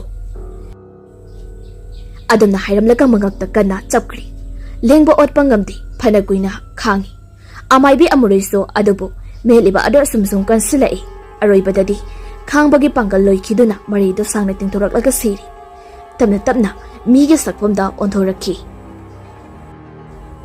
ꯑꯁꯨꯝꯅ ꯈꯨꯜ ꯑꯗꯨꯒꯤ ꯑꯋꯥꯕ ꯀꯣꯛꯍꯟꯕꯤꯔꯝꯃꯤ ꯑꯃꯥꯏꯕ ꯁꯝꯂꯥꯡꯕ ꯑꯃꯗꯤ ꯈꯤꯡꯒꯥꯔꯦꯜ ꯃꯈꯣꯏ ꯑꯅꯤꯅ꯫ ꯇꯤꯟꯁꯥ ꯃꯨꯡꯁꯥꯕ ꯑꯃꯗꯤ ꯑꯃꯨꯔꯩꯅ ꯁꯤꯈ꯭ꯔꯕ ꯑꯗꯨꯗꯗꯤ ꯂꯝꯌꯥꯡ ꯍꯥꯏꯔꯤꯕ ꯈꯨꯜ ꯑꯁꯤꯗ ꯄꯥꯏꯔꯝꯕ ꯅꯣꯡꯒꯤ ꯃꯄꯩ ꯂꯣꯏꯅ ꯅꯥꯊꯩꯈꯤꯔꯣꯏ꯫ ꯃꯇꯝ ꯀꯨꯏꯔꯕꯒꯤ ꯇꯨꯡꯗ ꯉꯁꯤꯗꯤ ꯅꯨꯡꯁꯥꯅ ꯏꯉꯥꯟ ꯉꯥꯟꯅ ꯊꯣꯛꯂꯛꯂꯤ꯫ ꯃꯣꯏ ꯀꯌꯥꯁꯨ ꯅꯨꯡꯁꯥ ꯊꯣꯔꯛꯄ ꯑꯁꯤꯗꯗꯤ ꯃꯁꯥ ꯃꯁꯥꯗ ꯂꯩꯔꯝꯕ ꯑꯅꯝ ꯑꯍꯥꯠ ꯆꯨꯕꯒꯨꯝꯅ ꯇꯧꯔꯝꯕ ꯑꯗꯨ ꯇꯞꯅ ꯇꯞꯅ ꯀꯣꯛꯈꯤꯕꯒꯨꯝ ꯇꯧꯔꯝꯃꯤ꯫ ꯈꯤꯡꯒꯥꯔꯦꯜ ꯑꯃꯗꯤ ꯁꯝꯂꯥꯡꯕ ꯃꯈꯣꯏ ꯑꯅꯤꯕꯨ ꯉꯁꯥꯏꯗꯒꯤ ꯈꯨꯜ ꯑꯁꯤꯗꯒꯤ ꯈꯔ ꯂꯥꯞꯇꯛꯅ ꯀꯅꯥꯒꯨꯝꯕ ꯑꯃꯅꯗꯤ ꯌꯦꯡꯂꯤꯕꯅꯤ꯫ ꯄꯨꯝꯅꯃꯛ ꯃꯥꯡꯈ꯭ꯔꯕ ꯃꯇꯨꯡ ꯑꯁꯤꯗꯗꯤ ꯇꯞꯅ ꯄꯥꯏꯁꯤꯜꯂꯛꯏ꯫ ꯑꯗꯨꯒ ꯃꯈꯣꯏ ꯑꯅꯤꯒꯤ ꯃꯤꯠꯃꯥꯡꯗ ꯂꯦꯞꯂꯔꯤ꯫ ꯑꯃꯥꯏꯕ ꯁꯝꯂꯥꯡꯕꯅ ꯀꯅꯥꯒꯨꯝꯕ ꯑꯃ ꯄꯥꯏꯁꯤꯜꯂꯛꯄ ꯑꯗꯨꯗ ꯍꯪꯂꯛꯏ꯫ ꯀꯅꯥꯅꯣ ꯑꯩꯈꯣꯏꯒꯤ ꯃꯥꯏꯀꯩ ꯇꯝꯅ ꯄꯥꯏꯁꯤꯜꯂꯤꯕ ꯅꯍꯥꯛꯄꯨ? ꯑꯃꯥꯏꯕ ꯈꯣꯏꯔꯦꯟꯅ ꯏꯆꯥꯒꯨꯝꯂꯕ ꯑꯩ ꯈꯣꯏꯔꯦꯟ ꯑꯃꯥꯏꯕ ꯈꯣꯏꯔꯦꯟꯅꯤ꯫ ꯅꯈꯣꯏ ꯑꯅꯤꯒ ꯋꯥ ꯇꯥꯅꯒꯦ ꯍꯥꯏꯗꯨꯅ ꯂꯥꯛꯄꯅꯤ꯫ ꯁꯝꯂꯥꯡꯕ ꯄꯤꯡ ꯂꯥꯎꯅ ꯁꯧꯒꯠꯂꯛꯈꯤ ꯑꯗꯨꯒ ꯍꯥꯏꯔꯛꯏ꯫ ꯃꯁꯤ ꯄꯨꯝꯕ ꯅꯪꯅ ꯊꯣꯛꯍꯟꯈꯤꯕ ꯎꯍꯟꯈꯤꯕ ꯉꯥꯛꯇ ꯅꯠꯇ꯭ꯔꯣ? ꯈꯣꯏꯔꯦꯟꯅ ꯅꯠꯇꯦ ꯏꯆꯥꯒꯨꯝꯂꯕ ꯃꯁꯤ ꯄꯨꯝꯕ ꯑꯩꯅ ꯑꯃꯠꯇ ꯅꯠꯇꯦ꯫ ꯃꯌꯥꯝꯅ ꯎꯔꯤꯕ ꯃꯤꯠꯌꯦꯡꯅ ꯑꯃꯗꯤ ꯑꯩꯅ ꯇꯧꯈ꯭ꯔꯤꯕ ꯊꯕꯛ ꯑꯃꯅꯅꯤ꯫ ꯀꯔꯤ ꯅꯪꯅ ꯂꯥꯏꯔꯤꯛ ꯑꯃꯒꯤꯗꯃꯛ ꯈꯨꯜ ꯑꯃꯕꯨ ꯇꯨꯝꯅ ꯍꯥꯠꯂꯨꯕꯒꯤꯗꯃꯛ ꯉꯁꯤ ꯄꯨꯝꯅꯃꯛ ꯑꯣꯏꯔꯛꯈꯤꯕ ꯅꯠꯇ꯭ꯔꯥ? ꯑꯃꯥꯏꯕ ꯈꯣꯏꯔꯦꯟꯅ ꯅꯠꯇꯦ ꯏꯆꯥꯒꯨꯝꯂꯕ ꯅꯈꯣꯏꯗ ꯑꯩ ꯍꯥꯏꯔꯒꯦ ꯇꯥꯔꯣ꯫ ꯍꯥꯠꯈꯤ ꯑꯩꯈꯣꯏ ꯑꯅꯤ ꯄꯨꯟꯅ ꯂꯥꯏꯔ ꯂꯥꯛꯄꯕꯨ ꯍꯥꯠꯈꯤꯕꯒꯤ ꯃꯔꯝꯗꯤ ꯑꯩꯈꯣꯏꯒꯤ ꯈꯨꯜ ꯂꯝꯌꯥꯡ ꯑꯁꯤꯗ ꯃꯍꯥꯛꯅ ꯀꯔꯤ ꯇꯧꯔꯛꯈꯤ ꯀꯅꯥꯃꯠꯇꯅ ꯈꯪꯕ ꯉꯝꯗꯦ꯫ ꯑꯍꯟ ꯑꯃꯒꯤ ꯁꯛꯂꯣꯟ ꯂꯧꯗꯨꯅ ꯃꯍꯥꯛꯅ ꯍꯥꯟꯅ ꯑꯩꯈꯣꯏꯅ ꯃꯇꯝ ꯑꯃꯗ ꯂꯣꯏꯅꯈꯤꯕ ꯊꯋꯥꯏ ꯃꯤꯔꯦꯜꯄꯨꯡ ꯍꯥꯏꯔꯤꯕ ꯂꯥꯏꯔꯤꯛ ꯑꯗꯨꯕꯨ ꯍꯨꯔꯥꯟꯕ ꯂꯥꯛꯈꯤꯕꯅꯤ꯫ ꯅꯣꯡꯃ ꯑꯩꯅ ꯂꯥꯛꯄꯒꯤ ꯂꯝꯕꯤꯗ ꯌꯥꯝꯅ ꯁꯣꯜꯂꯕ ꯑꯍꯜ ꯑꯃ ꯇꯥꯗꯨꯅ ꯂꯩꯔꯝꯈꯤ꯫ ꯑꯩꯅ ꯃꯍꯥꯛꯄꯨ ꯂꯥꯛꯅꯗꯨꯅ ꯋꯥꯈꯜ ꯇꯥꯍꯟꯈꯤ꯫ ꯋꯥꯈꯜ ꯇꯥꯔꯛꯂꯕ ꯃꯇꯝꯗ ꯃꯍꯥꯛꯀꯤ ꯀꯅꯥꯁꯨ ꯂꯩꯇꯦ꯫ ꯆꯪꯖꯐꯝ ꯂꯧꯒꯦ ꯍꯥꯏꯕꯗꯨꯗ ꯑꯩꯁꯨ ꯈꯟꯊꯔꯨꯕ ꯇꯧꯗꯅ ꯌꯨꯝꯗ ꯄꯨꯔꯛꯈꯤ꯫ ꯃꯇꯝꯗꯨꯗ ꯑꯩꯁꯨ ꯋꯥꯈꯜ ꯑꯣꯏꯕ ꯅꯠꯇꯦ ꯑꯩꯒꯤ ꯅꯨꯄꯤ ꯃꯤꯔꯣꯜꯂꯛꯄ ꯃꯇꯝꯅꯤ ꯑꯍꯜ ꯑꯗꯨ ꯑꯩꯈꯣꯏꯒꯤ ꯌꯨꯝꯗ ꯅꯣꯡꯃ ꯐꯥꯅ ꯂꯩꯈꯤꯗꯦ ꯃꯍꯥꯛꯅ ꯑꯩꯈꯣꯏꯒꯤ ꯏꯃꯨꯡꯕꯨ ꯂꯝꯌꯥꯏ ꯑꯣꯏꯕ ꯁꯅꯥꯃꯍꯤꯗꯁꯨ ꯊꯝꯍꯥꯏꯁꯤꯟꯗꯨꯅ ꯊꯅꯝꯈꯤꯕꯅꯤ ꯑꯗꯨꯒ ꯂꯥꯏꯔꯤꯛ ꯑꯗꯨꯕꯨꯁꯨ ꯍꯨꯔꯥꯟꯗꯨꯅ ꯄꯨꯗꯨꯅ ꯆꯠꯈꯤ ꯑꯍꯤꯡ ꯑꯗꯨꯃꯛꯇꯗ ꯅꯣꯡꯉꯥꯜꯂꯛꯄ ꯃꯇꯝꯗ ꯑꯍꯜ ꯑꯗꯨ ꯂꯩꯔꯝꯗꯕꯗꯒꯤ ꯀꯗꯣꯝꯗ ꯆꯠꯈ꯭ꯔꯕꯅꯣ ꯍꯥꯏꯗꯨꯅ ꯀꯣꯏꯊꯤ ꯊꯤꯈꯤ ꯑꯗꯨꯕꯨ ꯊꯤꯕ ꯑꯗꯨꯃꯛ ꯐꯪꯈꯤꯗꯦ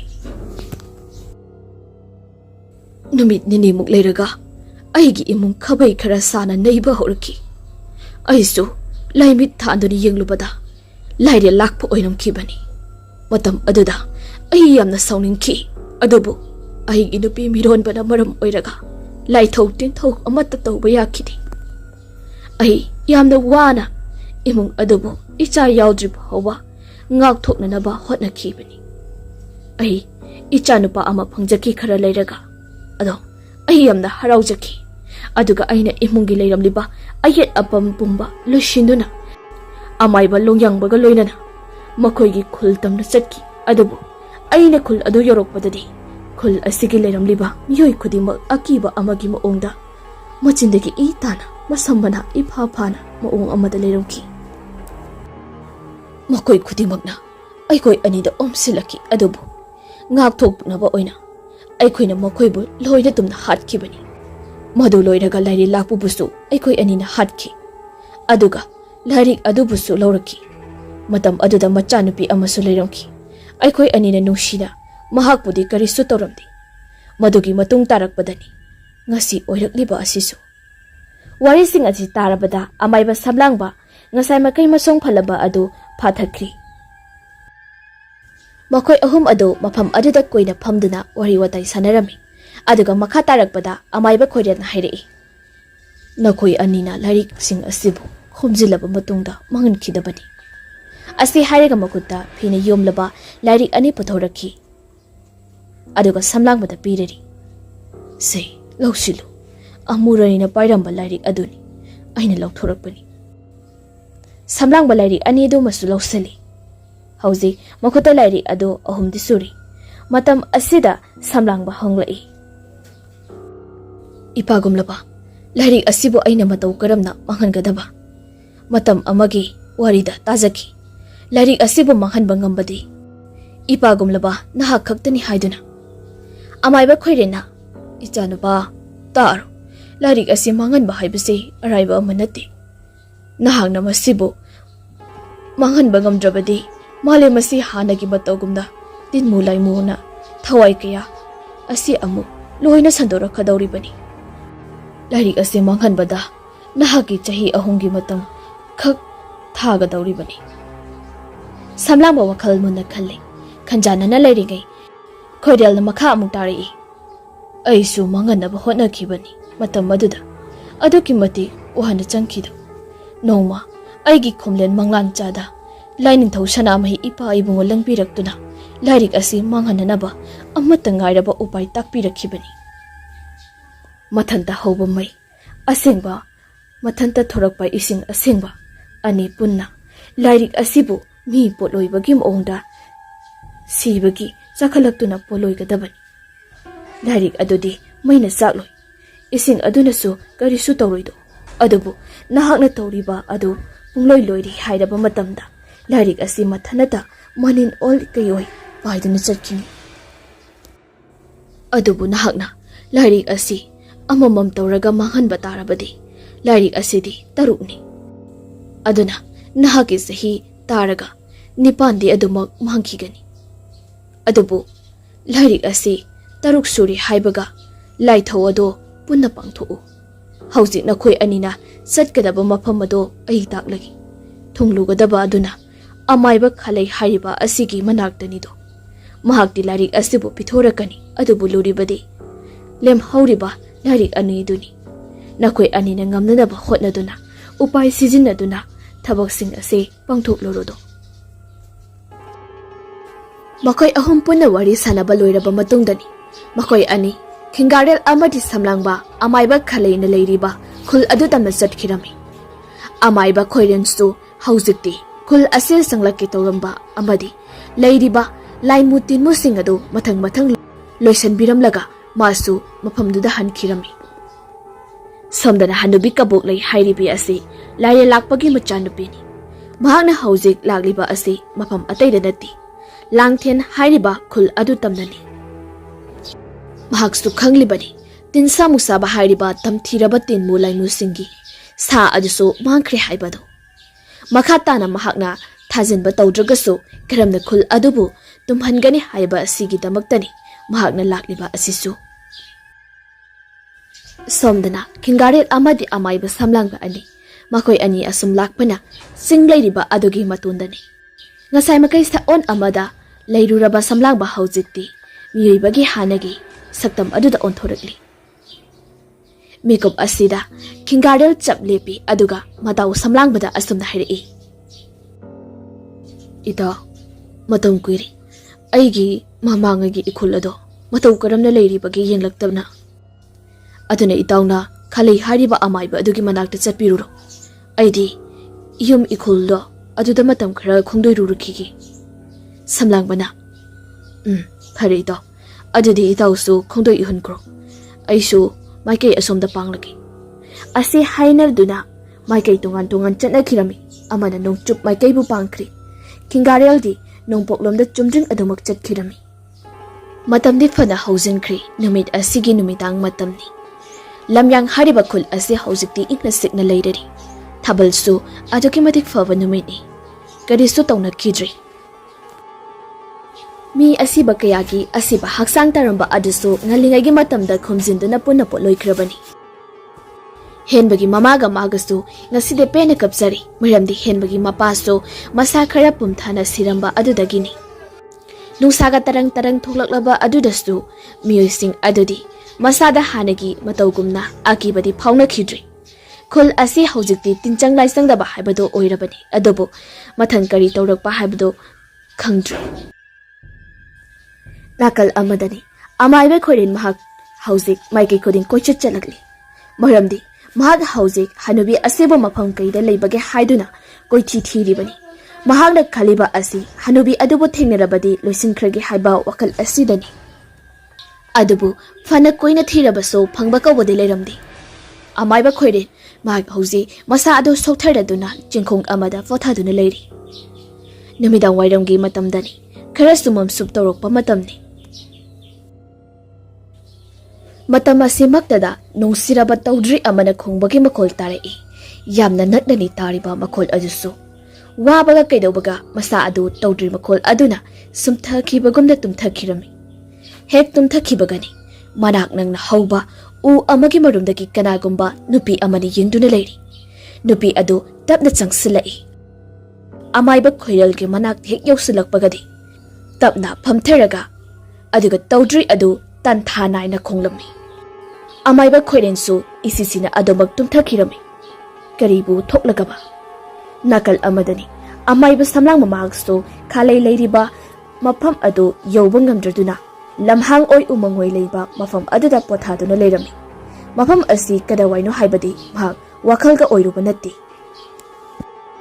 ꯈꯔ ꯍꯥꯡꯅ ꯂꯩꯕ ꯃꯐꯝ ꯑꯃꯗ ꯃꯍꯥꯛ ꯁꯤꯡ ꯈꯔ ꯈꯣꯝꯖꯤꯜꯂꯕꯗ ꯅꯨꯡ ꯑꯅꯤ ꯇꯛꯈꯥꯏꯅꯗꯨꯅ ꯃꯩꯗꯨ ꯍꯧꯔꯒ ꯃꯅꯥꯛꯇ ꯐꯝꯗꯨꯅ ꯂꯩꯔꯤ꯫ ꯃꯇꯝ ꯑꯁꯤꯗꯅꯤ ꯃꯍꯥꯛꯀꯤ ꯃꯥꯏꯀꯩ ꯇꯝꯅ ꯀꯅꯥꯒꯨꯝꯕ ꯑꯃꯅ ꯌꯦꯡꯗꯨꯅ ꯂꯩꯔꯤ꯫ ꯃꯍꯥꯛꯇꯤ ꯃꯗꯨ ꯄꯨꯝꯅꯃꯛ ꯋꯥꯈꯜꯒ ꯑꯣꯏꯔꯨꯕ ꯅꯠꯇꯦ, ꯀꯔꯤꯁꯨ ꯈꯟꯖꯤꯜꯂꯨꯗꯦ꯫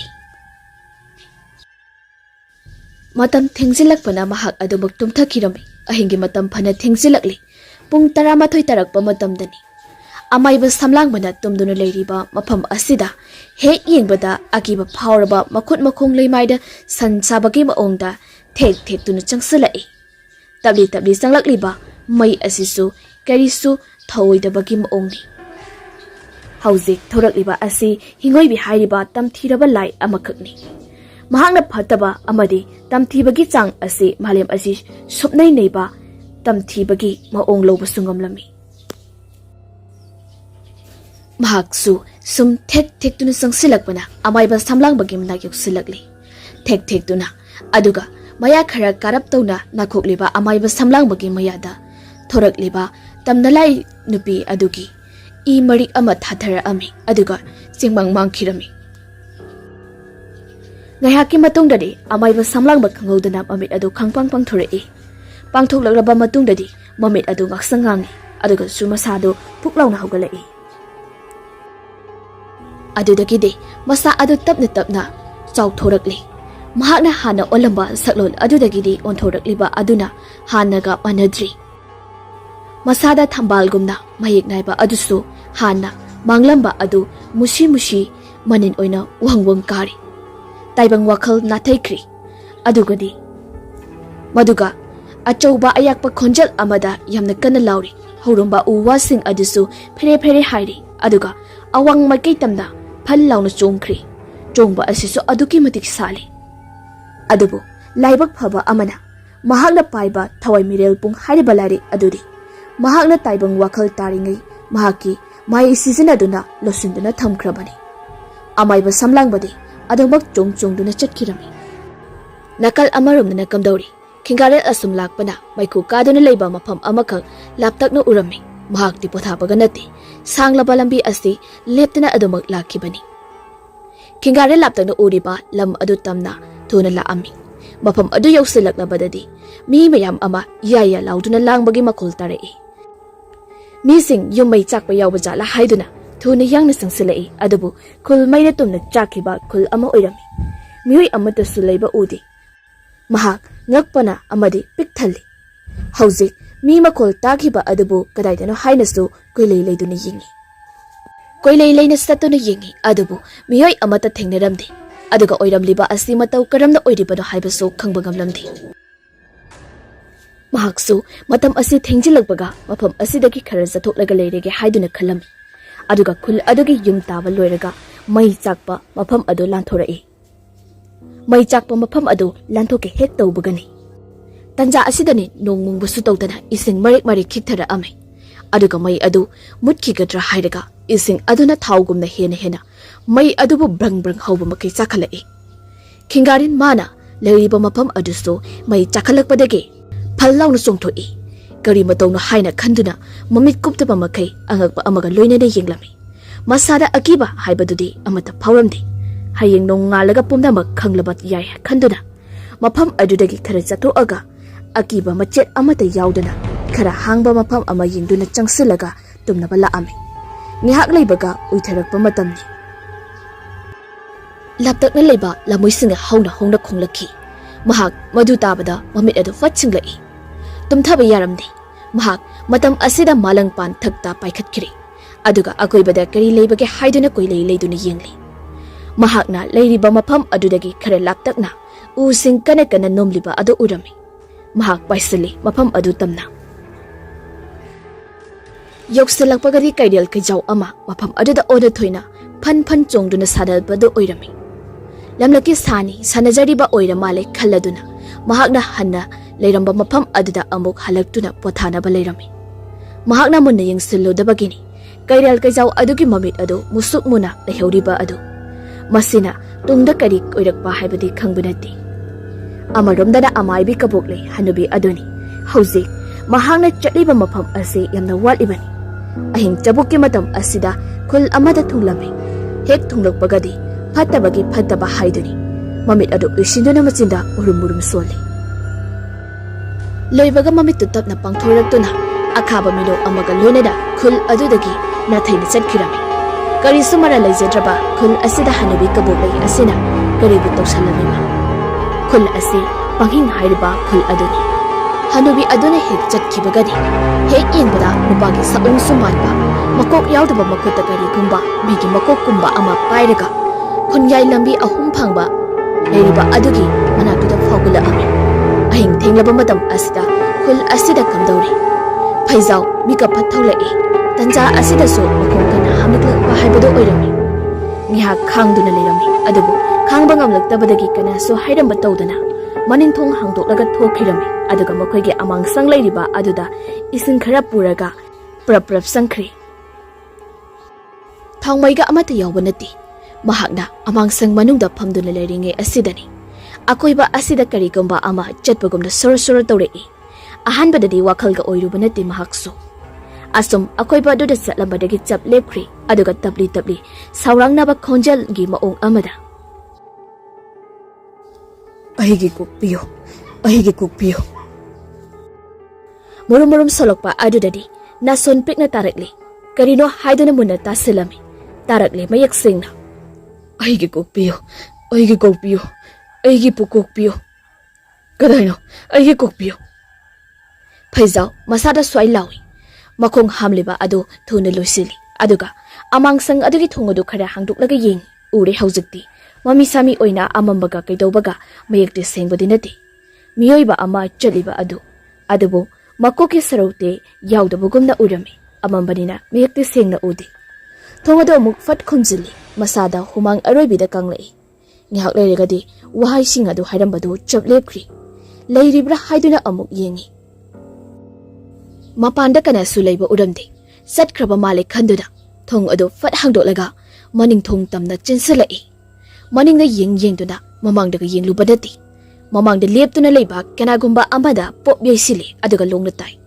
ꯀꯔꯤꯅꯣ ꯍꯥꯏꯗꯨꯅ ꯌꯦꯡꯈꯠꯂꯛꯄꯗꯗꯤ ꯃꯀꯣꯛꯇꯤ ꯌꯥꯎꯗꯕꯤ ꯃꯤꯒꯤ ꯁꯕꯥꯜ ꯑꯃ ꯂꯦꯞꯂꯤꯕꯗꯨ ꯎꯔꯤ ꯃꯁꯥꯗꯣ ꯊꯛ ꯊꯛ ꯅꯤꯛꯏ ꯂꯥꯎꯕꯁꯨ ꯉꯝꯗ ꯃꯈꯣꯜꯒ ꯂꯣꯏꯅ ꯐꯥꯖꯤꯟꯈꯤꯕꯒꯨꯝꯅ ꯇꯧꯔꯝꯃꯤ ꯃꯀꯣꯛ ꯌꯥꯎꯗꯕ ꯑꯗꯨꯅ ꯐꯜ ꯂꯥꯎꯅ ꯆꯣꯡꯁꯤꯜꯂꯛꯑꯒ ꯐꯩꯖꯥꯎꯒꯤ ꯃꯪꯒꯛ ꯑꯗꯨ ꯃꯦꯠꯈ꯭ꯔꯤ ꯑꯗꯨꯒ ꯊꯨꯅ ꯌꯥꯡꯅ ꯃꯃꯥꯏ ꯑꯗꯨ ꯃꯃꯥꯡꯂꯣꯝꯗ ꯑꯣꯟꯊꯣꯛꯅ ꯂꯩꯊꯦꯛꯇꯨꯅ ꯍꯥꯠꯈꯤꯔꯝꯃꯤ ꯅꯣꯡꯅ ꯉꯥꯜꯂꯛꯂꯕ ꯅꯨꯃꯤꯠꯅ ꯇꯔꯪ ꯇꯔꯪ ꯆꯤꯡꯗꯣꯜ ꯋꯥꯏꯔꯛꯄ ꯃꯇꯝꯗꯅꯤ ꯏꯃꯨꯡꯒꯤ ꯃꯤ ꯃꯈꯩꯗꯣ ꯍꯧꯒꯠꯅꯔꯛꯂꯤ ꯃꯃꯥꯅ ꯏꯍꯥꯟ ꯍꯥꯟꯅ ꯍꯧꯒꯠꯂꯛꯄꯅꯤ ꯃꯃꯥꯡ ꯊꯣꯡ ꯍꯥꯡꯗꯣꯛꯇꯨꯅ ꯀꯧꯔꯍꯟꯕ ꯏꯄꯥ ꯏꯕꯨꯡꯉꯣꯕꯨ ꯈꯨꯔꯨꯝꯖꯔꯤ ꯂꯣꯏꯔꯛꯂꯕꯗ ꯃꯅꯤꯡ ꯆꯪꯂꯨꯒꯦ ꯍꯥꯏꯗꯨꯅ ꯃꯅꯤꯡꯂꯣꯝꯗ ꯂꯥꯛꯄꯗꯅꯤ ꯃꯅꯤꯡ ꯊꯣꯡ ꯑꯗꯨ ꯍꯥꯡꯗꯣꯛꯂꯒ ꯂꯩꯔꯝꯃꯤ ꯃꯤ ꯊꯣꯛꯈꯤꯕ ꯃꯥꯜꯂꯦ ꯍꯥꯏꯗꯨꯅ ꯈꯜꯂꯤ ꯃꯍꯥꯛꯁꯨ ꯑꯗꯨꯕꯨ ꯊꯣꯡꯖꯤꯟ ꯍꯦꯛ ꯀꯥꯟꯊꯣꯔꯛꯄꯒꯗꯤ ꯀꯅꯥꯒꯨꯝꯕ ꯑꯃ ꯃꯀꯣꯛꯅ ꯂꯩꯊꯦꯛꯑꯒ ꯃꯃꯥꯡꯂꯣꯝ ꯑꯣꯜꯂꯒ ꯇꯥꯔꯤꯕꯗꯨ ꯎꯔꯤ ꯏꯃꯨꯡ ꯑꯗꯨꯒꯤ ꯃꯤ ꯇꯥꯅꯕ ꯀꯟꯅ ꯂꯥꯎꯏ ꯏꯃꯨꯡ ꯑꯗꯨꯒꯤ ꯃꯤꯁꯤꯡꯗꯨꯁꯨ ꯂꯣꯏꯅ ꯊꯣꯛꯂꯛꯏ ꯇꯥꯔꯝꯂꯤꯕ ꯑꯗꯨ ꯀꯅꯥꯅꯣ ꯍꯥꯏꯗꯨꯅ ꯌꯦꯡꯕꯗꯗꯤ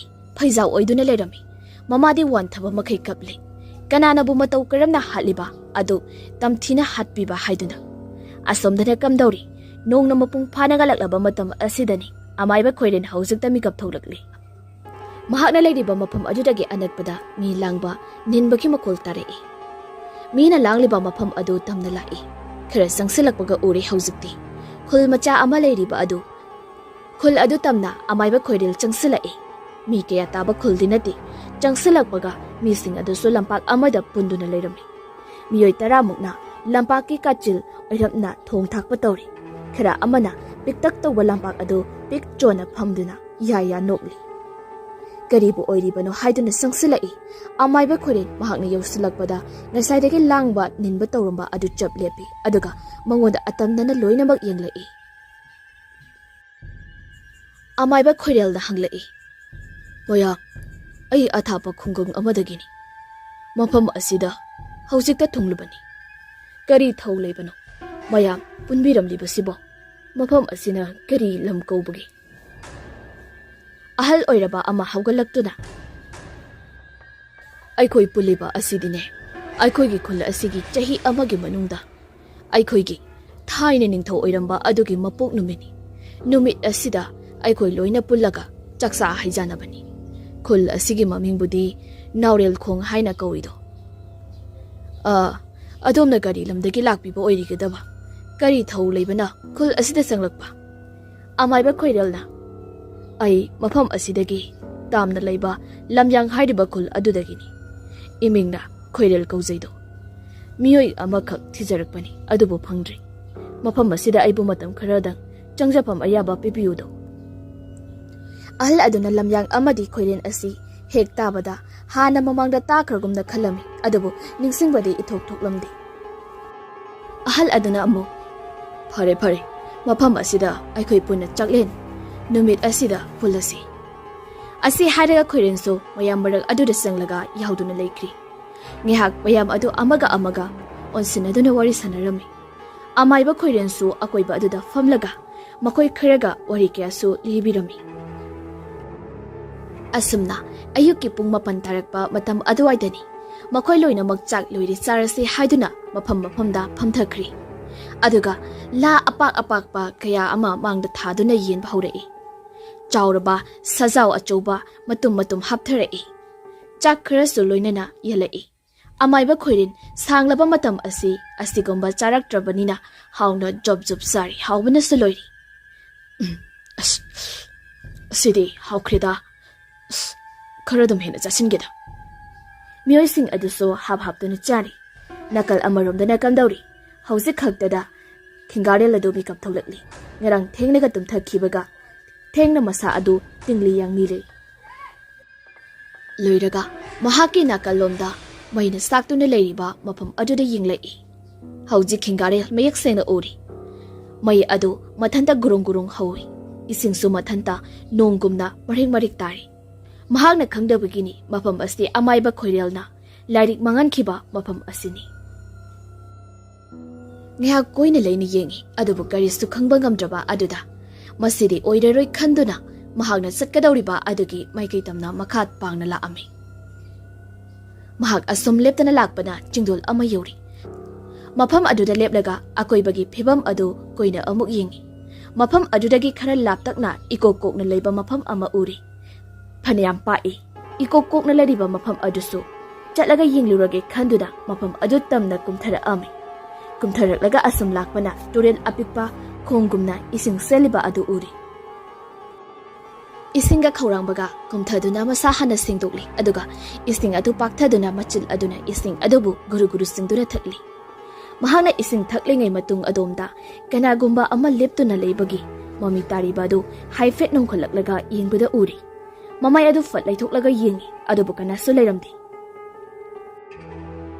Mafam asida kuina pantharudri turel adu lanthoklaga makhatana adu maglagli. Turel asi kari karambano haibadi khingarel na khangzabanati. Mahakna chaliba aduda karigomba masak masadi udaba amadi inarak ami. Mafam adudagi khara sangna chatlaga ikokokna leiriba mafam adu yoksalagli. Tanja asida makuk adu kana ngawkhala ami.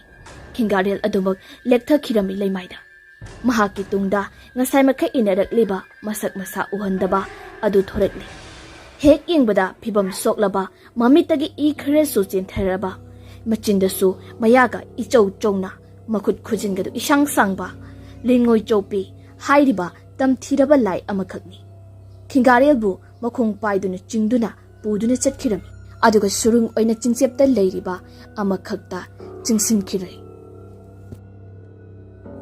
Amaromdana kamdauri amaiba samlangbana onkraba taibung wakhal nathaikraba aduna hauzik chungduna lakliba asi khul amadani. Mafam aduda leiramba miyoi kya su setuna sari yum kya su thugairami. Miyoi sing aduso mathong maram khangdana lauduna kuchinba haibadu oirami. Samlangba hauzik akiba tamthiraba saong amani olikliba asi. Mafam adubu pungnai neiramlaga mi pumba tumna halablaga chatkri. Mathang khul sing asibu mang ta halamlaga lakliba asi. Nungtil numidang wairangi matamni hanubi kabok leina mahakna thungingba khul adu yorakli. Seloi hariba khul asini mafam asida leiba miyoi ama ani khakna hauzi thirakliba asisu mafam aduda asumna sanglai akoiba aduda leina yingli. Nupa macha ama thorakliba du uri changsilaga ibunga sida laune kehege bo laune nakhoi gi sida ahal oiraba pumyomba haiba ahal ama khangburu nangbo angang aduna khange abo tu asigi mari suba thongal se asidani oh phare chalo ko dudi angang adu so du makchakki hanubi adu so angang aduda taklamba thongal adu tamna sanglei changlakpaga mangolda kauna phak ama tharega lairik amana mamangda thamlaga paduna leiriba ahal oiraba adubu ui aduga changsilai aduga karigumba amata hangjage haina hai ahal adusu mamai adu tapna laithoraktuna kari tana seba kana oirabano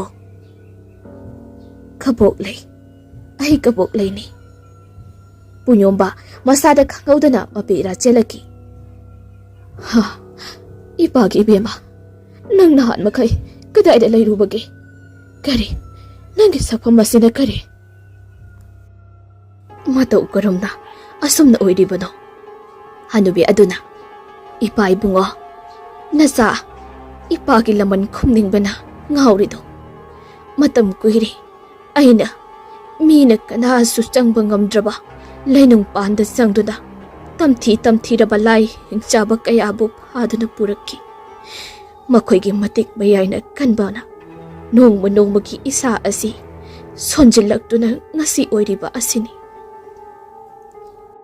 ꯂꯩꯅꯨꯡꯄꯥꯟ ꯍꯥꯏꯕꯗꯨꯗ ꯈꯣꯡꯗꯥꯕ ꯍꯥꯏꯕꯁꯤ ꯑꯔꯥꯏꯕ ꯑꯆꯝꯕ ꯑꯃꯠꯇ ꯅꯠꯇꯦ꯫ ꯃꯗꯨꯅ ꯅꯪꯉꯣꯟꯗ ꯅꯁꯥ ꯈꯪꯗ ꯆꯨꯁꯤꯟꯗꯨꯅ ꯇꯝꯊꯤꯔꯕ ꯐꯠꯇ꯭ꯔꯕ ꯂꯥꯏ ꯑꯃꯅ ꯁꯥꯗꯣꯡꯗꯨꯅ ꯂꯩꯔꯤ꯫ ꯍꯌꯦꯡ ꯋꯥꯏ ꯇꯨꯡꯗ ꯑꯐꯕ ꯑꯣꯏꯔꯛꯂꯣꯏ꯫ ꯏꯄꯥ ꯂꯧꯊꯣꯛꯄꯤꯒꯦ, ꯂꯥꯛꯑꯣ ꯁꯤꯗ ꯐꯝꯃꯨ ꯂꯥꯛꯑꯣ꯫ ꯀꯧꯅꯥ ꯐꯛ ꯊꯥꯔꯤꯕ ꯑꯗꯨꯒꯤ ꯃꯃꯥꯡꯗ ꯐꯝꯍꯜꯂꯤ꯫ ꯑꯗꯨꯒ ꯄꯨꯌꯣꯝꯕ ꯑꯃꯥꯏꯕ ꯑꯗꯨꯅ ꯂꯥꯏꯊꯧ ꯇꯧꯔꯛꯏ꯫ ꯀꯕꯣꯛꯂꯩ ꯃꯁꯥꯗꯨ ꯏꯊꯦꯛ ꯊꯦꯛꯇꯣꯔꯛꯏ꯫ ꯉꯤꯍꯥꯛ ꯂꯩꯕꯒꯗꯤ ꯂꯥꯏꯁꯣꯟ ꯑꯗꯨ ꯃꯄꯨꯡ ꯐꯥꯅ ꯁꯣꯟꯕ ꯂꯣꯏꯔꯦ꯫ ꯍꯦꯛ ꯂꯣꯏꯕꯒ ꯀꯕꯣꯛꯂꯩ ꯃꯁꯥꯗꯒꯤ ꯃꯨꯔꯩꯅꯕ ꯃꯅꯤꯟꯑꯣꯏ ꯀꯩꯑꯣꯏ ꯄꯥꯏꯊꯣꯔꯛꯂꯤ꯫ ꯑꯗꯨꯒ ꯈꯪꯍꯧꯗꯅ ꯄꯥꯏꯊꯣꯛꯈ꯭ꯔꯤ꯫ ꯄꯨꯌꯣꯝꯕ ꯑꯃꯥꯏꯕꯅ ꯐꯖꯟꯕ ꯅꯪꯍꯧꯗ꯭ꯔꯤ꯫ ꯍꯨꯃꯥꯡ ꯀꯥꯡꯉꯤ ꯃꯁꯥ ꯑꯗꯨ꯫ ꯃꯁꯤꯅ ꯇꯨꯡꯗ ꯀꯔꯤ ꯑꯣꯏꯔꯛꯄ ꯃꯊꯥ ꯌꯥꯝꯅ ꯁꯥꯔꯝꯃꯤ꯫ ꯀꯕꯣꯛꯂꯩꯁꯨ ꯃꯍꯥꯛꯀꯤ ꯍꯅꯨꯕꯤꯒꯤ ꯁꯛꯇꯝ ꯑꯗꯨ ꯅꯥꯊꯩꯈ꯭ꯔꯤ꯫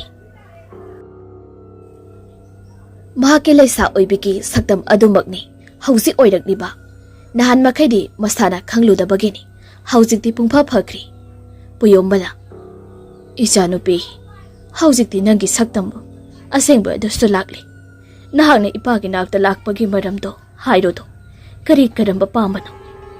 ꯀꯕꯣꯛꯂꯩꯅ "ꯏꯄꯥ ꯏꯕꯨꯡꯉꯣ, ꯅꯁꯥꯅ ꯍꯧꯖꯤꯛ ꯄꯥꯝꯖꯔꯤꯕꯗꯤ ꯂꯝꯌꯥꯡ ꯍꯥꯏꯔꯤꯕ ꯈꯨꯜ ꯑꯁꯤꯕꯨ ꯇꯨꯝꯅ ꯃꯥꯡꯍꯟꯕ ꯑꯁꯤꯅꯤ꯫ ꯃꯁꯤꯗ ꯏꯄꯥꯅ ꯃꯇꯦꯡ ꯄꯥꯡꯕꯤꯌꯨꯗꯣ꯫ ꯍꯧꯖꯤꯛ ꯈꯤꯡꯒꯥꯔꯦꯜꯁꯨ ꯁꯥꯐꯣꯡꯂꯛꯂꯤ꯫ ꯑꯃꯥꯏꯕ ꯁꯝꯂꯥꯡꯕ ꯍꯥꯏꯗꯅ ꯑꯃꯁꯨ ꯌꯥꯎꯔꯤ꯫ ꯃꯈꯣꯏ ꯑꯅꯤ ꯄꯨꯟꯅ ꯑꯩꯅ ꯇꯧꯔꯤꯕ ꯊꯕꯛ ꯑꯁꯤꯗ ꯑꯌꯦꯠꯄ ꯑꯣꯏꯔꯛꯀꯗꯧꯔꯤ꯫ ꯏꯄꯥꯒꯤ ꯃꯇꯦꯡ ꯌꯥꯎꯗ꯭ꯔꯕꯗꯤ ꯅꯆꯥ ꯏꯊꯟꯇꯅ ꯉꯝꯂꯣꯏꯗꯧꯔꯤ꯫ ꯏꯄꯥꯒꯤ ꯃꯔꯨꯞ ꯈꯝꯂꯥꯡꯕꯁꯨ ꯑꯗꯨꯃꯛ ꯊꯋꯥꯏ ꯊꯥꯈ꯭ꯔꯤꯗꯣ." ꯑꯃꯥꯏꯕ ꯄꯨꯝꯌꯥꯝꯕ ꯈꯪꯁꯥꯎ ꯁꯥꯎꯒꯠꯂꯤ꯫ "ꯀꯔꯤ ꯍꯥꯏꯕ? ꯑꯩꯒꯤ ꯃꯔꯨꯞ ꯈꯝꯂꯥꯡꯕꯕꯨ? ꯈꯪꯒꯅꯤ꯫ ꯀꯔꯤ ꯃꯇꯤꯛ ꯂꯩꯗꯨꯅ ꯑꯩꯒꯤ ꯏꯇꯥꯎ ꯅꯨꯡꯁꯤꯔꯕ ꯃꯔꯨꯞꯄꯨ ꯍꯥꯠꯄ ꯁꯥꯏ ꯈꯪꯒꯅꯤꯗꯣ ꯉꯁꯤꯗꯤ." ꯑꯁꯤ ꯍꯥꯏꯗꯨꯅ ꯁꯥꯎꯗꯨꯅ ꯐꯨꯛ ꯍꯧꯒꯠꯂꯤ꯫ "ꯂꯩꯔꯝꯃꯨꯗꯣ ꯏꯄꯥꯒꯤ ꯏꯕꯦꯝꯃ." ꯑꯁꯤ ꯍꯥꯏꯔꯝꯂꯒ ꯏꯃꯨꯡꯗ ꯆꯪꯈ꯭ꯔꯤ꯫ ꯃꯐꯤ ꯐꯤꯖꯣꯜ ꯑꯗꯨ ꯍꯣꯡꯗꯣꯛꯂꯛꯂꯒ ꯊꯣꯔꯛꯏ꯫ ꯑꯗꯨꯒ ꯃꯆꯥꯅꯨꯄꯤ ꯀꯕꯣꯛꯂꯩꯒ ꯂꯣꯏꯅꯅ ꯆꯠꯈꯤꯔꯝꯃꯤ꯫ ꯑꯃꯥꯏꯕ ꯄꯨꯝꯌꯥꯝꯕ ꯑꯁꯤꯅꯤ ꯁꯝꯂꯥꯡꯕ ꯑꯃꯗꯤ ꯈꯤꯡꯒꯥꯔꯦꯟꯅ ꯂꯣꯏꯁꯤꯟꯕ ꯋꯥꯒꯗꯧꯔꯤꯕ ꯑꯁꯤꯁꯨ꯫ ꯃꯥꯅꯤ, ꯑꯃꯥꯏꯕ ꯄꯨꯝꯌꯥꯝꯕꯁꯨ ꯊꯋꯥꯏ ꯃꯤꯔꯦꯜꯄꯨꯡ ꯍꯥꯏꯔꯤꯕ ꯂꯥꯏꯔꯤꯛ ꯑꯁꯤ ꯄꯥꯏꯔꯤꯕ ꯑꯁꯤꯅꯤ꯫ ꯃꯈꯣꯏ ꯇꯔꯦꯠꯀꯤ ꯃꯅꯨꯡꯗ ꯃꯥꯁꯨ ꯑꯃꯅꯤ꯫ ꯃꯈꯣꯏ ꯑꯅꯤꯅ ꯍꯧꯖꯤꯛ ꯇꯝꯅ ꯂꯥꯛꯂꯤꯕ ꯑꯁꯤ ꯂꯝꯌꯥꯡ ꯃꯥꯏꯀꯩ ꯇꯝꯅꯅꯤ꯫ ꯑꯁꯣꯝꯗꯅ ꯀꯝꯗꯧꯔꯤ? ꯑꯃꯥꯏꯕ ꯈꯣꯏꯔꯦꯟ ꯍꯧꯖꯤꯛꯇꯤ ꯈꯨꯜ ꯑꯗꯨꯗꯒꯤ ꯍꯦꯟꯗꯣꯛꯀꯅꯤ ꯍꯥꯏꯕ ꯐꯥꯎꯕ ꯀꯥꯎꯈ꯭ꯔꯤ꯫ ꯅꯨꯡꯉꯥꯏꯅ ꯃꯐꯝ ꯑꯗꯨꯗ ꯂꯩꯕ ꯃꯌꯥꯝꯒ ꯂꯣꯏꯅꯅ ꯍꯔꯥꯎ ꯂꯩꯔꯤ꯫ ꯃꯍꯥꯛ ꯍꯧꯖꯤꯛꯇꯗ ꯋꯥꯈꯜ ꯑꯣꯏꯔꯛꯂꯤ꯫ ꯃꯍꯥꯛꯅ ꯆꯠꯂꯤꯕ ꯑꯁꯤꯕꯨ ꯀꯔꯤ ꯊꯧꯑꯣꯡꯅꯣ ꯍꯥꯏꯕꯅꯣ? ꯅꯣꯡ ꯅꯤꯅꯤ ꯑꯁꯤꯗꯤ ꯋꯥꯈꯜꯒ ꯑꯣꯏꯔꯨꯗꯕ꯭ꯔꯅꯤ? ꯃꯍꯥꯛ ꯅꯤꯡꯁꯤꯡꯂꯛꯄꯒ ꯈꯨꯜ ꯑꯗꯨꯒꯤ ꯃꯐꯝ ꯑꯗꯨꯕꯨ ꯊꯥꯗꯣꯛꯂꯒ ꯃꯍꯥꯛꯅ ꯊꯤꯕ ꯆꯠꯂꯤꯕ ꯂꯩꯔꯝꯒꯅꯤ ꯈꯜꯂꯤꯕ ꯃꯐꯝ ꯑꯗꯨ ꯇꯝꯅ ꯈꯣꯡ ꯂꯝꯕꯤ ꯃꯆꯥ ꯑꯃ ꯂꯩꯔꯤꯕ ꯑꯗꯨꯗ ꯂꯥꯛꯏ꯫ ꯂꯝꯕꯤ ꯀꯌꯥꯁꯨ ꯁꯝꯗꯨꯅ ꯂꯥꯛꯄꯅ ꯍꯧꯖꯤꯛꯇꯤ ꯆꯤꯡꯖꯥꯎ ꯑꯃ ꯊꯦꯡꯅꯔꯤ꯫ ꯊꯦꯡꯅꯔꯤꯕ ꯆꯤꯡꯖꯥꯎ ꯑꯁꯤ ꯀꯧꯕ꯭ꯔꯨ ꯆꯤꯡꯖꯥꯎꯅꯤ꯫ ꯆꯤꯡꯖꯥꯎ ꯑꯗꯨ ꯃꯔꯥꯏꯕꯛ ꯀꯠꯂꯒ ꯈꯣꯏꯔꯝꯖꯩ꯫ ꯑꯗꯨꯒ ꯃꯇꯣꯟ ꯇꯝꯅ ꯀꯥꯈꯠꯂꯛꯏ꯫ ꯅꯨꯃꯤꯠ ꯑꯁꯤꯒꯤ ꯅꯨꯃꯤꯗꯥꯡ ꯋꯥꯏꯔꯝ ꯅꯨꯡꯁꯥ ꯂꯩꯊꯔꯛꯂꯕ ꯃꯇꯝ ꯑꯗꯨꯗ ꯆꯤꯡꯗꯣꯜ ꯑꯗꯨ ꯌꯧꯔꯛꯂꯤ꯫ ꯄꯥꯛꯂꯕ ꯄꯨꯈ꯭ꯔꯤ ꯑꯣꯏꯅ ꯂꯩꯔꯤꯕ ꯆꯤꯡꯗꯣꯜ ꯊꯛꯀꯤ ꯄꯨꯈ꯭ꯔꯤ ꯑꯗꯨꯗ ꯏꯕꯨꯙꯧ ꯀꯧꯕ꯭ꯔꯨꯕꯨ ꯈꯨꯔꯨꯝꯖꯔꯤ, ꯏꯔꯨ ꯁꯥꯗꯤꯡꯖꯔꯤ꯫ ꯂꯣꯏꯔꯕ ꯃꯇꯨꯡꯗ ꯅꯨꯃꯤꯗꯥꯡ ꯑꯁꯤꯗꯤ ꯃꯐꯝ ꯑꯁꯤꯋꯥꯏꯗ ꯂꯩꯔꯒꯦ ꯈꯟꯗꯨꯅ ꯄꯣꯊꯥꯅꯅꯕ ꯁꯦꯝ ꯁꯥꯔꯤ꯫ ꯅꯨꯃꯤꯗꯥꯡꯒꯤ ꯃꯇꯝꯅꯤ꯫ ꯑꯗꯨꯃꯛ ꯑꯣꯏꯁꯤꯜꯂꯛꯄꯅ ꯄꯨꯡ 10ꯒ ꯇꯥꯔꯛꯄ ꯃꯇꯝꯅꯤ꯫ ꯑꯃꯥꯏꯕ ꯈꯣꯏꯔꯦꯟ ꯇꯨꯝꯊꯈꯤꯔꯝꯃꯤ꯫ ꯃꯍꯥꯛꯅ ꯍꯦꯛ ꯇꯨꯝꯊꯈꯤꯕꯒ ꯃꯈꯨꯠꯇ ꯆꯩꯁꯨ ꯄꯥꯏꯕ, ꯃꯀꯣꯛꯇ ꯀꯣꯌꯦꯛ ꯌꯦꯠꯄ ꯏꯕꯨꯙꯧ ꯀꯧꯕ꯭ꯔꯨꯗꯨ ꯁꯥꯠ ꯐꯣꯡꯂꯛꯂꯤ꯫ "ꯅꯨꯡꯁꯤꯗ ꯏꯁꯨ ꯏꯆꯥꯏꯁꯥ, ꯅꯈꯣꯏꯅ ꯄꯥꯡꯊꯣꯛꯂꯤꯕ ꯊꯧꯗꯥꯡ ꯀꯌꯥ ꯑꯁꯤꯕꯨ ꯀꯧꯕ꯭ꯔꯨ ꯄꯜꯂꯧꯕ ꯉꯥꯛꯇꯅ ꯎꯏꯗꯣ꯫ ꯀꯔꯝ ꯊꯣꯛꯂꯒꯕ ꯌꯦꯡꯕ ꯇꯥꯕꯅꯤ꯫ ꯂꯥꯏꯅꯤꯡꯊꯧꯒꯤ ꯀꯨꯝꯍꯩ ꯃꯄꯨꯡ ꯐꯥꯅ ꯌꯦꯡꯕ ꯇꯥꯕꯅꯤ꯫ ꯅꯨꯡꯁꯤꯗꯀꯣ ꯏꯆꯥ ꯑꯣꯏꯕ, ꯇꯝꯅ ꯅꯈꯨꯜ ꯀꯥꯜꯂꯅꯤ ꯈꯟꯅ ꯇꯧꯔꯤꯕ ꯅꯍꯥꯛꯅ ꯍꯣꯠꯅꯖꯔꯤꯕ ꯅꯣꯡꯃ ꯅꯠꯇ꯭ꯔꯒ ꯅꯣꯡꯃꯗꯤ ꯁꯣꯏꯗꯅ ꯃꯤꯆꯩ ꯑꯗꯨꯅ ꯇꯨꯝꯕ ꯇꯥꯕꯅꯤ꯫ ꯀꯅꯥꯅꯁꯨ ꯀꯛꯄ ꯉꯝꯂꯔꯣꯏꯗꯣ." ꯑꯁꯨꯝꯅ ꯉꯥꯏꯍꯥꯛ ꯁꯥꯐꯣꯡꯂꯝꯂꯒ ꯑꯗꯨꯃꯛ ꯁꯥꯊꯣꯛꯈ꯭ꯔꯤ꯫ ꯅꯨꯃꯤꯗꯥꯡ ꯊꯦꯡꯖꯜꯂꯛꯂꯕ ꯃꯇꯝ ꯑꯁꯤꯗꯅꯤ, ꯄꯨꯡ 12ꯒ ꯇꯥꯔꯛꯄ ꯃꯇꯝ ꯑꯁꯤꯗ ꯂꯝꯌꯥꯡ ꯈꯨꯜꯒ ꯊꯪꯅꯅ ꯂꯩꯔꯤꯕ ꯑꯃꯥꯏꯕ ꯁꯝꯂꯥꯡꯕꯒꯤ ꯃꯈꯨꯜꯗꯅꯤ꯫ lampak leiriba aduda mangal laina saphonglaklidu amaiba samlangbagi mapa tolhaidu thawai oibana malang khongnetnana macha samlangbana tamna leiriba maikaibu ona asumna hairei ipagi ibungo samlangba nahakti onthokpa phibum amada leirido hingoibi hairibi phatkidraba lai adugi saro langda thuduna nahak khul khuding thugaiba naikhaiba horakliba masibu thuna khamaudraba tarabadi pumnamak loiraganido asi haiduna machana khul tumna manghanana tawriba maikai tamna malang khongnetna paiduna chatkri amaiba amasu oibaga mahaki mathau watlibana hauji thawai oina saphonglaklibani somdana kamdauri mi khara kungna taba khul amada amaiba samlangbana olaba thambal mayek naiba aduna tamthibagi saklol lauduna khul adugi miyoi kaya phaduna chari kaya amana thomduna hatlami nubidang pung aniga tarakpa matamni haujikti amaiba tolai thawai mirel adusu yokselagli machana olaba saklol adu tawramliba adu mahaksu uri amaiba samlangba masada chokthaba awabaga khangdaba makai khul adugi yum mathang thugairami amaiba tolhaina machinda murum sonduna phulauna kamki amaiba tolaina adumna hek kamkibaga samlangbana olaba tamthiraba aduna tawramliba adu chaplepi aduga mapana leiriba maikai tamna yenglai haujikti uri mapana malang panda pairiba adu samlangba tapna masadu pitharakli masagi asingba saktamda on thorakli aduga sanchaduna leiri mabuk adudagi hainadaba ipok pokpagumna o ek launa gumba musuk muba matum amasu othorak ami adudagidi wakhal mangduna adumak takri amaiba tolhai tapna paitharai aduga machada nungsina yengduna ipagi bungo nahaki thodang ihamna wa ido mikup na hom singna chatludo khongthang khuding tingkhangni mafam khuding amambani nahakna pumnamak sing asibu loisalau ko ipagi ibungo asi hairam laga chingmang mangkhri ngahak leiragadi mamito tapna pangthori taibang wakhalsu mapung phana tari adubu mana leiriba asi kadaidano haibadi masana khangjaramdi masa isok thana tapna hogalaktuna khul adu tapna lanthorakli khara chathoklaga pukri macha aba leirami madugi mapanda masa adu pop launa taduna adumak lekthakri nongsu mapung phana ngalakli asomdana kamdauri kingarel haujiktada wakhal tarai wakhal tarak matam asida masa pumba urina yesindona leirami nanthonaknaba phanak kanadi hotni adubu ngamlamdi yamna kanamoi adubu machi phawba lengbu otpa ngamlamdi mahaki matik meyaisu ipha phajinbagumna karisu kanaramdi mahakna leiriba mafam asibu kadaidano haibasu khangba ngamlamdi akoiba aduda yengi adubu pungmam hekmami mathakta makhul macha ama piktakna ngaliba adubu urami machindasu soli khari matawno kadhaidano aina haujik leiriba asibo haujikta wakhal tarai ikokokna leiriba manak aduda mahak asi lekthakibani akoiba aduda koilei leira yengi miyoi ama leibagumnadi tawi adubu masagi matik mayai pumba namsinkibagumna karimata sambildi phawbanati mahak ngakti tumina adumak lei matau karamna nantoksigi haina khalai yeliba uri sing asibo nantoklabadi mahakna pumnamak ngamgani haiduna khalibani upai phana yenglabasu mahakna kari tawgadabano haiba amata khangba gamlamdi matam asida mabukningda lainthau sanamahi ibu chetna thogonna nijari mamit adu tapna ushinduna mamit adu tapna pangthorakni matam asida ngasai makai imam mamlamba leiriba adusu magi mamita ingangana urakli mafam asi akiba nongingi saru polangna chai saiduna leiri sum koilei leiri yenglakpada uri musu hek muna masa adu maring satna kachil amana chumjing lepliba adu mamit ka ngorok ngona panglaga mangonda tamna yengduna leiriba adusu uri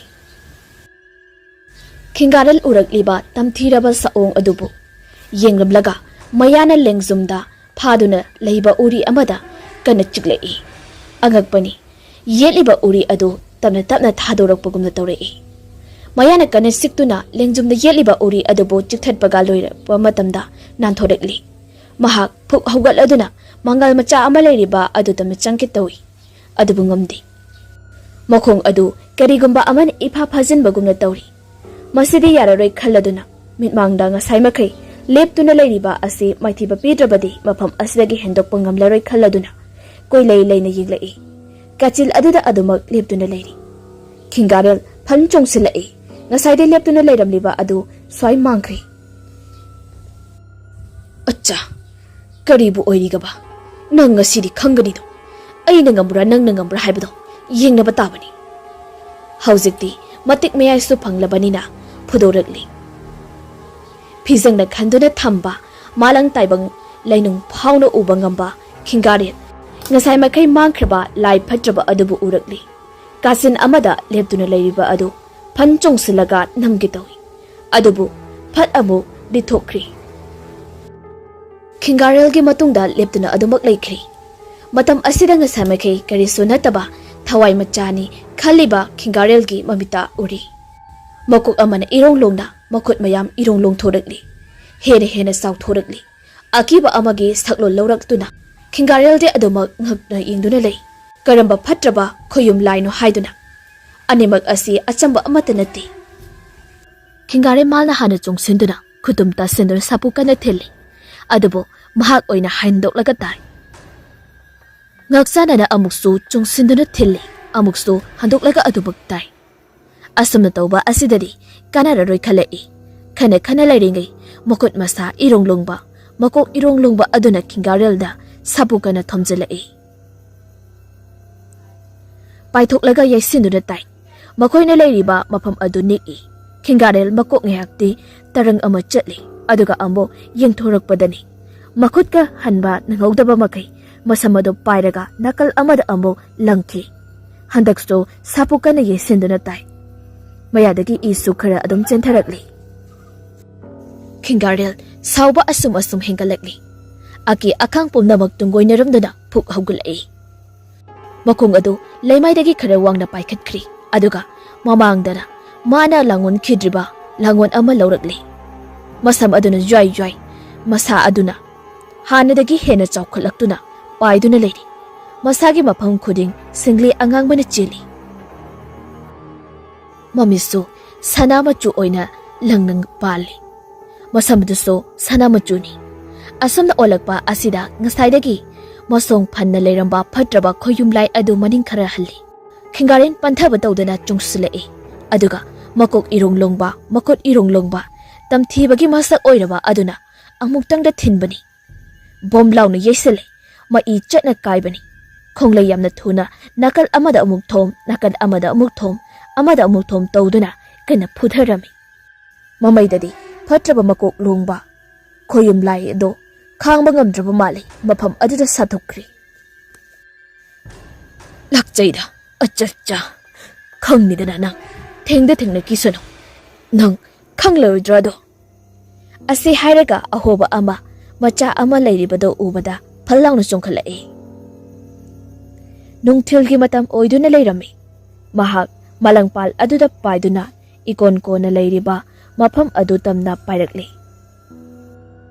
hojik mahakna khangli mafam asi nong sungta tadaba mafam amani karigi tadribano haibadi khanglamdi mahakna ngasai khanjiluba yengsiludabagini mahakna leiramba adu aruba kom gumlaba adudagi pakna chawraba leiriba ikokukpa mafam adugi lambi chatpham leiribani aduga ikokukpa adugi leinungda ihang hangna mafam leiribani ngasai ki makok morong longba makut masa yamna panba adugi leifamni maha ngahak yenglamlaga mahakna mamangai matamda leiramba kul adubo keram tawribano haiba yengba chatkirami nakal amadana phahing khuldani nongnini asi misimina khara yaurabani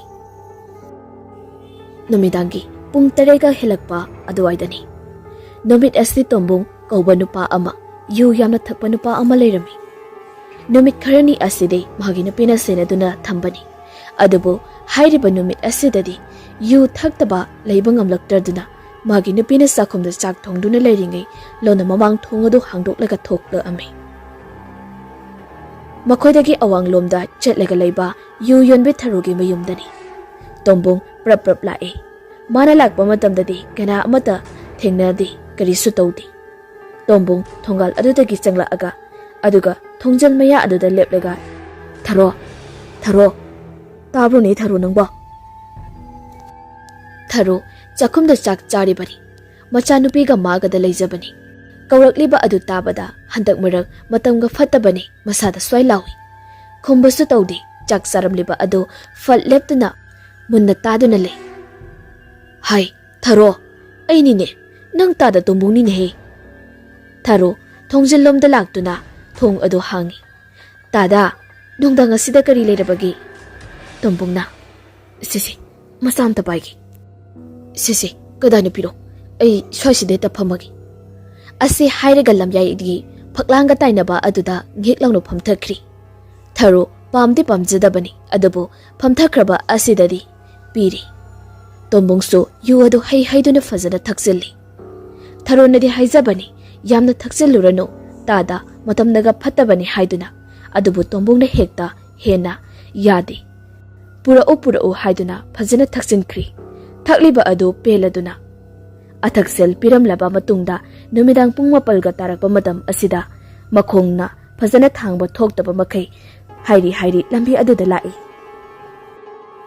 ꯑꯁꯨꯝꯅ ꯂꯥꯛꯂꯕ ꯑꯁꯤꯗ ꯊꯣꯡꯒꯥꯜ ꯌꯧꯒꯗꯕ ꯈꯔ ꯋꯥꯠꯂꯤꯉꯩꯗꯅꯤ ꯃꯇꯨꯡꯗ ꯀꯅꯥꯒꯨꯝꯕ ꯑꯃꯅ ꯏꯟꯅꯔꯛꯄꯒꯨꯝꯅ ꯇꯧꯏ꯫ ꯌꯨꯒ ꯉꯥꯎꯕꯒ ꯀꯔꯤꯃꯠꯇ ꯈꯪꯕ ꯅꯠꯇꯦ, ꯍꯥꯏꯗꯨꯅ ꯑꯗꯨꯃꯛ ꯆꯠꯂꯤ꯫ ꯇꯨꯝꯕꯨꯡ ꯍꯥꯏꯗꯨꯅ ꯂꯥꯛꯄꯅ ꯃꯃꯥꯡꯗ ꯀꯔꯤꯒꯨꯝꯕ ꯑꯃꯗ ꯄꯣꯞ ꯌꯩꯁꯤꯜꯂꯤ꯫ ꯐꯖꯅꯒ ꯎꯕ ꯅꯠꯇꯦ꯫ ꯌꯨꯒ ꯑꯔꯩꯕ ꯃꯈꯩ ꯊꯛꯆꯤꯜꯂꯤ꯫ ꯃꯦꯟꯃꯥꯟꯒ ꯑꯃꯠꯇ ꯇꯥꯗꯦ꯫ ꯃꯌꯦꯛꯁꯨ ꯁꯦꯡꯅ ꯎꯕꯗꯤ ꯅꯠꯇꯦ꯫ ꯇꯨꯝꯕꯨꯡꯅ "ꯀꯔꯤꯅꯣꯅꯦꯍꯦ, ꯃꯥ ꯉꯁꯤꯗ ꯊꯥꯖꯤꯜꯂꯤꯁꯤꯕꯣ? ꯅꯀꯣꯛꯇꯣ ꯊꯥꯗꯠꯂꯨꯔꯣ." ꯍꯦꯛ ꯍꯥꯏꯗꯣꯛꯂꯨꯏ ꯃꯆꯤꯟꯗꯒꯤ꯫ ꯂꯦꯞꯂꯝꯂꯤꯕ ꯑꯗꯨꯅ ꯇꯨꯝꯕꯨꯡꯗ "ꯑꯩꯒꯤ ꯀꯣꯛ ꯄꯤꯌꯨ, ꯑꯩꯒꯤ ꯀꯣꯛ ꯄꯤꯌꯨ, ꯑꯩꯒꯤ ꯀꯣꯛ ꯄꯤꯌꯨ." ꯇꯨꯝꯕꯨꯡ ꯃꯀꯣꯛꯀ ꯃꯇꯨꯡꯗꯣ ꯐꯠ ꯂꯥꯎꯅ ꯂꯩꯊꯣꯔꯛꯏ꯫ ꯃꯨꯟꯅ ꯌꯦꯡꯁꯤꯜꯂꯛꯏ꯫ ꯍꯧꯖꯤꯛꯇꯤ ꯎꯔꯤ ꯃꯀꯣꯛ ꯌꯥꯎꯗꯕ ꯑꯃꯅ ꯃꯥꯒꯤ ꯃꯃꯥꯡꯗ ꯃꯈꯨꯠ ꯇꯤꯡꯊꯣꯛꯇꯨꯅ ꯂꯦꯞꯇꯨꯅ ꯂꯩꯔꯤꯕ ꯑꯗꯨ ꯃꯌꯦꯛ ꯁꯦꯡꯅ ꯎꯔꯛꯂꯤ꯫ ꯉꯥꯎꯔꯝꯕ ꯌꯨꯒꯗꯨ ꯄꯨꯡꯍꯟꯍꯜꯂꯤ, ꯑꯗꯨꯒ ꯃꯀ꯭ꯂꯥꯞ ꯑꯗꯨ ꯊꯛ ꯊꯛ ꯅꯤꯛꯇꯨꯅ ꯆꯠꯄ ꯐꯥꯎꯕ ꯉꯝꯈꯤꯗ꯭ꯔꯤ꯫ ꯃꯀꯣꯛ ꯌꯥꯎꯗꯕ ꯑꯗꯨꯅ ꯆꯪꯁꯤꯜꯂꯛꯇꯨꯅ "ꯀꯣꯛ ꯀꯗꯥꯏ, ꯀꯣꯛ ꯀꯗꯥꯏ, ꯀꯣꯛ ꯀꯗꯥꯏ?" ꯑꯁꯤ ꯍꯥꯏꯔꯒ ꯃꯀꯣꯛ ꯑꯗꯨ ꯃꯃꯥꯡꯂꯣꯝꯗ ꯂꯩꯊꯦꯛꯈ꯭ꯔꯤ꯫ ꯃꯆꯤ ꯐꯥꯎꯕ ꯂꯦꯡꯕ ꯉꯝꯗꯕ ꯃꯈꯩ, ꯂꯥꯎꯕ ꯐꯥꯎ ꯉꯝꯗꯕ ꯃꯈꯩ ꯇꯣꯝꯕꯨꯡ ꯑꯗꯨ ꯈꯨꯗꯛ ꯑꯗꯨꯗ ꯑꯔꯣꯏꯕ ꯑꯣꯏꯈ꯭ꯔꯤ꯫ ꯑꯁꯣꯝꯗꯅ ꯇꯣꯝꯕꯨꯡ ꯆꯥꯛ ꯂꯣꯏꯁꯤꯜꯂꯕ ꯃꯇꯨꯡꯗ ꯃꯥꯒꯤ ꯅꯨꯄꯥꯕꯨ ꯀꯧꯕ ꯆꯪꯉꯛꯏ꯫ ꯑꯗꯨꯕꯨ ꯐꯃꯨꯡꯗ ꯂꯩꯔꯤꯕ ꯑꯗꯣꯝꯗ ꯌꯦꯡꯂꯨꯕꯗ ꯃꯥꯒꯤ ꯅꯨꯄꯥ ꯇꯣꯝꯕꯨꯡꯗꯤ ꯂꯩꯔꯝꯗꯦ꯫ ꯃꯥꯒꯤ ꯅꯨꯄꯥ ꯇꯣꯝꯕꯨꯡꯕꯨ ꯀꯣꯏꯊꯤ ꯊꯤꯔꯛꯏ, ꯑꯗꯨꯕꯨ ꯀꯗꯥꯏꯗ ꯆꯠꯈ꯭ꯔꯕꯅꯣ ꯍꯥꯏꯕ ꯈꯪꯕ ꯉꯝꯂꯝꯗꯦ꯫ ꯌꯨ ꯊꯛꯄ ꯆꯠꯂꯝꯂꯒꯅꯤ ꯍꯥꯏꯕ ꯈꯪꯂꯤ꯫ ꯑꯗꯨ ꯈꯜꯂꯨꯕꯗ ꯃꯊꯥ ꯌꯥꯝꯅ ꯁꯥꯔꯝꯃꯤ꯫ ꯃꯕꯨꯛꯅꯤꯡꯗ ꯈꯜꯂꯤ, ꯆꯦꯡ ꯂꯩꯇꯦ ꯍꯥꯏꯗꯨꯅ ꯉꯁꯤ ꯅꯣꯡꯃ ꯊꯦꯡꯕꯗꯒꯤ ꯆꯦꯡ ꯂꯧꯕ ꯃꯇꯝ ꯊꯦꯡꯈꯤꯕꯅ ꯆꯥꯛ ꯊꯦꯡꯊꯣꯛꯈꯤꯕꯅꯤ꯫ ꯈꯔ ꯉꯜꯂꯝꯂꯕꯗꯤ ꯐꯒꯗꯕꯅꯤ ꯍꯥꯏꯅ ꯈꯜꯂꯝꯃꯤ꯫ ꯃꯇꯝ ꯑꯁꯤꯗ ꯃꯄꯨꯔꯣꯏꯕ ꯑꯗꯨ ꯌꯨ ꯊꯛꯐꯝꯗ ꯂꯩꯔꯝꯒꯅꯤ ꯍꯥꯏꯗꯨꯅ ꯑꯋꯥꯡ ꯊꯪꯕ ꯑꯗꯣꯝꯗ ꯄ꯭ꯔꯞ ꯊꯨꯅ ꯂꯥꯛꯑꯝꯃꯤ꯫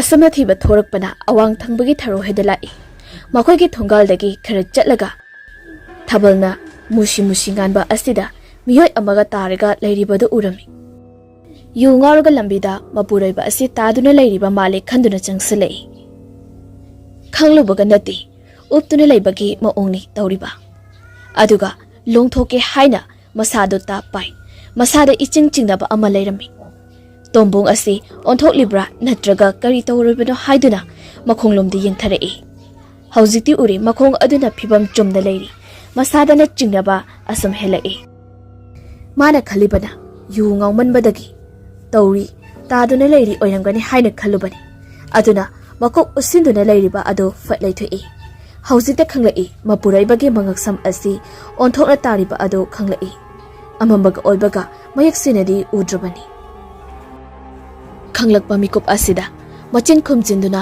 ꯂꯣꯟꯅ ꯍꯤꯛꯅ ꯀꯞꯄꯛꯏ꯫ ꯃꯇꯝ ꯑꯁꯤꯗꯅꯤ ꯎꯞꯁꯨꯟꯗꯨꯅ ꯂꯩꯔꯤꯕ ꯇꯣꯝꯕꯨꯡ ꯑꯗꯨ ꯃꯁꯥꯗꯨ ꯐꯠ ꯂꯩꯊꯣꯔꯛꯏ꯫ ꯍꯥꯏꯐꯦꯠ ꯁꯨꯛꯊꯗꯨꯅ ꯀꯞꯂꯤꯕ ꯇꯣꯝꯕꯨꯡꯒꯤ ꯅꯨꯄꯤ ꯑꯗꯨꯁꯨ ꯌꯦꯡꯈꯠꯂꯛꯄꯒꯤꯅꯤ꯫ ꯇꯣꯝꯕꯨꯡ ꯑꯗꯨ ꯃꯃꯤꯠ ꯑꯗꯨ ꯉꯛꯁꯪ ꯉꯥꯡꯅ ꯈꯪꯄꯥꯡ ꯄꯥꯡꯊꯣꯔꯛꯏ꯫ ꯇꯣꯝꯕꯨꯡꯒꯤ ꯅꯨꯄꯤ ꯑꯗꯨ ꯃꯅꯤꯡ ꯍꯜꯂꯒ ꯇꯥꯏ꯫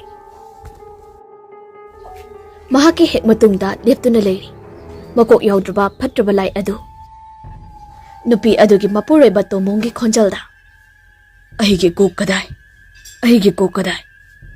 Nupi adusu mamai adu tapna kina leithorei. Matam asida makok yaudraba aduna changsalak tombongi nupi aduso magak adu leithektuna hatokhirami. Kudak aduda mapureba manakta taduna makoi animak numit asida thawai thakirami. Nakal amadana kamdori. Numirang thengzalaklaba matam asida samlangba waraduna singkhongdagi khara chathoklaga leiba mafam amada pothari. Khalei hariba amaiba asigi khul dagi panglap laptrabani. Ngihak tumina heplambadagi adumak tumthakhirami. Tumthakibaga nongalamdagi matamdani. Mahakim khomlen manglan chada manglan ama manglami. Manglan asida mahangna uriba asi mathanata mai hauba isingsu mathanata thokpa mafamni. Mamangi matamda kingarel na thengnakiba adumakni. Mahagna manglal asida uriba asisu. Asumna hek uba loibaga mamit ado fat pangthorei. Nongna mapung phana nganduna lerami. Markstu mafam aduda panthaba tawdana. Khalei hairiba amaiba asina leiriba mafam adu tamna adumak laami. Sumang hek yorokpaga lekthakirami. Imongdagi ahal oirabi nupi ama tholai. Sumangda kanagumba ama taduna leiribadusu urami. Pra kumtharaklaga ising khara thaduna laket narami. Gyalat abda magi machanupa amadi mapuroibu kokthorei. Makoi ani su tholaktuna samlangbabu mangonda thangali. Aduga phak ama thaduna hifalli. Amaiba khalei makut adu paiduna mihul adu yengli. Khalei hauzikti khangli. Lakliba miyoi asi achamba amanati. Mahaki machilda laison ama sonduna samlangbagi maraibakta phu haina kamlami. Samlangba wakal khara lakpagumna tawi. Machinda ising haiduna ising kita thaki haiduna sole. Hanubi aduna ising adu puthoraktuna wakal tarakliba samlangbada piri. Samlangba su khawrangbana ising adu guru loina thakjinkri. Aduga soradu chauna amutang hontorei. Samlangbana nakanda famduna mahabu laikat naramiba makoi ahum aduda yingi. Aduga yumbasibu amaiba khalegi yum oibirabra. Khalaina Mahani ibungo kari tanase haibano masida lakpobo. Samlangbana gyantana phak aduda fajana phamli aduga wari pomba ado tamna loinabak lirakli. Khalei hauzikti khangle mahakna hauzik lakliba asi lairik asigini haibado. Magi nupida ingit tawi. Magi nupiso imungda sangkhiduna phina khara sauna yumliba ama puthorakami. Khalei na marak adudagi puthorakli. Thawai MEERELPUNG haiba lairik adu. Makhatana khalaina asumna amu hairei. Ichagumlaba nahak yamna sokthana su uri. Ipagi yum asida ngasigidi pothar. Aduga hayeng phajana chatloko. Samlangba suyari mafam asida ngasigi oina potharage haiduna. Makoi marima adu yum manung aduda puna sangminarei. Aduga khalegi nupina chak phajana sambiraga samlangbabu pijabirami. Loiselaba matungda nungtil nungsa khara haidaraklaba matam asida khalegi machanupa nongang khoibaga wari sanaduna lerami. Makoi animak itaw haina kaunaduna wari watai kya amusu sanarami. Nongang khoibana samlangbana chatliba laring asibu tumna manghanbagi khongchat asida masu yawninge haibagi apamba phongdoklami. Adubu samlangbana satkadawriba khongchat asidi nongdam naidaba khudong thiba kayana thanba khongchatni haiduna hairami. Nongang khoibusu maduda karisu akiba leitana thengnaba ngamgani haiduna wari kya amasu sanari. Mathangi nomitni samlangba chatnaba haiduna simsarami. Nongang khoibusu mapi maron simsaduna thorei. Mana thorakpado ubada mama ibe maduna. Haima ibungo nangdi kadaira sakadawriba. Ima ai itaw samlangba ka loinana magi matung induna malem asibu kanbada kharada oirubusu mateng pangjarukige. Khale ha ichabu chatke hairibrane chalu ipani yai. Magi nupina wangangi tawi adubu khaleina ingit tawduna lefankri. Khaleina hauzik lairi adubusu sinabirami. Samlangba amadi nomnang khoibusu yauna makoi animak khul adudagi na thairakli. Makoi anina hauzik lakliba mafam asi seloi hariba khul asigi maikai tamnani. Makoi animak wari sana asam lakpana chingdol amada panduna leirami. Numitsu changki dauraba matamni. Nongnang khoibadi famduna leiri. Aduga samlangbadi khara kokpa mafam amada laptakna koilei leiduna yengi. Hausiti mahangna uri khara laptakna lamhang oina leiba mafam aduda ahal oiraba nupa amaga nupi amaga lakliba adu. Kanano haibadi mahak sukhang bangamdi. Makoi anisu numidangda singdol asida leiba asi kudung charwe haiduna makada kumtharae. Aduga mafam chaba ama yenglaga manakta taramba sing oiba yaba akangba khara khomjinduna mai tharaga makoi anina akoibada phamduna leirami. Matam asida samlangbana ngasai ukhiba nupa ahal aduga nupi aduga so manakta yausila ami. Samlangbado tu chungi masado shamil ama phangi. Mira laira phatrabati mulai mura asuk matik mayai kanbadi karibu oiragaba. Hene naksalakpagumna tawri. Tanja chari baso amaiba khoirenso mafam asida samlangbana ngasai leiramba chingdol aduda lepli. Aduga maikai aikoiba aduda yinglakpada singdondagi khara kumtharaga maikhu karaga leiribada uri. Maksu mi leiribra male haiduna kumthara ami. Jingkhong yobagadi makoi ahumdusu thengnarami. Nongnang khoibadi khangsabanati samlangbana amaiba khoirenni haina masak taklamni. Nongang khoibuso hana maming taduna leirami. Makoi ahum punna phaminaduna wari watai sanaduna leiringai tanja asidani. Ngasai makai laptakna lakliba amaiba pumyamba amadi kabok liso makoina leiriba mafam asi yausilakli. Somdana amaiba khoiren haujikti khangli. Soidana karigumba ama thoklagani haiba. Makoi ahum wari sanaramba adu amaiba khoirenna ingit tawduru chaplepi. Aduga kabok lai amadi punyombana lakliba makaibu ona leptuna leiri. Kabok lai amadi puyombaso manak adu yausilakli. Haujikti makoi punna amuk thengnari. Puyombana amaiba khoiren nahak oire. Matam kuina thiduna lakpa ngasidi phangledo. Ngasidi nangi aroiba nubeni khangani do sariso. Amaiba khoirena amo matam asidabo aina sungai rekpani. Ngasidi lemda amata tharoi. Samlang baso haujikti maming palakpa asida khangba ngamli.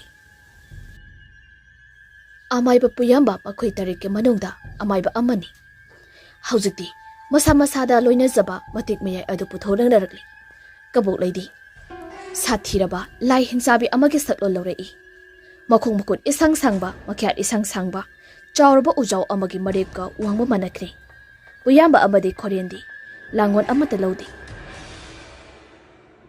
Nongnang khoibadi mapangal aduki matik kali adubu matik mayai yaudabana.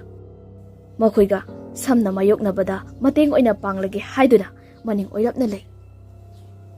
Samlang haujikti mahaki langon adu laurakli. Machi panba masagi mafam khudimak thambal mayek naiba adu olakli.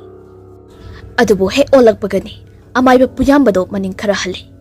Kari matawno asiko mamatik mayai kallaba asibu khudum channa sijinaba ngamliba mahak asibu haiduna khalli. Adudagidi amaga onsinaduna punarakli. Samlang mana olaba thambal mayek naiba aduga kabok leina chungshinduna kena namnarami. Uwa horambatuso pungdekdi. Khoiren amadi puyamba ani ana malang thakta kana muknari. Nongnang khoibadi singdol amada kakhatuna leikri. Samlang ba kabok lei namnaraba adudadi phat inthoknare. Aduga kabok leina hauna khongna lauri. Maikai akoiba adu pungni nili. Somda sumakol aduna kaman khibana amaiba khalai su tarami. Adubu mahak thoklubadi tawdri. Asumna nakan leptuna leiriba amaiba samlangba amadi kabok lei chungsinare. Animak chapmanana thengzini. Paithoktuna amuk tai. Haujik samlangba asiga asumna paramadagi ngamlaroi khaladuna mahaki lai hingchaba kaya phajinduna thamliba adugi matik mayai pumba chingthorakli. Aduga masada tinkhri. Samlangba saungna amutang lauraga kabok leitamna chungchillaga mamai aduda kina thilli. Mamai adu haifeti leithoi. Kari susaina phawdabagumna noki leithori. Aduga samlangba buthom to lei. Samlangba sangna paithoklaga nonglai khombana lepliba singkhong aduda subsilaga tai kabok le yamna thuna chinsilaktuna makhong adu leimaida khara khutchillaga tariba samlangba bo nesili. Leikrak sauna satuna mafam adu pukning nikli. Malem iman nikpana khangba ngamkhidri. Masinda kapladuna hairi. Imagi pari sontaraganu nangbu. Imadi khangba warido. Haugatlo imagi pari. Asi haiduna tengthana oinana kaplai. Amaiba khoren amadi puyamba nong thakta hauzik kana muknariba asi amana su hende amana su tadi. Paisin duna kana arebi thadana thomjinarami. Matam asida khoirel na khangli. Samlangba aruba phibam amada leiri haiba. Aduna samlangmage maikai tamda haifet yenglingaida puyamba paisilaktuna makut ani tasinduna leimaida khoirenbu thadharei. Khoiren leimaida tai. Ching leiriba sing adusu ningkhairami. Leibak adusu hanadagi hena mai chatkri. Amaiba khoirena tariba mafam adusu ikutkutli. Akoibada hauriba uwaga loina paithokri. Mafam adu ikokoi. Sor thabe hona leiri. Matam asida nonglang khoibasu ching kaikhiba aduda chongtharaktuna khoirengi manakta tarari. Khoiren haugatnaba honai. Tanja asida puyambado paitharakli. Puyambada mahak pukan ki khaliba anghang na haksu hauzik mak lotion batari. Asi haiduna paisilai. Nonglang khoibasu achamba amadi oidabana ngakthoknaba sem sari. Kutum tasinduna paisalakliba aduda magi kutum tasinduna sapukanna ariba mapangal putholaga thili. Puyamba phana sangna paitholaga tai. Nonglang khombaso makhong adu leimai ada phaniyamdi puthai aduga makhut adu sunari. Hauzikti leithekri. Kallaba sapu yeikhaina kiba aduna. Matam asida kabuk leina hanjin netliba samlangba kabuk leigi makhong adu ta paisinkri. Kabuk lei makhong ka setpa ngamdi. Samlangba tapna haugalai aduga kabuk leibu laktana langthorai. Kabuk lei sangna paithoktuna sitlaga tai. Kabuk leina iya nangna adumna tawba sai khangmi do hauji. Ase hairaga amuk paisilai adubu samlangbana manak yausilakpa matamda khutum tasinduna sapu kana thindokri amuksu sitlaga tai. Iya asi haiduna amuk changsalai haujikti samlangbada amu kabuk leibu tamthina phudaba haurai. Leimaida yaisine chinduna putharakli aduga mangaksam adu kana nesili aduga makok adubu phoidatnaba tawri. Amaiba puyambana handoklaga takriba adudadi uri. Kabuk lei hatkadabagi tawriba adu. Mahak khonglei thona paisilaktuna samlangmage maikai tamna adubu nonglai khomana changsilaktuna makhot oi aduna thintorai. Uhaudamna paithoktuna taduna leikri puyamba amaiba adusu. Matam simaktada samlangbana kabuk leigi mangaktu thadali. Yamna hauna kanaso lauri samlangbana. Kabuk lei haujikti asibagi khayata takri. Samlang bathadal aba makok adubu langtharamlaga khoirengi manaktamna changsalai aduga makhong sangna tingthoktuna amaiba khoirenbu watambakta thambiri. Amaiba ya lakcheida khoirena ibag ibungo nahak lamyang hairiba khul adubu cheksinna yengsiga ukko. Asi hairamlaga khoirenso aroiba mikop tankri. Matam asida puyamba kabuk legi manakta paisilaktuna masu kapli aduga iya khangani do kari shulai traba angang nangumbana aigi jabu hat pasai iya asi haidana lauduna paikhalai mahaki kuina tungsiluraba areiba matik mayai edu loina puthoragi. Matam asi maktada samlangba puyam tamna phat chungsilai. Mamit adusu chanama sugumna langtuk langli. Masada leiriba thambal yekpa adusu sanama chu onthoragli. Machi adusu chanama chu oina langtuk langi. Mahaksu tapna paisilai aduga animba asi paisinaduna angakpa maongda amana amada puthanarei. Amana amada henjunadi amana amabu laksinaba ngamnadi. Punarakpa asi amana amabu ngamnadraba asidadi maikai malangpan aduda paiduna leiri. Matam asida samlangbagi thamoigi lakanungdagi puthorakli sanamachugumna langlaba thambal amakak aduga amaiba pumyamba tamna laktana lagai. Langakliba adubu ngakthoknanaba haiduna khutum tasinduna thugairage haiduna paisilai aduga sapu kana thinbani. Adubu arimba tari mahakna soklubaga mangal adu hena langthoraktuna ahoba makhol amaga loinana kaikri. Punyamba masado macet ama phau thiba khangdara adumak thawai thakre. Samlang batam na pai tharakli. Aduga amaiba khoirena taduna leiriba mafam aduda. Maku khudak kunduna leiduna mamitagi mapita na kapstari. Nongain khombaso sangsilaktuna samlang mabu themjin birami. Nongalak laba matamni samlang badi tumda babamkhe adumak kullaga leiri. Nongang khombaso tumdribani. Mahakna tapna samlang bagi manakta sangsilaktuna lengjumda thamduna. Idaw chakrabdi chakri. Hauzik aikhoina tawgadaba thabak yamna wale. Akhoi makha chathanaba dawsi. Samlang ba haujiktada machido lengakli. Aduga mafam aduwaida khoirengi asiba haksang adubu mayedo thadok piramli. Loisilaba matam asida makha tana seloi maikai tamna laklami. Makhoi anina leptana lakpana seloi khul yogadaba. Khara watlingai numidangi pung 10 ga tasankri. Nongalak fazana sanglasdi haiduna makhoi animak mafam saba ama yenglaga pothaduna leirami. Nakal amaromda kamdauri khingari mahak haujiktada mahakna mamangaida matamda leiramba khul phahing yaurakli. Numidang thengjelak laba miyoi amatasu tumna himnakraba matamni. Matam asida khul aduda khingarel tamna tamni sangsilai. Masada samil ama phangi. Karisu khanjindana sangsilakpana khonya yaurakli. Chap lepi mahaki matungda leptuna leiba makok yaudraba phatraba lai adu. Khingare malningda kanagumba ama lepa male haiduna fatlei thori. Haujikti matung aduda makok yaudraba ama leiramba aduda khingarel adu khangpre khangi. Makok yaudaba aduda kui haude khingarel ge mathabakta dup launa kauthare. Maning hana khingarel adu shitaga paithoi. Aduga amu nongkhalakpadadi leiramtri.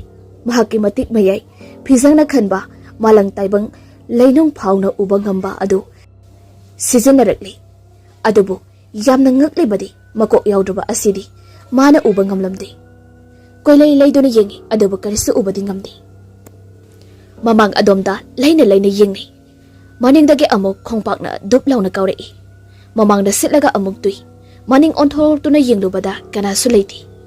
Sitlaga tariba adugi mamangda makok yaudaba ado amukso leptuna leiri. Khingarel tamna changsilei. Khingarel ge mamaiga panana makhong aduga bhup launa kautharei. Laimaida makok adu yaisale. Chena khun phangladuna laurei. Amuk phat laina aroibi thadara haugalai. Khena amada amuk leiramdi. Mahak munna wakhal tawi. Aduga di hausikta wakhal oirakli. Masinda minok amaga loinana solai. Koklen katla. Mafam asida nahak leiramli. Mamangai gi matamda nahak po aina amuk hana. Saphongba ngamdabana bani haiduna. Lainungpal aduda matam chuppagi oina namsinduna thamluwa. Haujikna aigi mamangai gi khul phahing asida otlariba. Khanganido. Haujikti naming susolabanina nahak aigi mitmangsingadagi nathaiba ngamlaroi. Mane konglen ketpa mahaki babingbu sonkrabadi. Mahakpu adam uragada leirigadabani. Haujikti khingarel konglen khotpa asi urai. Maikai aroiba aduda koi pai pairaga leiriba adu. Khingarel tanarei. Akoiba aduda koklen khetpa adu kuchen cheli. Ngasamakai karistu torumdabani. Haujikti akiba amaga loinana kuchen cheli bani. Adabu khingarena hena yangbana koilai laina pairiba koklen khetpagi makhong adu tap paikri. Aduga minglen amabu panduna makhong animak pairaga zet launa makrang adu sigarak hatkirami. Koklen khetpasu swai launa joina mangkri. Khingarel nokpuk makai tamna lakli. Aduga nokpok ta seliba turel amada phal launa chongthakri. Aduga mana haujik turel manungdagi puthorakli. Nung amada phazana haklaga saraba mitam adu mahaki mitamni. Puraktuna lengsumda thangalaga lakpana lampak adu yaurakli. Aduga lampak adugi kachinda mahaki mitam adubu bom launa thade. Si oirabadi lain mutimu amata khul asida henjelakpa ngamlaridada. Asamna khingare makok yaudaba adubu yamna laina loisinkraba tungda awabasing asibu kokpirami. Pumnamak loina loirabada mahak khul asigi akoibada amuktang koina pairamlaga langoi jingoiba haina leiriba adugi maikai tamna amuk paiduna chatkirami.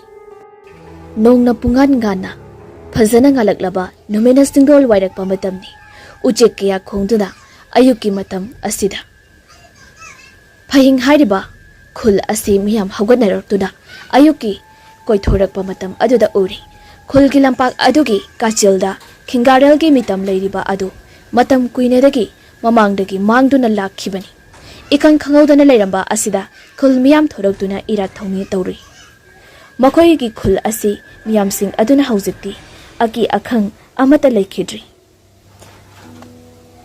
ꯅꯨꯃꯤꯠ ꯑꯁꯤ ꯃꯈꯣꯏ ꯃꯌꯥꯝ ꯄꯨꯟꯗꯨꯅ ꯍꯔꯥꯎ ꯀꯨꯝꯍꯩ ꯑꯃꯁꯨ ꯄꯥꯡꯊꯣꯛꯅꯅꯕ ꯍꯥꯏꯗꯨꯅ ꯁꯦꯝ ꯁꯥꯔꯤ ꯅꯥꯀꯜ ꯑꯃꯔꯣꯝꯗꯅ ꯁꯦꯂꯣꯏ ꯈꯨꯜꯒꯤ ꯃꯥꯏꯀꯩ ꯇꯝꯅ ꯂꯥꯛꯈꯤꯕ ꯁꯝꯂꯥꯡꯕ ꯑꯃꯗꯤ ꯅꯣꯡꯉꯥꯡꯈꯣꯏꯕ ꯃꯈꯣꯏ ꯑꯅꯤ ꯁꯦꯂꯣꯏ ꯈꯨꯜ ꯃꯅꯨꯡꯗ ꯆꯪꯁꯤꯜꯂꯛꯏ ꯑꯌꯨꯛ ꯑꯁꯤꯗ ꯑꯆꯠ ꯑꯋꯣꯛꯁꯤꯡꯗ ꯍꯛꯍꯛꯗꯨꯅ ꯄꯨꯌꯥꯝꯕꯒꯤ ꯃꯌꯨꯝ ꯇꯝꯅ ꯆꯪꯁꯤꯜꯂꯛꯏ ꯊꯣꯡꯒꯥꯜꯗꯒꯤ ꯈꯔ ꯆꯪꯁꯤꯜꯂꯛꯂꯒ ꯑꯃꯥꯏꯕ ꯁꯝꯂꯥꯡꯕ ꯆꯞ ꯂꯦꯞꯄꯤ ꯑꯗꯨꯒ ꯏꯙꯧ ꯉꯥꯏꯈꯣ ꯑꯩꯈꯣꯏꯅ ꯑꯁꯨꯝꯅ ꯆꯪꯂꯕꯗꯤ ꯂꯥꯏꯔꯤꯛ ꯑꯁꯤ ꯐꯪꯕ ꯉꯝꯂꯔꯣꯏ ꯑꯗꯨꯅ ꯑꯩ ꯍꯧꯖꯤꯛ ꯄꯨꯌꯥꯝꯕꯒꯤ ꯁꯛꯇꯝ ꯂꯥꯡ ꯆꯪꯁꯤꯟꯗꯨꯅ ꯂꯧꯔꯛꯑꯒꯦ ꯑꯁꯤ ꯍꯥꯏꯔꯒ ꯁꯝꯂꯥꯡꯕ ꯃꯍꯥꯛꯀꯤ ꯃꯍꯩ ꯄꯨꯊꯣꯛꯇꯨꯅ ꯄꯨꯌꯥꯝꯕꯒ ꯁꯑꯣꯡ ꯁꯕꯥꯟ ꯆꯞ ꯃꯥꯟꯅꯕ ꯑꯃꯗ ꯑꯣꯟꯊꯣꯔꯛꯂꯒ ꯑꯗꯨꯒ ꯇꯞꯅ ꯌꯨꯝ ꯑꯗꯨꯒꯤ ꯃꯥꯏꯀꯩ ꯇꯝꯅ ꯆꯪꯁꯤꯜꯂꯛꯏ ꯅꯣꯡꯂꯩꯈꯣꯝꯕꯗꯤ ꯊꯣꯡꯒꯥꯜ ꯑꯗꯨꯒꯤ ꯍꯋꯥꯏꯅ ꯇꯦꯛꯊꯒꯩ ꯄꯥꯜꯂꯤꯕ ꯑꯗꯨꯒꯤ ꯃꯔꯨꯝꯗ ꯂꯨꯝꯗꯨꯅ ꯂꯩꯍꯧꯏ ꯁꯝꯂꯥꯡꯕ ꯁꯨꯃꯥꯡ ꯑꯗꯨꯗ ꯍꯦꯛ ꯌꯧꯕꯒ ꯍꯥꯏ ꯇꯥꯕ꯭ꯔꯅꯦ ꯅꯣꯏꯕꯣ ꯁꯣꯜꯂꯕꯤ ꯍꯅꯨꯕꯤ ꯑꯗꯨꯅ ꯊꯣꯔꯛꯏ ꯑꯗꯨꯒ ꯅꯨꯄꯥ ꯅꯪ ꯍꯜꯂꯛꯂꯕ꯭ꯔꯥ ꯄꯨꯌꯥꯝꯕꯅ ꯑꯣꯜꯂꯕ ꯁꯝꯂꯥꯡꯕꯅ ꯑꯩꯒꯤ ꯑꯀꯥꯎꯕ ꯑꯃ ꯂꯩꯔꯤ ꯑꯗꯨꯕꯨ ꯂꯧꯕ ꯂꯥꯛꯂꯤꯕꯅꯤ ꯑꯁꯤ ꯍꯥꯏꯔꯒ ꯏꯃꯨꯡꯗ ꯄ꯭ꯔꯞ ꯄ꯭ꯔꯞ ꯆꯪꯁꯤꯜꯂꯤ ꯑꯗꯨꯒ ꯏꯃꯨꯡꯗ ꯂꯥꯏꯔꯤꯛ ꯑꯗꯨꯕꯨ ꯀꯗꯥꯏꯗ ꯂꯩꯕꯒꯦ ꯍꯥꯏꯗꯨꯅ ꯂꯥꯏ ꯃꯤꯠ ꯊꯥꯡꯗꯨꯅ ꯌꯦꯡꯕꯗ ꯎꯔꯤ ꯕꯜꯂꯕ ꯄꯤꯛꯂꯕ ꯄꯛꯁꯤꯒꯨꯝꯕ ꯎꯄꯨ ꯃꯆꯥ ꯑꯃꯗ ꯍꯥꯞꯂꯤꯕ ꯑꯗꯨꯕꯨ ꯆꯪꯁꯤꯜꯂꯒ ꯂꯥꯏꯔꯤꯛ ꯑꯗꯨꯕꯨ ꯂꯧꯊꯣꯛꯇꯨꯅ ꯃꯄꯥꯟꯗ ꯊꯣꯔꯛꯂꯤ ꯑꯗꯨꯒ ꯃꯉꯣꯟꯗ ꯂꯦꯞꯇꯨꯅ ꯂꯩꯔꯤꯕꯤ ꯑꯃꯥꯏꯕ ꯄꯨꯝꯌꯥꯝꯕꯒꯤ ꯅꯨꯄꯤ ꯑꯗꯨꯗ ꯑꯣꯟꯁꯤꯟꯗꯨꯅ ꯑꯩ ꯆꯠꯂꯨꯈꯤꯒꯦ ꯅꯈꯣꯏ ꯆꯦꯛꯁꯤꯟꯅ ꯂꯩꯌꯨꯀꯣ ꯑꯁꯤ ꯍꯥꯏꯔꯝꯂꯒ ꯑꯗꯨꯃꯛ ꯊꯣꯛꯈꯤꯔꯝꯃꯤ ꯁꯝꯂꯥꯡꯕ ꯊꯣꯡꯒꯥꯜ ꯃꯌꯥ ꯌꯧꯁꯤꯜꯂꯛꯄꯒ ꯏꯪꯒꯤꯠ ꯑꯃ ꯇꯧꯗꯨꯅ ꯅꯣꯡꯂꯩꯈꯣꯝꯕꯕꯨ ꯀꯧꯊꯣꯛꯂꯤ ꯑꯗꯨꯒ ꯁꯝꯂꯥꯡꯕꯁꯨ ꯃꯥꯒꯤ ꯁꯛꯐꯝꯗ ꯍꯟꯖꯤꯜꯂꯛꯇꯨꯅ ꯃꯈꯣꯏ ꯑꯅꯤꯃꯛ ꯊꯣꯛꯃꯤꯟꯅꯔꯛꯏ ꯃꯈꯣꯏ ꯑꯅꯤꯅ ꯊꯣꯛꯈꯤꯕꯒ ꯉꯁꯥꯏ ꯃꯈꯩ ꯑꯌꯨꯛꯀꯤ ꯀꯣꯏꯊꯣꯛꯂꯨꯕ ꯄꯨꯡꯌꯥꯝꯕꯒꯤ ꯃꯆꯥꯅꯨꯄꯥ ꯇꯦꯜꯍꯩꯕ ꯊꯣꯡꯒꯥꯜ ꯑꯗꯨꯗꯒꯤ ꯀꯅꯥꯒꯨꯝꯕ ꯑꯅꯤ ꯊꯣꯔꯛꯈꯤꯕ ꯑꯗꯨ ꯌꯦꯡꯗꯨꯅ ꯃꯌꯨꯝ ꯇꯝꯅ ꯆꯦꯟꯁꯤꯟꯈꯤꯔꯝꯃꯤ ꯃꯌꯨꯝ ꯌꯧꯕꯒ ꯏꯃꯥ ꯏꯃꯥ ꯏꯃꯨꯡꯗꯒꯤ ꯃꯃꯥ ꯊꯣꯔꯛꯇꯨꯅ ꯏꯕꯨꯡꯉꯣ ꯅꯪ ꯂꯥꯛꯂꯕ꯭ꯔꯥ ꯏꯃꯥ ꯌꯨꯝꯁꯤꯗ ꯀꯅꯥ ꯀꯅꯥ ꯂꯥꯛꯑꯝꯃꯦ ꯅꯄꯥ ꯑꯗꯨ ꯂꯥꯛꯑꯝꯃꯤꯅꯦ ꯀꯩꯗꯧꯔꯒꯦ ꯍꯥꯏꯐꯦꯠ ꯆꯤꯡꯅꯩ ꯑꯗꯨꯕꯨ ꯀꯩꯁꯨ ꯇꯧꯗꯦꯗ ꯏꯃꯥ ꯑꯁꯤ ꯍꯥꯏꯔꯝꯂꯒ ꯏꯃꯨꯡꯗ ꯑꯗꯨꯃꯛ ꯆꯪꯈꯤꯔꯝꯃꯤ ꯁꯝꯂꯥꯡꯕ ꯍꯧꯖꯤꯛꯇꯤ ꯂꯥꯏꯔꯤꯛ ꯑꯁꯤꯒꯁꯨ ꯐꯪꯂꯤ ꯄꯨꯟꯅ ꯃꯉꯥꯗꯤ ꯁꯨꯔꯤ ꯋꯥꯠꯂꯤꯕꯁꯤꯡ ꯑꯁꯤꯁꯨ ꯂꯧꯔꯨꯅꯕꯒꯤꯗꯃꯛꯇ ꯂꯥꯡꯉꯣꯏ ꯆꯤꯡꯉꯣꯏꯕ ꯍꯥꯏꯔꯤꯕ ꯑꯃꯥꯏꯕ ꯑꯁꯤꯅ ꯂꯩꯔꯤꯕ ꯈꯨꯜ ꯑꯗꯨꯒꯤ ꯃꯥꯏꯀꯩ ꯇꯝꯅ ꯃꯇꯥꯎ ꯅꯣꯡꯅꯥꯡ ꯈꯣꯝꯕꯒ ꯂꯣꯏꯅꯅ ꯆꯠꯈꯤꯔꯝꯃꯤ ꯈꯤꯡꯒꯥꯔꯦꯟ ꯃꯥꯂꯪ ꯈꯣꯡ ꯅꯦꯠꯅꯅ ꯄꯥꯏꯔꯛꯄꯅ ꯍꯧꯖꯤꯛꯇꯤ ꯌꯧꯔꯛꯀꯗꯧꯔꯤ ꯂꯥꯡꯉꯣꯏ ꯆꯤꯡꯉꯣꯏꯕ ꯍꯥꯏꯔꯤꯕ ꯑꯃꯥꯏꯕ ꯑꯍꯜ ꯑꯁꯤꯅ ꯂꯩꯔꯤꯕ ꯃꯐꯝ ꯑꯁꯤ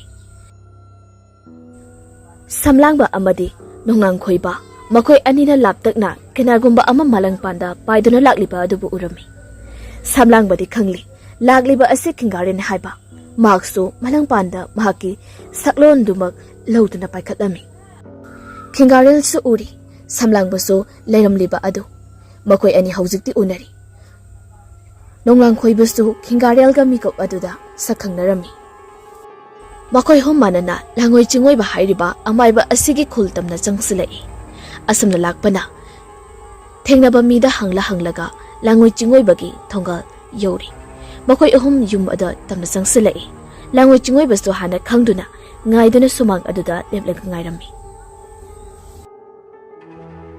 ꯃꯈꯣꯏꯅ ꯂꯥꯡꯉꯣꯏ ꯆꯤꯡꯉꯣꯏꯕꯒꯤ ꯃꯅꯥꯛꯇ ꯌꯧꯁꯤꯜꯂꯛꯄꯒ ꯁꯝꯂꯥꯡꯕꯅ ꯑꯁꯨꯝꯅ ꯍꯥꯏꯔꯛꯏ ꯏꯄꯥꯒꯨꯝꯂꯕ ꯂꯥꯡꯉꯣꯏ ꯆꯤꯡꯉꯣꯏꯕ ꯍꯥꯏꯔꯤꯕ ꯑꯗꯨꯕꯨ ꯑꯣꯏꯕꯤꯔꯕ꯭ꯔꯥ ꯃꯥꯅꯤ ꯑꯩꯅꯤ ꯂꯥꯡꯉꯣꯏ ꯆꯤꯡꯉꯣꯏꯕ ꯍꯥꯏꯔꯤꯕꯗꯣ ꯀꯔꯤ ꯇꯥꯟꯅꯁꯤ ꯍꯥꯏꯕꯅꯣ ꯈꯪꯁꯤꯟꯅꯗꯕ ꯁꯥꯗꯨꯅ ꯍꯥꯏꯔꯛꯂꯤꯕꯅꯤ ꯄꯨꯝꯅꯃꯛ ꯈꯪꯂꯤꯕ ꯎꯔꯤꯕ ꯉꯥꯛꯇꯅꯤ ꯁꯝꯂꯥꯡꯕꯅ ꯏꯄꯥꯒꯨꯝꯂꯕ ꯅꯍꯥꯛꯀꯤ ꯃꯐꯝꯗ ꯂꯩꯔꯤꯕ ꯊꯋꯥꯏ ꯃꯤꯔꯦꯜꯄꯨꯡ ꯍꯥꯏꯔꯤꯕ ꯂꯥꯏꯔꯤꯛ ꯑꯗꯨꯕꯨ ꯑꯩꯒꯤ ꯈꯨꯠꯇ ꯁꯤꯟꯅꯕꯤꯌꯨ ꯍꯥꯏꯅ ꯍꯥꯏꯖꯒꯦꯅ ꯂꯥꯛꯂꯤꯕꯅꯤ ꯏꯄꯥꯅ ꯆꯥꯟꯕꯤꯗꯨꯅ ꯂꯥꯏꯔꯤꯛ ꯑꯗꯨꯕꯨ ꯄꯤꯕꯤꯌꯨꯗꯣ ꯂꯥꯡꯉꯣꯏ ꯆꯤꯡꯉꯣꯏꯕꯅ ꯅꯣꯛꯂꯒ ꯀꯔꯤ ꯂꯥꯏꯔꯤꯛ ꯑꯁꯤꯕꯨ ꯅꯈꯣꯏꯒꯤ ꯀꯔꯤ ꯅꯇꯤꯛ ꯂꯩꯗꯨꯅ ꯂꯧꯒꯅꯤ ꯍꯥꯏꯅ ꯂꯥꯛꯄ ꯁꯥꯔꯤꯕ ꯁꯝꯂꯥꯡꯕꯅ ꯏꯄꯥ ꯏꯕꯨꯡꯉꯣ ꯇꯞꯊꯕꯤꯌꯨ ꯂꯥꯏꯔꯤꯛ ꯑꯁꯤꯕꯨ ꯂꯣꯏꯅ ꯇꯨꯝꯅ ꯃꯥꯡꯍꯟꯒꯦ ꯍꯥꯏꯅ ꯅꯆꯥꯒꯤ ꯋꯥꯁꯛ ꯄꯥꯔꯩꯅꯈ꯭ꯔꯦꯗꯣ ꯑꯗꯨꯃꯛꯅ ꯅꯆꯥꯅ ꯂꯥꯏꯔꯤꯛ ꯑꯁꯤꯕꯨ ꯊꯤꯖꯔꯛꯄꯅꯤ ꯂꯥꯡꯉꯣꯏ ꯆꯤꯡꯑꯣꯏꯕꯅ ꯐꯔꯦ ꯅꯈꯣꯏꯅ ꯂꯥꯏꯔꯤꯛ ꯑꯁꯤꯕꯨ ꯄꯥꯝꯂꯕꯗꯤ ꯑꯩꯕꯨ ꯃꯥꯏꯊꯤꯕ ꯄꯤꯕ ꯉꯝꯂꯕ ꯃꯇꯝꯗꯨꯗ ꯄꯤꯒꯅꯤ ꯍꯥꯏꯕꯒ ꯂꯣꯏꯕ ꯅꯪꯗꯦ ꯅꯣꯡꯂꯩ ꯈꯣꯏꯕꯅ ꯆꯪꯁꯤꯟꯗꯨꯅ ꯈꯨꯇꯨꯝ ꯇꯥꯁꯤꯟꯗꯨꯅ ꯀꯤꯟꯅ ꯁꯥꯄꯨꯀꯅ ꯊꯤꯜꯂꯤ ꯂꯥꯡꯉꯣꯏ ꯆꯤꯡꯑꯣꯏꯕꯁꯨ ꯊꯨꯞꯆꯤꯜꯂꯒ ꯌꯥꯝꯅ ꯁꯥꯡꯅ ꯄꯥꯏꯊꯣꯛꯈ꯭ꯔꯤ ꯂꯥꯡꯉꯣꯏ ꯆꯤꯡꯑꯣꯏꯕꯁꯨ ꯉꯥꯛꯊꯣꯛꯅꯕ ꯅꯪꯍꯧꯗ꯭ꯔꯤ ꯌꯨꯝ ꯑꯃꯗ ꯌꯩꯁꯤꯜꯂꯒ ꯇꯥꯏ ꯍꯧꯒꯠꯂꯛꯂꯒ ꯏꯌꯥ ꯀꯔꯤꯁꯨ ꯂꯩꯇꯕ ꯑꯉꯥꯡ ꯄꯦꯠꯇ ꯋꯥ ꯅꯣꯏꯅꯁꯨ ꯑꯩꯕꯨ ꯁꯤꯡꯅꯕ ꯁꯥꯏ ꯈꯪꯒꯅꯤꯗꯣ ꯑꯁꯤ ꯍꯥꯏꯔꯒ ꯈꯨꯜ ꯑꯗꯨꯒꯤ ꯋꯥꯡꯕꯗ ꯄꯥꯏꯗꯨꯅ ꯆꯦꯟꯈ꯭ꯔꯤ ꯃꯍꯥꯛꯅ ꯈꯜꯂꯤꯕꯁꯤ ꯈꯨꯜ ꯑꯁꯤꯒꯤ ꯃꯅꯨꯡꯗ ꯐꯨꯅꯕ ꯇꯥꯔꯕꯗꯤ ꯃꯤꯁꯤꯃꯤꯅ ꯀꯌꯥ ꯑꯃ ꯌꯥꯎꯔꯅꯤ ꯈꯟꯗꯨꯅ ꯇꯧꯔꯤꯕꯅꯤ ꯃꯇꯨꯡꯂꯣꯝꯗꯅ ꯈꯤꯡꯒꯥꯔꯦꯜ ꯁꯝꯂꯥꯡꯕ ꯑꯃꯗꯤ ꯅꯣꯡꯂꯩ ꯈꯣꯏꯕꯁꯨ ꯇꯥꯟꯅꯔꯛꯂꯤ ꯈꯨꯜ ꯑꯗꯨꯗꯒꯤ ꯈꯔꯅ ꯊꯩꯔꯛꯂꯒ ꯃꯈꯣꯏ ꯑꯍꯨꯝꯕꯨ ꯂꯥꯛꯂꯤꯕ ꯑꯗꯨꯕꯨ ꯂꯥꯡꯉꯣꯏ ꯆꯤꯡꯑꯣꯏꯕꯅ ꯉꯥꯏꯗꯨꯅ ꯂꯩꯈ꯭ꯔꯤ ꯃꯈꯣꯏ ꯑꯍꯨꯝꯁꯨ ꯌꯧꯁꯤꯜꯂꯛꯂꯤ ꯅꯣꯡꯅꯪ ꯈꯣꯏꯕꯅꯁꯨ ꯍꯥꯟꯅ ꯀꯟꯅ ꯆꯦꯟꯁꯤꯜꯂꯛꯏ ꯑꯗꯨꯕꯨ ꯂꯥꯡꯉꯣꯏ ꯆꯤꯡꯑꯣꯏꯕ ꯀꯔꯤꯁꯨ ꯊꯧꯁꯥꯗꯅ ꯂꯦꯞꯂꯒ ꯂꯩ ꯃꯅꯥ ꯍꯦꯛ ꯌꯧꯁꯤꯜꯂꯛꯄꯒ ꯈꯨꯗꯨꯝꯕꯗꯨ ꯇꯥꯁꯤꯟꯒꯦ ꯇꯧꯔꯛꯄ ꯃꯇꯝꯗ ꯂꯥꯡꯉꯣꯏ ꯆꯤꯡꯑꯣꯏꯕꯅ ꯃꯈꯨꯠ ꯅꯥꯃꯇꯅ ꯊꯥꯗꯣꯔꯛꯏ ꯅꯣꯡꯅꯪ ꯈꯣꯏꯕ ꯐꯅ ꯁꯥꯡꯅ ꯁꯤꯠꯂꯒ ꯄꯥꯏꯊꯣꯛꯂꯒ ꯇꯥꯏ ꯁꯝꯂꯥꯡꯕ ꯑꯃꯗꯤ ꯈꯤꯡꯒꯥꯔꯦꯜ ꯃꯈꯣꯏ ꯑꯅꯤ ꯆꯪꯁꯤꯟꯗꯨꯅ ꯂꯥꯡꯉꯣꯏ ꯆꯤꯡꯑꯣꯏꯕꯕꯨ ꯍꯥꯠꯅꯅꯕ ꯍꯣꯠꯅꯔꯤ ꯑꯗꯨꯕꯨ ꯃꯈꯨꯠ ꯅꯥꯃꯒ ꯑꯃꯃꯝꯒꯅꯤ ꯍꯧꯖꯤꯛ ꯀꯟꯅ ꯐꯨꯅꯔꯛꯂꯤꯕ ꯑꯁꯤ ꯁꯝꯂꯥꯡꯕ ꯑꯃꯗꯤ ꯈꯤꯡꯒꯥꯔꯦꯜ ꯃꯈꯣꯏ ꯑꯅꯤꯃꯛꯁꯨ ꯃꯈꯨꯠ ꯅꯥꯃꯅ ꯊꯣꯝꯗꯣꯔꯛꯏ ꯃꯈꯣꯏ ꯑꯅꯤꯃꯛ ꯐꯅ ꯁꯥꯡꯅ ꯁꯤꯠꯂꯤ ꯀꯟꯕꯗꯒꯤ ꯀꯜꯂꯕ ꯃꯄꯥꯡꯒꯜ ꯂꯣꯏꯕ ꯅꯥꯏꯗꯕ ꯈꯤꯡꯒꯥꯔꯦꯜꯗꯨ ꯍꯧꯖꯤꯛꯇꯤ ꯃꯍꯥꯛꯀꯤ ꯑꯔꯩꯕ ꯃꯄꯥꯡꯒꯜ ꯃꯇꯤꯛ ꯃꯌꯥꯏꯗ ꯄꯨꯊꯣꯔꯛꯂꯤ ꯃꯥꯂꯪ ꯈꯣꯡꯅꯦꯠꯅꯅ ꯂꯩꯔꯤ ꯁꯝꯂꯥꯡꯕꯁꯨ ꯃꯍꯥꯛꯀꯤ ꯁꯅꯥ ꯃꯆꯨꯒꯤ ꯉꯝꯖꯕ ꯁꯛꯂꯣꯟ ꯑꯗꯨ ꯂꯧꯔꯛꯂꯤ ꯃꯇꯝ ꯑꯁꯤꯗꯅꯤ ꯂꯥꯡꯉꯣꯏ ꯆꯤꯡꯑꯣꯏꯕꯁꯨ ꯃꯁꯥ ꯄꯨꯝꯕ ꯁꯅꯥ ꯃꯆꯨꯒꯨꯝꯅ ꯂꯪꯊꯣꯔꯛꯂꯦ ꯃꯈꯣꯏ ꯑꯍꯨꯝ ꯍꯧꯖꯤꯛꯇꯤ ꯑꯔꯩꯕꯤ ꯊꯥꯗꯅ ꯃꯈꯨꯠ ꯊꯣꯛꯅꯔꯤ ꯃꯈꯣꯏ ꯑꯅꯤꯅ ꯐꯅ ꯍꯣꯠꯅꯔꯕꯁꯨ ꯂꯥꯡꯉꯣꯏ ꯆꯤꯡꯑꯣꯏꯕ ꯍꯥꯏꯔꯤꯕ ꯑꯁꯤꯗꯤ ꯂꯥꯛꯁꯤꯟꯕ ꯉꯝꯃꯝꯗꯦ ꯂꯥꯡꯉꯣꯏ ꯆꯤꯡꯑꯣꯏꯕꯅ ꯑꯗꯨꯝ ꯍꯦꯟꯖꯤꯜꯂꯛꯄꯒꯨꯝꯅ ꯇꯧꯔꯤ ꯃꯈꯣꯏ ꯑꯅꯤꯃꯛ ꯂꯥꯡꯉꯣꯏ ꯆꯤꯡꯑꯣꯏꯕꯅ ꯑꯃꯨꯛ ꯊꯣꯝꯗꯣꯔꯛꯄꯗ ꯁꯥꯡꯅ ꯄꯥꯏꯊꯣꯛꯏ ꯑꯗꯨꯕꯨ ꯈꯤꯡꯒꯥꯔꯦꯜ ꯑꯃꯗꯤ ꯁꯝꯂꯥꯡꯕꯅ ꯈꯖꯤꯛ ꯐꯥꯎꯕ ꯁꯣꯛꯄ ꯉꯝꯗꯦ ꯅꯣꯡꯅꯪ ꯈꯣꯏꯕꯗꯤ ꯄꯥꯏꯊꯣꯛꯂꯒ ꯁꯤꯠꯂꯒ ꯇꯥꯈꯤꯕꯅ ꯃꯁꯥꯗꯣ ꯏ ꯈꯔꯁꯨ ꯊꯣꯛꯏ ꯑꯗꯨꯒ ꯂꯦꯞꯈꯠꯂꯒ ꯃꯈꯣꯏ ꯑꯍꯨꯝꯅ ꯇꯧꯔꯤꯕ ꯑꯗꯨꯕꯨ ꯌꯦꯡꯗꯨꯅ ꯂꯩꯔꯤ ꯆꯪꯁꯤꯜꯂꯨꯕꯁꯨ ꯃꯇꯥꯡ ꯆꯥꯗꯕꯒꯨꯝ ꯇꯧ ꯑꯆꯦꯡꯕ ꯇꯥꯟꯖꯥ ꯑꯃ ꯉꯥꯏꯔꯤ ꯂꯥꯡꯉꯣꯏ ꯆꯤꯡꯑꯣꯏꯕꯅ ꯁꯝꯂꯥꯡꯕꯒꯤ ꯃꯁꯝ ꯄꯥꯏꯗꯨꯅ ꯂꯩꯃꯥꯏꯗ ꯊꯣꯝꯇꯣꯔꯛꯏ ꯑꯗꯨꯒ ꯈꯤꯡꯒꯥꯔꯦꯜꯕꯨꯅ ꯃꯊꯕꯥꯛꯇ ꯈꯣꯡꯄꯥꯛꯅ ꯀꯥꯎꯊꯣꯔꯛꯏ ꯃꯈꯣꯏ ꯑꯅꯤ ꯂꯩꯃꯥꯏꯗ ꯕꯣꯝ ꯌꯩꯁꯤꯜꯂꯤ ꯂꯩꯃꯥꯏꯒꯗꯣ ꯂꯣꯏꯅ ꯃꯍꯤ ꯆꯠꯂꯤ ꯈꯤꯡꯒꯥꯔꯦꯜ ꯃꯆꯤꯟꯗꯒꯤ ꯏ ꯈꯔ ꯊꯣꯛꯂꯛꯂꯤ ꯁꯝꯂꯥꯡꯕꯗꯤ ꯁꯅꯥ ꯃꯆꯨ ꯑꯣꯏ ꯀꯩ ꯑꯣꯏ ꯃꯆꯤꯟꯗꯒꯤ ꯈꯔ ꯇꯥꯔꯛꯏ ꯈꯤꯡꯒꯥꯔꯦꯜ ꯍꯧꯖꯤꯛꯇꯤ ꯊꯦꯡꯅꯕ ꯑꯁꯤ ꯋꯥꯔꯅꯤ ꯑꯗꯨꯅ ꯑꯔꯣꯏꯕ ꯄꯥꯝꯕꯩ ꯁꯤꯖꯤꯟꯅꯔꯛꯏ ꯃꯍꯥꯛꯀꯤ ꯂꯥꯡꯒꯣꯜ ꯂꯪꯗꯥꯏ ꯑꯃ ꯂꯧꯔꯛꯂꯤ ꯃꯁꯥ ꯑꯗꯨꯁꯨ ꯍꯦꯟꯅ ꯆꯥꯎꯊꯣꯔꯛꯂꯤ ꯃꯔꯥꯏꯕꯛꯇ ꯃꯁꯤ ꯑꯃꯁꯨ ꯊꯤꯟꯗꯣꯔꯛꯅ ꯃꯁꯥꯒꯤ ꯁꯤꯡꯂꯤ ꯑꯁꯥꯡꯕ ꯉꯥꯛꯇ ꯑꯣꯏ ꯃꯁꯥ ꯄꯨꯝꯕ ꯑꯗꯨ ꯃꯔꯥꯡ ꯂꯥꯡꯕ ꯍꯧꯔꯛꯂꯤ ꯃꯥꯂꯦꯝ ꯏꯃꯥꯗꯣ ꯊꯛ ꯅꯤꯛꯏ ꯀꯔꯤꯕꯨ ꯊꯣꯛꯂꯒꯕ ꯂꯥꯡꯉꯣꯏ ꯆꯤꯡꯑꯣꯏꯕꯁꯨ ꯎꯔꯤ ꯃꯍꯥꯛ ꯃꯆꯤꯟꯗ ꯃꯃꯨꯟ ꯅꯣꯛꯏ ꯑꯗꯨꯒ ꯑꯩꯒꯤ ꯑꯔꯣꯏꯕ ꯃꯇꯝ ꯂꯥꯛꯂꯦꯗꯅ ꯑꯩꯅ ꯈꯜꯂꯨꯗꯦ ꯅꯍꯥꯛꯇꯤ ꯈꯤꯡꯒꯥꯔꯦꯜ ꯇꯥꯏꯕꯪꯅ ꯃꯥꯡꯕ ꯌꯥꯗ꯭ꯔꯕ ꯈꯣꯏꯌꯨꯝ ꯂꯥꯏꯅꯤꯡꯊꯧꯒꯤ ꯀꯨꯝꯍꯩꯕꯨ ꯃꯑꯣꯡ ꯐꯅ ꯁꯦꯝꯈꯤꯕ ꯉꯁꯤꯗꯤ ꯏꯕꯥꯅꯤ ꯑꯔꯣꯏꯕ ꯑꯣꯏꯅ ꯊꯦꯡꯅꯕ ꯇꯥꯔꯤꯗꯣ ꯁꯝꯂꯥꯡꯕꯁꯨ ꯑꯗꯨꯃꯉꯥꯏ ꯃꯍꯥꯛꯀꯤ ꯑꯣꯜꯂꯝꯕ ꯁꯛꯐꯝ ꯑꯗꯨꯗꯒꯤ ꯍꯦꯟꯅ ꯁꯥꯊꯤꯕ ꯁꯛꯂꯣꯟ ꯂꯧꯔꯛꯂꯤ ꯁꯅꯥ ꯃꯆꯨ ꯆꯦꯜꯂꯝꯕ ꯑꯗꯨꯁꯨ ꯍꯤꯒꯣꯛꯑꯣꯏ ꯀꯩꯑꯣꯏ ꯃꯩꯅ ꯆꯥꯛꯄꯒꯨꯝꯅ ꯋꯥꯡ ꯆꯥꯛꯂꯛꯂꯤ ꯊꯝꯕꯥꯜ ꯃꯌꯦꯛꯁꯤꯡ ꯑꯗꯨꯁꯨ ꯍꯦꯟꯅ ꯃꯌꯦꯛ ꯁꯦꯡꯂꯛꯂꯤ ꯃꯆꯤ ꯑꯅꯤꯗꯨꯁꯨ ꯍꯦꯟꯅ ꯂꯪꯊꯣꯔꯛꯏ ꯂꯥꯡꯉꯣꯏ ꯆꯤꯡꯑꯣꯏꯕ ꯑꯅꯤ ꯑꯁꯤꯒꯤ ꯃꯇꯧ ꯑꯗꯨ ꯎꯔꯕꯗ ꯈꯪꯂꯤ ꯁꯝꯂꯥꯡꯕꯅ ꯑꯣꯜꯂꯛꯂꯤꯕ ꯑꯁꯤꯗꯤ ꯈꯤꯡꯒꯥꯔꯦꯜꯒꯤ ꯃꯇꯝꯅ ꯂꯣꯏꯗ꯭ꯔꯤꯉꯩ ꯂꯥꯏꯒ ꯃꯤꯒ ꯌꯥꯅꯔꯤꯉꯩ ꯃꯇꯝꯗ ꯈꯣꯏꯌꯨꯝ ꯐꯠꯇ꯭ꯔꯕ ꯂꯥꯏꯁꯤꯡꯕꯨ ꯃꯥꯡꯍꯟꯅꯅꯕ ꯏꯍꯥꯟ ꯍꯥꯟꯅ ꯂꯥꯏꯅꯤꯡꯊꯧꯅ ꯈꯨꯠꯁꯦꯝꯈꯤꯕ ꯂꯥꯡꯒꯣꯜ ꯂꯪꯗꯥꯏ ꯑꯗꯨꯅꯤ ꯑꯅꯤꯃꯛ ꯑꯁꯤꯒ ꯂꯥꯟꯊꯦꯡꯅꯕ ꯍꯥꯏꯕꯁꯤꯗꯤ ꯃꯥꯂꯦꯝ ꯑꯁꯤꯗꯤ ꯂꯥꯏꯔꯗꯅ ꯈꯣꯏꯌꯨꯝ ꯂꯥꯏ ꯐꯥꯎꯕꯅ ꯉꯝꯂꯣꯏꯗꯧꯔꯤꯕꯅꯤ ꯑꯗꯨꯕꯨ ꯂꯥꯡꯉꯣꯏ ꯆꯤꯡꯑꯣꯏꯕꯁꯨ ꯑꯆꯝꯕ ꯑꯃꯗꯤ ꯅꯠꯇꯦ ꯑꯣꯏꯔꯤꯕ ꯐꯤꯕꯝ ꯑꯁꯤꯗ ꯅꯣꯡꯂꯩ ꯈꯣꯏꯕꯗꯤ ꯃꯌꯥ ꯀꯥꯔꯒ ꯌꯦꯡꯂꯤꯕꯅꯤ ꯃꯈꯣꯏ ꯑꯅꯤ ꯍꯧꯖꯤꯛꯇꯤ ꯆꯪꯁꯤꯜꯂꯛꯂꯤ ꯂꯥꯡꯉꯣꯏ ꯆꯤꯡꯑꯣꯏꯕꯕꯨ ꯇꯝꯅ ꯈꯤꯡꯒꯥꯔꯦꯜ ꯁꯥꯄꯣꯛꯀꯅ ꯈꯨꯗꯨꯝ ꯇꯥꯁꯤꯟꯗꯨꯅ ꯊꯤꯜꯂꯛꯏ ꯉꯥꯛꯊꯣꯛꯅꯅꯕ ꯃꯈꯨꯠꯇꯨꯅ ꯉꯥꯛꯏ ꯑꯗꯨꯕꯨ ꯉꯝꯗ꯭ꯔꯤ Laimai tamna bom launa takri. Langoi chingoi bado samlang baso langoi chingoi bana tariba mafam aduda chongsilai. Aduga sapu kana malem laimai ga padana kana nesili. Malem pumbado thak ni. Aduga langoi chingoi bagi masamado mukpaiduna chingkhatli. Malang thakta langkhatlaga sapu kana thinbari. Yamna wana paikhatkri. Kingarelna mataktagi amo makhongna kauthare. Aduga laimai da yesenduna bom launa tai. Uwaga da loina pungtiti. Hauziti langoi chingoi ba I naina masapumba pungloi loiri. Tapna lepkhalai. Aduga akhaba mino amaga loinana ngasigidi noina ngamli. Haibagi matagumna chingmang wangki. Aduga mana lepkiba mafam aduda tauna lairik adu leiri. Thawai MEERELPUNG hairiba lairik ase samlangba amadi kingarel lairik leiriba aduda sangsalai. Ngasaidagi maya kana yenglamliba nonglain khongnai baso sangsalai. Lairik aduba samlangbana lausale. Bakoi hauzikti lairik adu masu phangli. Aduna samlangba amadi kingarel nongai khoinbabu mayumda tamda thinkirami. Nonglain khonbaso mayumda adumak lehauri. Hauzik kingarel amadi samlangba makoi ani umang kaya phawduna lakpana ahingi matam oisilagli. Makoi ani su potharasi haiduna phamduna lairi. Makoi ani wari asum sanaduna lairakpana samlangbana hairei. Ida hauzikti khuta lairaksu loina lairi. Adubu masibu manganba haibasidi mathanta hauba mai mathanta thokpa ising kadadagi aina thirugadabano. Kingarel hauzikta wakhal oirei. Mahakna thingnarakiba mafam adugi maramda samlangbada hairari samlangbasto nongalaga maduda chetlase haiduna lepnari. Nakal amadana kamdauri langoi chingoi bagi macha ani lehauri bani. Khorik umba amadi liklai leima. Chunmanau nupa amaga nupi ambagani. Makhoi anina tungda tarakpa gari oirakpa haibasidi khangbanati. Adugi sumatakta khamlangbagi macha nupa amadi puyombagi macha nupa so lehauri bani. Hena luribadi langoi chingoi ba kadaida satkharbano haiba makhoi anina so khangbanati. Masina tungda kari karamdauna ahongba lakadauribano. Lanfam aside loiba naiba ama oigadoribra natraga macha haktakta karamba ahenba ama amo lakhigani kanara sukhangba natri.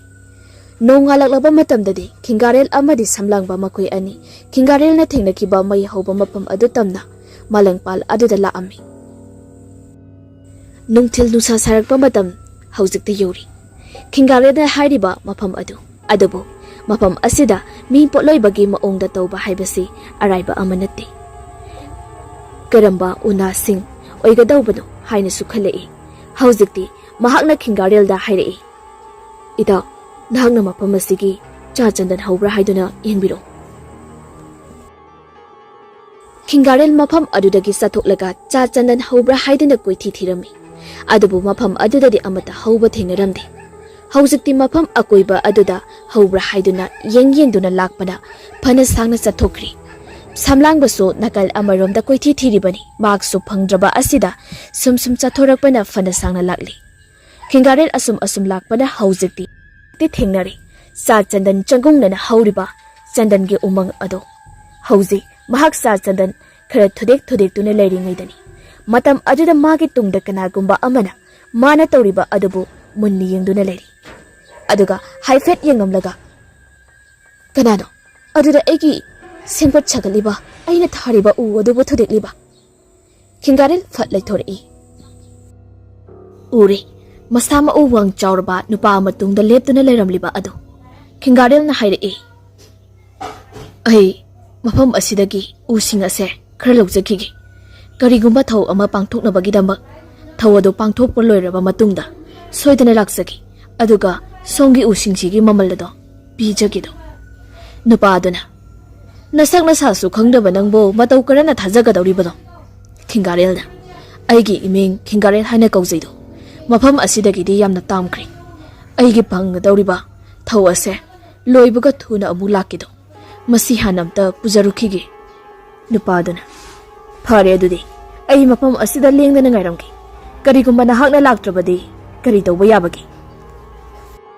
Kingarelna amuk khallaga se aigi ngakta siriba lik asila horo masi lengdana paibiramo ꯑꯩ ꯑꯃꯨꯛ ꯍꯟꯅ ꯂꯥꯛꯆꯒꯦ ꯑꯁꯤ ꯍꯥꯏꯔꯒ ꯂꯤꯛ ꯃꯆꯥ ꯑꯃ ꯁꯦꯔꯤꯕ ꯑꯗꯨ ꯂꯧꯊꯣꯛꯇꯨꯅ ꯄꯤꯔꯝꯃꯤ ꯑꯗꯨꯒ ꯁꯤꯡ ꯑꯗꯨ ꯄꯨꯂꯞ ꯈꯣꯝꯖꯤꯜꯂꯒ ꯃꯈ꯭ꯋꯥꯡꯗ ꯀꯤꯔꯤꯕ ꯈ꯭ꯋꯥꯡꯆꯦꯠ ꯈꯨꯗꯩ ꯑꯗꯨ ꯂꯧꯊꯣꯛꯇꯨꯅ ꯌꯣꯝꯂꯒ ꯁꯤꯡ ꯑꯗꯨꯕꯨ ꯄꯨꯗꯨꯅ ꯑꯃꯨꯛ ꯆꯠꯈ꯭ꯔꯤ ꯅꯨꯄꯥ ꯑꯗꯨꯁꯨ ꯌꯦꯡꯗꯨꯅ ꯑꯗꯨꯃꯛ ꯂꯩꯍꯧꯏ ꯈꯤꯡꯒꯥꯔꯦꯜꯅ ꯍꯦꯛ ꯆꯠꯈꯤꯕꯒ ꯅꯨꯄꯥ ꯑꯗꯨꯁꯨ ꯁꯛꯐꯝ ꯑꯃꯗ ꯑꯣꯟꯊꯣꯔꯛꯂꯤ ꯑꯗꯨꯒ ꯃꯆꯟꯗ ꯑꯈꯥꯕ ꯃꯤꯅꯧ ꯑꯃꯒ ꯂꯣꯏꯅꯅ ꯁꯦꯡꯃꯪ ꯃꯥꯡꯈꯤꯔꯝꯃꯤ ꯅꯨꯄꯥ ꯑꯁꯤꯅ ꯀꯅꯥꯕꯨ ꯑꯣꯏꯔꯤꯒꯕ ꯈꯤꯡꯒꯥꯔꯦꯜꯅꯗꯤ ꯈꯪꯈꯤꯕ ꯅꯠꯇꯦ ꯁꯥ ꯆꯟꯗꯟ ꯉꯥꯛꯇ ꯍꯧꯔꯤꯕ ꯃꯐꯝ ꯑꯁꯤꯁꯨ ꯅꯨꯄꯥ ꯑꯗꯨꯒꯤ ꯅꯠꯇꯦ ꯈꯤꯡꯒꯥꯔꯦꯜ ꯑꯁꯨꯝ ꯂꯥꯛꯏ ꯂꯝꯕꯤꯗ ꯆꯠꯅ ꯆꯠꯅ ꯃꯁꯥꯗ ꯀꯔꯤꯒꯨꯝꯕ ꯑꯃꯗꯤ ꯏꯋꯥꯠ ꯋꯥꯠꯄꯒꯨꯝꯅ ꯐꯥꯎꯔꯝꯃꯤ ꯂꯤꯛ ꯑꯁꯤ ꯀꯌꯥꯃꯨꯛ ꯌꯥꯝꯅ ꯃꯔꯨ ꯑꯣꯏꯕꯅꯣ ꯍꯥꯏꯕ ꯃꯁꯥꯗꯤ ꯈꯪꯏ ꯑꯗꯨꯕꯨ ꯂꯥꯏꯔꯤꯛ ꯑꯁꯤ ꯃꯥꯡꯍꯟꯗꯕ ꯌꯥꯗꯦ ꯈꯟꯗꯨꯅ ꯃꯍꯥꯛꯁꯨ ꯄꯥꯝꯕꯩ ꯑꯗꯨ ꯁꯤꯖꯤꯟꯅꯔꯛꯄꯅꯤ ꯃꯍꯥꯛꯅ ꯑꯁꯨꯝ ꯈꯔ ꯂꯥꯛꯂꯒ ꯌꯧꯔꯦ ꯍꯧꯖꯤꯛꯇꯤ ꯃꯩꯅ ꯃꯊꯟꯇ ꯍꯧꯕ ꯏꯁꯤꯡ ꯃꯊꯟꯇ ꯊꯣꯛꯂꯤꯕ ꯃꯐꯝ ꯑꯗꯨ ꯁꯝꯂꯥꯡꯕꯨꯁꯨ ꯅꯥꯀꯜ ꯑꯃꯗ ꯊꯤꯕ ꯆꯠꯈꯤꯔꯤꯕꯅꯤ ꯑꯗꯨꯕꯨ ꯐꯪꯂꯛꯇ꯭ꯔꯕ ꯑꯗꯨꯗꯗꯤ ꯃꯍꯥꯛ ꯎꯄꯥꯏ ꯂꯩꯇ꯭ꯔꯗꯨꯅ ꯍꯜꯂꯛꯂꯤ ꯃꯍꯥꯛꯅ ꯍꯜꯂꯛꯄ ꯃꯇꯝꯗꯗꯤ ꯅꯨꯃꯤꯗꯥꯡꯒꯤ ꯃꯇꯝ ꯑꯣꯏꯔꯤ ꯈꯤꯡꯒꯥꯔꯦꯜ ꯃꯆꯤ ꯑꯃꯗ ꯐꯝꯂꯒ ꯃꯃꯥꯡꯗ ꯆꯥ ꯆꯟꯗꯟ ꯑꯗꯨ ꯊꯝꯂꯒ ꯂꯩꯔꯝꯃꯤ ꯁꯝꯂꯥꯡꯕ ꯆꯪꯁꯤꯟꯗꯨꯅ ꯏꯇꯥꯎ ꯅꯍꯥꯛꯅ ꯐꯪꯂꯛꯑꯕ꯭ꯔꯥ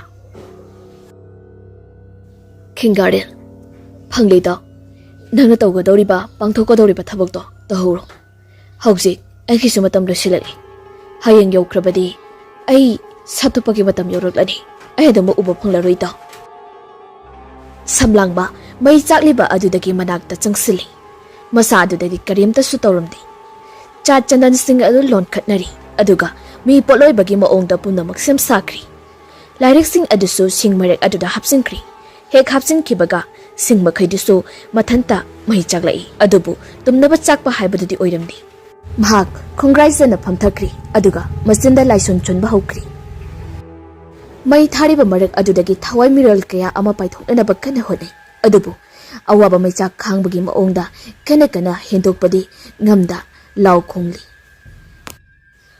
ꯈꯤꯡꯒꯥꯔꯦꯜꯗꯤ ꯑꯀꯣꯏꯕ ꯑꯗꯨꯗ ꯆꯠꯂꯤꯕꯅꯤ ꯀꯣꯏꯅ ꯃꯁꯥꯗ ꯑꯀꯤꯕ ꯑꯃꯠꯇ ꯄꯣꯛꯇꯦ ꯃꯇꯝ ꯑꯁꯤꯗ ꯈꯤꯡꯒꯥꯔꯦꯜ ꯀꯩꯖꯥꯎ ꯑꯃꯁꯨ ꯍꯧꯅ ꯈꯣꯡꯂꯤ ꯈꯤꯡꯒꯥꯔꯦꯜ ꯀꯩꯁꯨ ꯊꯣꯏꯅ ꯈꯟꯖꯤꯜꯂꯨꯗꯦ ꯃꯇꯝꯗ ꯁꯨꯝ ꯍꯧꯈꯤꯕꯅ ꯅꯣꯡꯉꯥꯜꯂꯛꯀꯗꯧꯔꯤ ꯎꯆꯦꯛꯅ ꯈꯣꯡꯕ ꯍꯧꯔꯛꯂꯤ ꯃꯇꯝ ꯑꯁꯤꯗ ꯁꯤꯡ ꯃꯈꯩꯁꯨ ꯎꯠ ꯂꯣꯏꯅ ꯑꯣꯟꯈ꯭ꯔꯤ ꯂꯥꯏꯔꯤꯛꯁꯤꯡ ꯑꯗꯨꯁꯨ ꯃꯊꯟꯇ ꯃꯥꯡꯈ꯭ꯔꯤ ꯈꯣꯡꯂꯝꯕ ꯀꯩꯔꯦꯜ ꯀꯩꯖꯥꯎꯁꯨ ꯂꯦꯞꯈ꯭ꯔꯤꯗꯣ ꯁꯝꯂꯥꯡꯕ ꯃꯃꯤꯠ ꯑꯗꯨ ꯇꯞꯅ ꯄꯥꯡꯊꯣꯔꯛꯏ ꯑꯗꯨꯒ ꯃꯐꯝ ꯑꯗꯨꯗꯒꯤ ꯊꯣꯔꯛꯂꯤ ꯃꯁꯥ ꯑꯗꯨꯗꯤ ꯁꯣꯛꯊꯕꯅ ꯍꯥ ꯀꯥꯝꯂꯤ ꯈꯤꯡꯒꯥꯔꯦꯜ ꯇꯨꯝꯕꯒ ꯇꯧꯗꯅ ꯆꯠꯂꯤꯕ ꯈꯤꯡꯒꯥꯔꯦꯜꯕꯨ ꯀꯧꯔꯛꯏ ꯏꯇꯥꯎ ꯈꯤꯡꯒꯥꯔꯦꯜ ꯆꯦꯟꯁꯤꯜꯂꯛꯏ ꯑꯗꯨꯒ ꯇꯨꯔꯣꯏ ꯉꯥꯔꯣꯏ ꯂꯩꯔꯤꯕ ꯃꯇꯥꯎꯕꯨ ꯎꯈꯥ ꯑꯃꯗ ꯆꯪꯁꯤꯟꯗꯨꯅ ꯐꯝꯍꯜꯂꯤ ꯁꯝꯂꯥꯡꯕꯅ ꯏꯇꯥꯎ ꯏꯁꯤꯡ ꯈꯤꯇ ꯊꯛꯀꯦ ꯑꯩ ꯏꯁꯤꯡ ꯈꯧꯔꯥꯡꯕꯅ ꯂꯣꯏꯔꯦ ꯏꯇꯥꯎ ꯈꯤꯡꯒꯥꯔꯦꯜꯗ ꯏꯇꯥꯎ ꯉꯥꯏꯍꯥꯛ ꯐꯝꯂꯝꯃꯣ ꯑꯩ ꯏꯁꯤꯡ ꯄꯨꯔꯛꯀꯦ ꯑꯁꯤ ꯍꯥꯏꯔꯝꯂꯒ ꯏꯁꯤꯡ ꯊꯤꯕ ꯂꯥꯛꯂꯤ ꯅꯣꯡꯁꯨ ꯃꯄꯨꯡ ꯐꯥꯅ ꯉꯥꯜꯂꯛꯂꯤ ꯀꯣꯔꯧ ꯍꯟꯕ ꯃꯥꯅ ꯊꯣꯛꯂꯛꯄ ꯃꯇꯝꯗꯅꯤ ꯈꯤꯡꯒꯥꯔꯦꯜ ꯃꯁꯥ ꯃꯊꯟꯇ ꯃꯥꯂꯪꯊꯛꯇ ꯄꯥꯏꯈꯠꯈ꯭ꯔꯦ ꯃꯍꯥꯛ ꯍꯧꯖꯤꯛꯇꯤ ꯈꯪꯂꯤ ꯃꯍꯥꯛꯀꯤ ꯃꯇꯝ ꯌꯧꯔꯛꯂꯤ ꯍꯥꯏꯕꯗꯨ ꯃꯇꯥꯎ ꯁꯝꯂꯥꯡꯕꯒꯤ ꯃꯥꯏꯀꯩ ꯌꯦꯡꯅ ꯃꯄꯤꯔ ꯆꯦꯟꯅ ꯏꯇꯥꯎ ꯑꯩꯍꯥꯛ ꯃꯇꯝ ꯌꯧꯔꯛꯂꯦꯗꯣ ꯏꯇꯥꯎꯒꯤ ꯑꯄꯥꯝꯕ ꯑꯃꯗꯤ ꯄꯤꯔꯝꯗ꯭ꯔꯤ ꯆꯠꯂꯒꯦ ꯍꯥꯏꯕ ꯋꯥꯍꯩꯁꯤ ꯐꯥꯎꯕ ꯍꯥꯏꯕ ꯅꯪꯗ꯭ꯔꯤꯗꯣ ꯏꯇꯥꯎ ꯑꯩ ꯆꯠꯂꯒꯦꯀꯣ ꯑꯁꯤ ꯍꯥꯏꯔꯝꯂꯒ ꯑꯔꯪꯕ ꯃꯉꯥꯜ ꯑꯃꯒ ꯂꯣꯏꯅꯅ ꯃꯐꯝ ꯑꯗꯨꯗꯒꯤ ꯃꯥꯡꯈ꯭ꯔꯤ ꯑꯁꯣꯝꯗꯅ ꯊꯦꯡꯖꯤꯜꯂꯛꯂꯕ ꯄꯨꯡ 10ꯒ ꯇꯥꯔꯛꯂꯕ ꯐꯥꯎꯕꯗ ꯃꯇꯥꯎ ꯈꯤꯡꯒꯥꯔꯦꯜꯗꯣ ꯂꯥꯛꯇ꯭ꯔꯕ ꯑꯁꯤꯗ ꯁꯝꯂꯥꯡꯕ ꯃꯍꯥꯛ ꯇꯞꯅ ꯇꯧꯗꯨꯅ ꯏꯁꯤꯡ ꯊꯤꯕ ꯂꯥꯛꯑꯝꯃꯤ ꯈꯔ ꯁꯥꯡꯅ ꯆꯠꯂꯕ ꯃꯇꯨꯡꯗ ꯏꯁꯤꯡ ꯈꯣꯡ ꯑꯣꯏ ꯇꯨꯔꯦꯜ ꯑꯣꯏ ꯂꯩꯕ ꯊꯦꯡꯅꯔꯤ ꯃꯗꯨꯗ ꯆꯪꯁꯤꯟꯗꯨꯅ ꯄꯥꯛꯊꯗꯨꯅ ꯏꯁꯤꯡ ꯑꯗꯨꯕꯨ ꯊꯛꯂꯤ ꯃꯇꯝ ꯑꯁꯤꯗꯅꯤ ꯇꯨꯡꯗ ꯀꯅꯥꯒꯨꯝꯕ ꯇꯝꯊꯤꯕꯒꯤ ꯁꯛꯇꯝ ꯂꯧꯔꯕ ꯑꯃ ꯂꯦꯞꯇꯨꯅ ꯂꯩꯔꯤ ꯃꯐꯝ ꯑꯁꯤꯅꯤ ꯃꯃꯥꯡꯗ ꯈꯤꯡꯒꯥꯔꯦꯜꯅ ꯏꯁꯤꯡ ꯊꯛꯈꯤꯕ ꯃꯐꯝ ꯑꯁꯤꯃꯛꯇꯅꯤ ꯃꯍꯥꯛꯇꯤ ꯀꯔꯤꯃꯇ ꯈꯪꯖꯕ ꯅꯠꯇꯦ ꯏꯁꯤꯡ ꯑꯗꯨ ꯊꯛꯄ ꯂꯣꯏꯔꯗꯨꯅ ꯃꯁꯥ ꯑꯗꯨ ꯂꯣꯡꯊꯣꯛꯑꯒ ꯇꯥꯏ ꯁꯣꯔꯗꯨ ꯆꯥꯎꯅ ꯍꯣꯜꯂꯤ ꯉꯥꯏꯍꯥꯛꯀꯤ ꯃꯇꯨꯡꯗ ꯑꯗꯨꯃꯛ ꯇꯨꯝꯊꯈꯤꯔꯝꯃꯤ ꯃꯇꯝ ꯑꯁꯤꯗꯅꯤ ꯉꯁꯥꯏ ꯃꯈꯩ ꯇꯨꯡꯗ ꯂꯨꯝꯗꯨꯅ ꯂꯩꯔꯤꯕ ꯇꯝꯊꯤꯔꯕꯤ ꯈꯣꯌꯨꯝꯂꯥꯏ ꯑꯗꯨ ꯊꯣꯔꯛꯂꯤ ꯑꯗꯨꯒ ꯁꯝꯂꯥꯡꯕꯕꯨ ꯁꯣꯛꯀꯦ ꯍꯥꯏꯗꯨꯅ ꯇꯧꯔꯛꯏ ꯁꯝꯂꯥꯡꯕꯒꯤ ꯃꯁꯥꯗꯗꯤ ꯊꯝꯕꯥꯜꯂꯣꯏ ꯀꯩꯑꯣꯏ ꯃꯌꯦꯛ ꯅꯥꯏꯅ ꯐꯨꯗꯣꯔꯛꯂꯤ ꯇꯝꯊꯤꯔꯕꯤ ꯈꯣꯌꯨꯝꯂꯥꯏ ꯑꯗꯨ ꯃꯅꯤꯡ ꯈꯪꯍꯜꯍꯜꯂꯤ ꯁꯣꯛꯄ ꯉꯝꯗ꯭ꯔꯤ ꯉꯥꯏꯍꯥꯛ ꯂꯩꯔꯝꯂꯕ ꯃꯇꯨꯡꯗ ꯑꯗꯨꯃꯛ ꯃꯥꯡꯈ꯭ꯔꯤ नुमित निनीगी मतुंगदने समलांगबा हौजिकता मिकप थोलक्ली महाक्ति लेप्थादुना लेरुरे हाइबा मसानादे खंगजदे वाबगा सोक्थबगा मसा अदु तोलहाइनना मफम अदुदगी तपना तपना नाथाइरक्ली अदुबु मागी मतुंगदा तमथीरबा खोयुमलाई अदुदे अदुमक इनरए मफम अदुदगी वारसु वाना फना सांगना लाक्लबा मतुंगदा सिंखोंग अमदा उहै वहाई यामना मरांग कायना पांदुना लेबा मफम अमा थुंगलेरे परप परप संगसिंदुना अमुन अमुनबा उहै खन खंदुना हेक्लगा सारी मबुक थल्ले हाइबगा मफम अदुदगी ngahak pothari mahak potha pothana matam amada mahakna theinakhiba masak matau ningthijarabe nuza adubu ningsinglai hek ningsinglakpagani awaba pumba tunggoinaramdana nupi aduna leihoriba khul adu tamna tamna laami mafam mafamda panpanduna lakpana haujikti yori mahakna phajarabe nuza ama theinakhiba mafam adu tamna lakpana nungda wairangi matamda yausilakli mafam asini ningkhol khul hairiba asi mahakna asum lakpana khul adugi lampak masa ama leiriba aduda yausilakli chahi pangyam yamdada nupa ama tamna makhutanaga maphaida tanthaga naiduna thin isai ngangna ngaglaga laklibadu uri sangsinduna tada keigumam ta haijage ba nupa aduna kari leire ibunga samlangbana ai mafam asida ngasi thunglabani ai ngasi tada khoida leijaba yagadra matamsi thingjelakli lekham chapam su leitri kanagumba khangnaba amata su mafam asida leitaba miyai oirap tawba nupa adana munna yinglaga ibungo bu kadai degino ai mafam asidagi yamna tamna lekri ngasi khakti ai haba pibiyuba ibungo bu kai ming kauge samlangbana ai gi ming samlangba kawi tada maming da hek tabaga nak samlangba amai ba samlangba datra mahake maming do hana khanglamba aduda ngaksanai mani ai amai bani miyai oirap tawba nupa aduna lau ibunga karigi adane lau ase hairaga makoi ani lakminarami samlangbana khul asida theinakhiba nupi adugi wari asu lirami aduga nupa aduna adugi bu warunuda nayabana sinbira loire kaino adugi bu nok tuina wari sastha duna sangai samlangba ingangai mana theinakhiba nupi aduna tholakhiba thongal aduda ni sanglakliba adu samlangbana khali nupa ase mabunga oirumgadrana haibaga tawbaga mayum yawbaga imung tamna changlakbaga nupi adu su leirami lemyai aduda samlangba munna yengi numitu hamade samlangba mafam aduda tumba yadana leiri mathasu yamna sarami nupi asibu matau karamna phongdokadawrabna haina ahing adu thengnasu tumkhirami mahakti nongalaba matamdani miyai oirap tawba nupa aduna samlangbada phamina aduna wari sanari miyai oirap tawba nupa aduna di mahakna pamliba nupi adu kanano haiduna giri taktuna hangi adubu samlangbade ikaibana haiba ngamlamde adubu haihaudrabade amuk phanglaroidra khanduna ikaina koithokna hairami nupa adu su gyan tarami nokladuna machu nupi bu kokthori thorekli masang matau changkholabi ningolei madu mabung aduna isan gi matik chaba nupa ama phana kuina khanduna lakpado ngasidi malem pumba asibu kankhiba amata ngairaba nupa amana ne isan gi damak khongburoi oigadawredo isana kari khaliba ningolema mabungna hariba adu yari haibagi matagumna lukthaduna ikaina lekri nupa aduna hayune ichana pamliba do napungsingda hoi yari ase hairam laga machina du khomdane ikaina senkhirami ikai thibi nuzagi mapukni kuina lepa ngamjadraba mali samlangba suyamna harau jurami numi khrani leibagadi samlangba amadi ningole mada lohonglame aduga mafam aduda yangu inkhirami matamnadi haukhibana haujikti pumnamakto isiksikpa malem haibada oire tha daruklomdi haujingkri numidang amadani matam asida kamdauri isiksikna leiraba lamjang khuldani thabalna phingau phongna thoklaba matamni pung baroga tarakpa matam asida Henba tumlambadagi mamit ado fatpang thorei mamit aduso ngaksang ngangi chumdrina hugalaktuna mahaki lairik papam lairiba aduda sangsilaga phamlari aduga mamangda ikhang khangaudana ihang hangba lairik kumba oigadaba ama thorakli khorjai ama pairaga masinda purok sona laising aduba chebang khudingi yekpa hawra ami laison kaya ama sumakhada iduna leiri matam asira nong puba laijilna khul adu tamna paisilagli akak arawa hawgak lambi henba machinda murum sona adumak tawri makoigi sumangdana kamdawri miyai chalabi phibam soklabi nupi amana makoigi sumangda thek tuna jagoi saduna leirari henba leptane adumak iri henbagi thongal kamdawri masak masa menman tadaba kharana suru neiduna leiri khul asida nong kana haitharaklido khul miyamdi nongga chubaga masada namsinduna isisina adumak tumthakrabani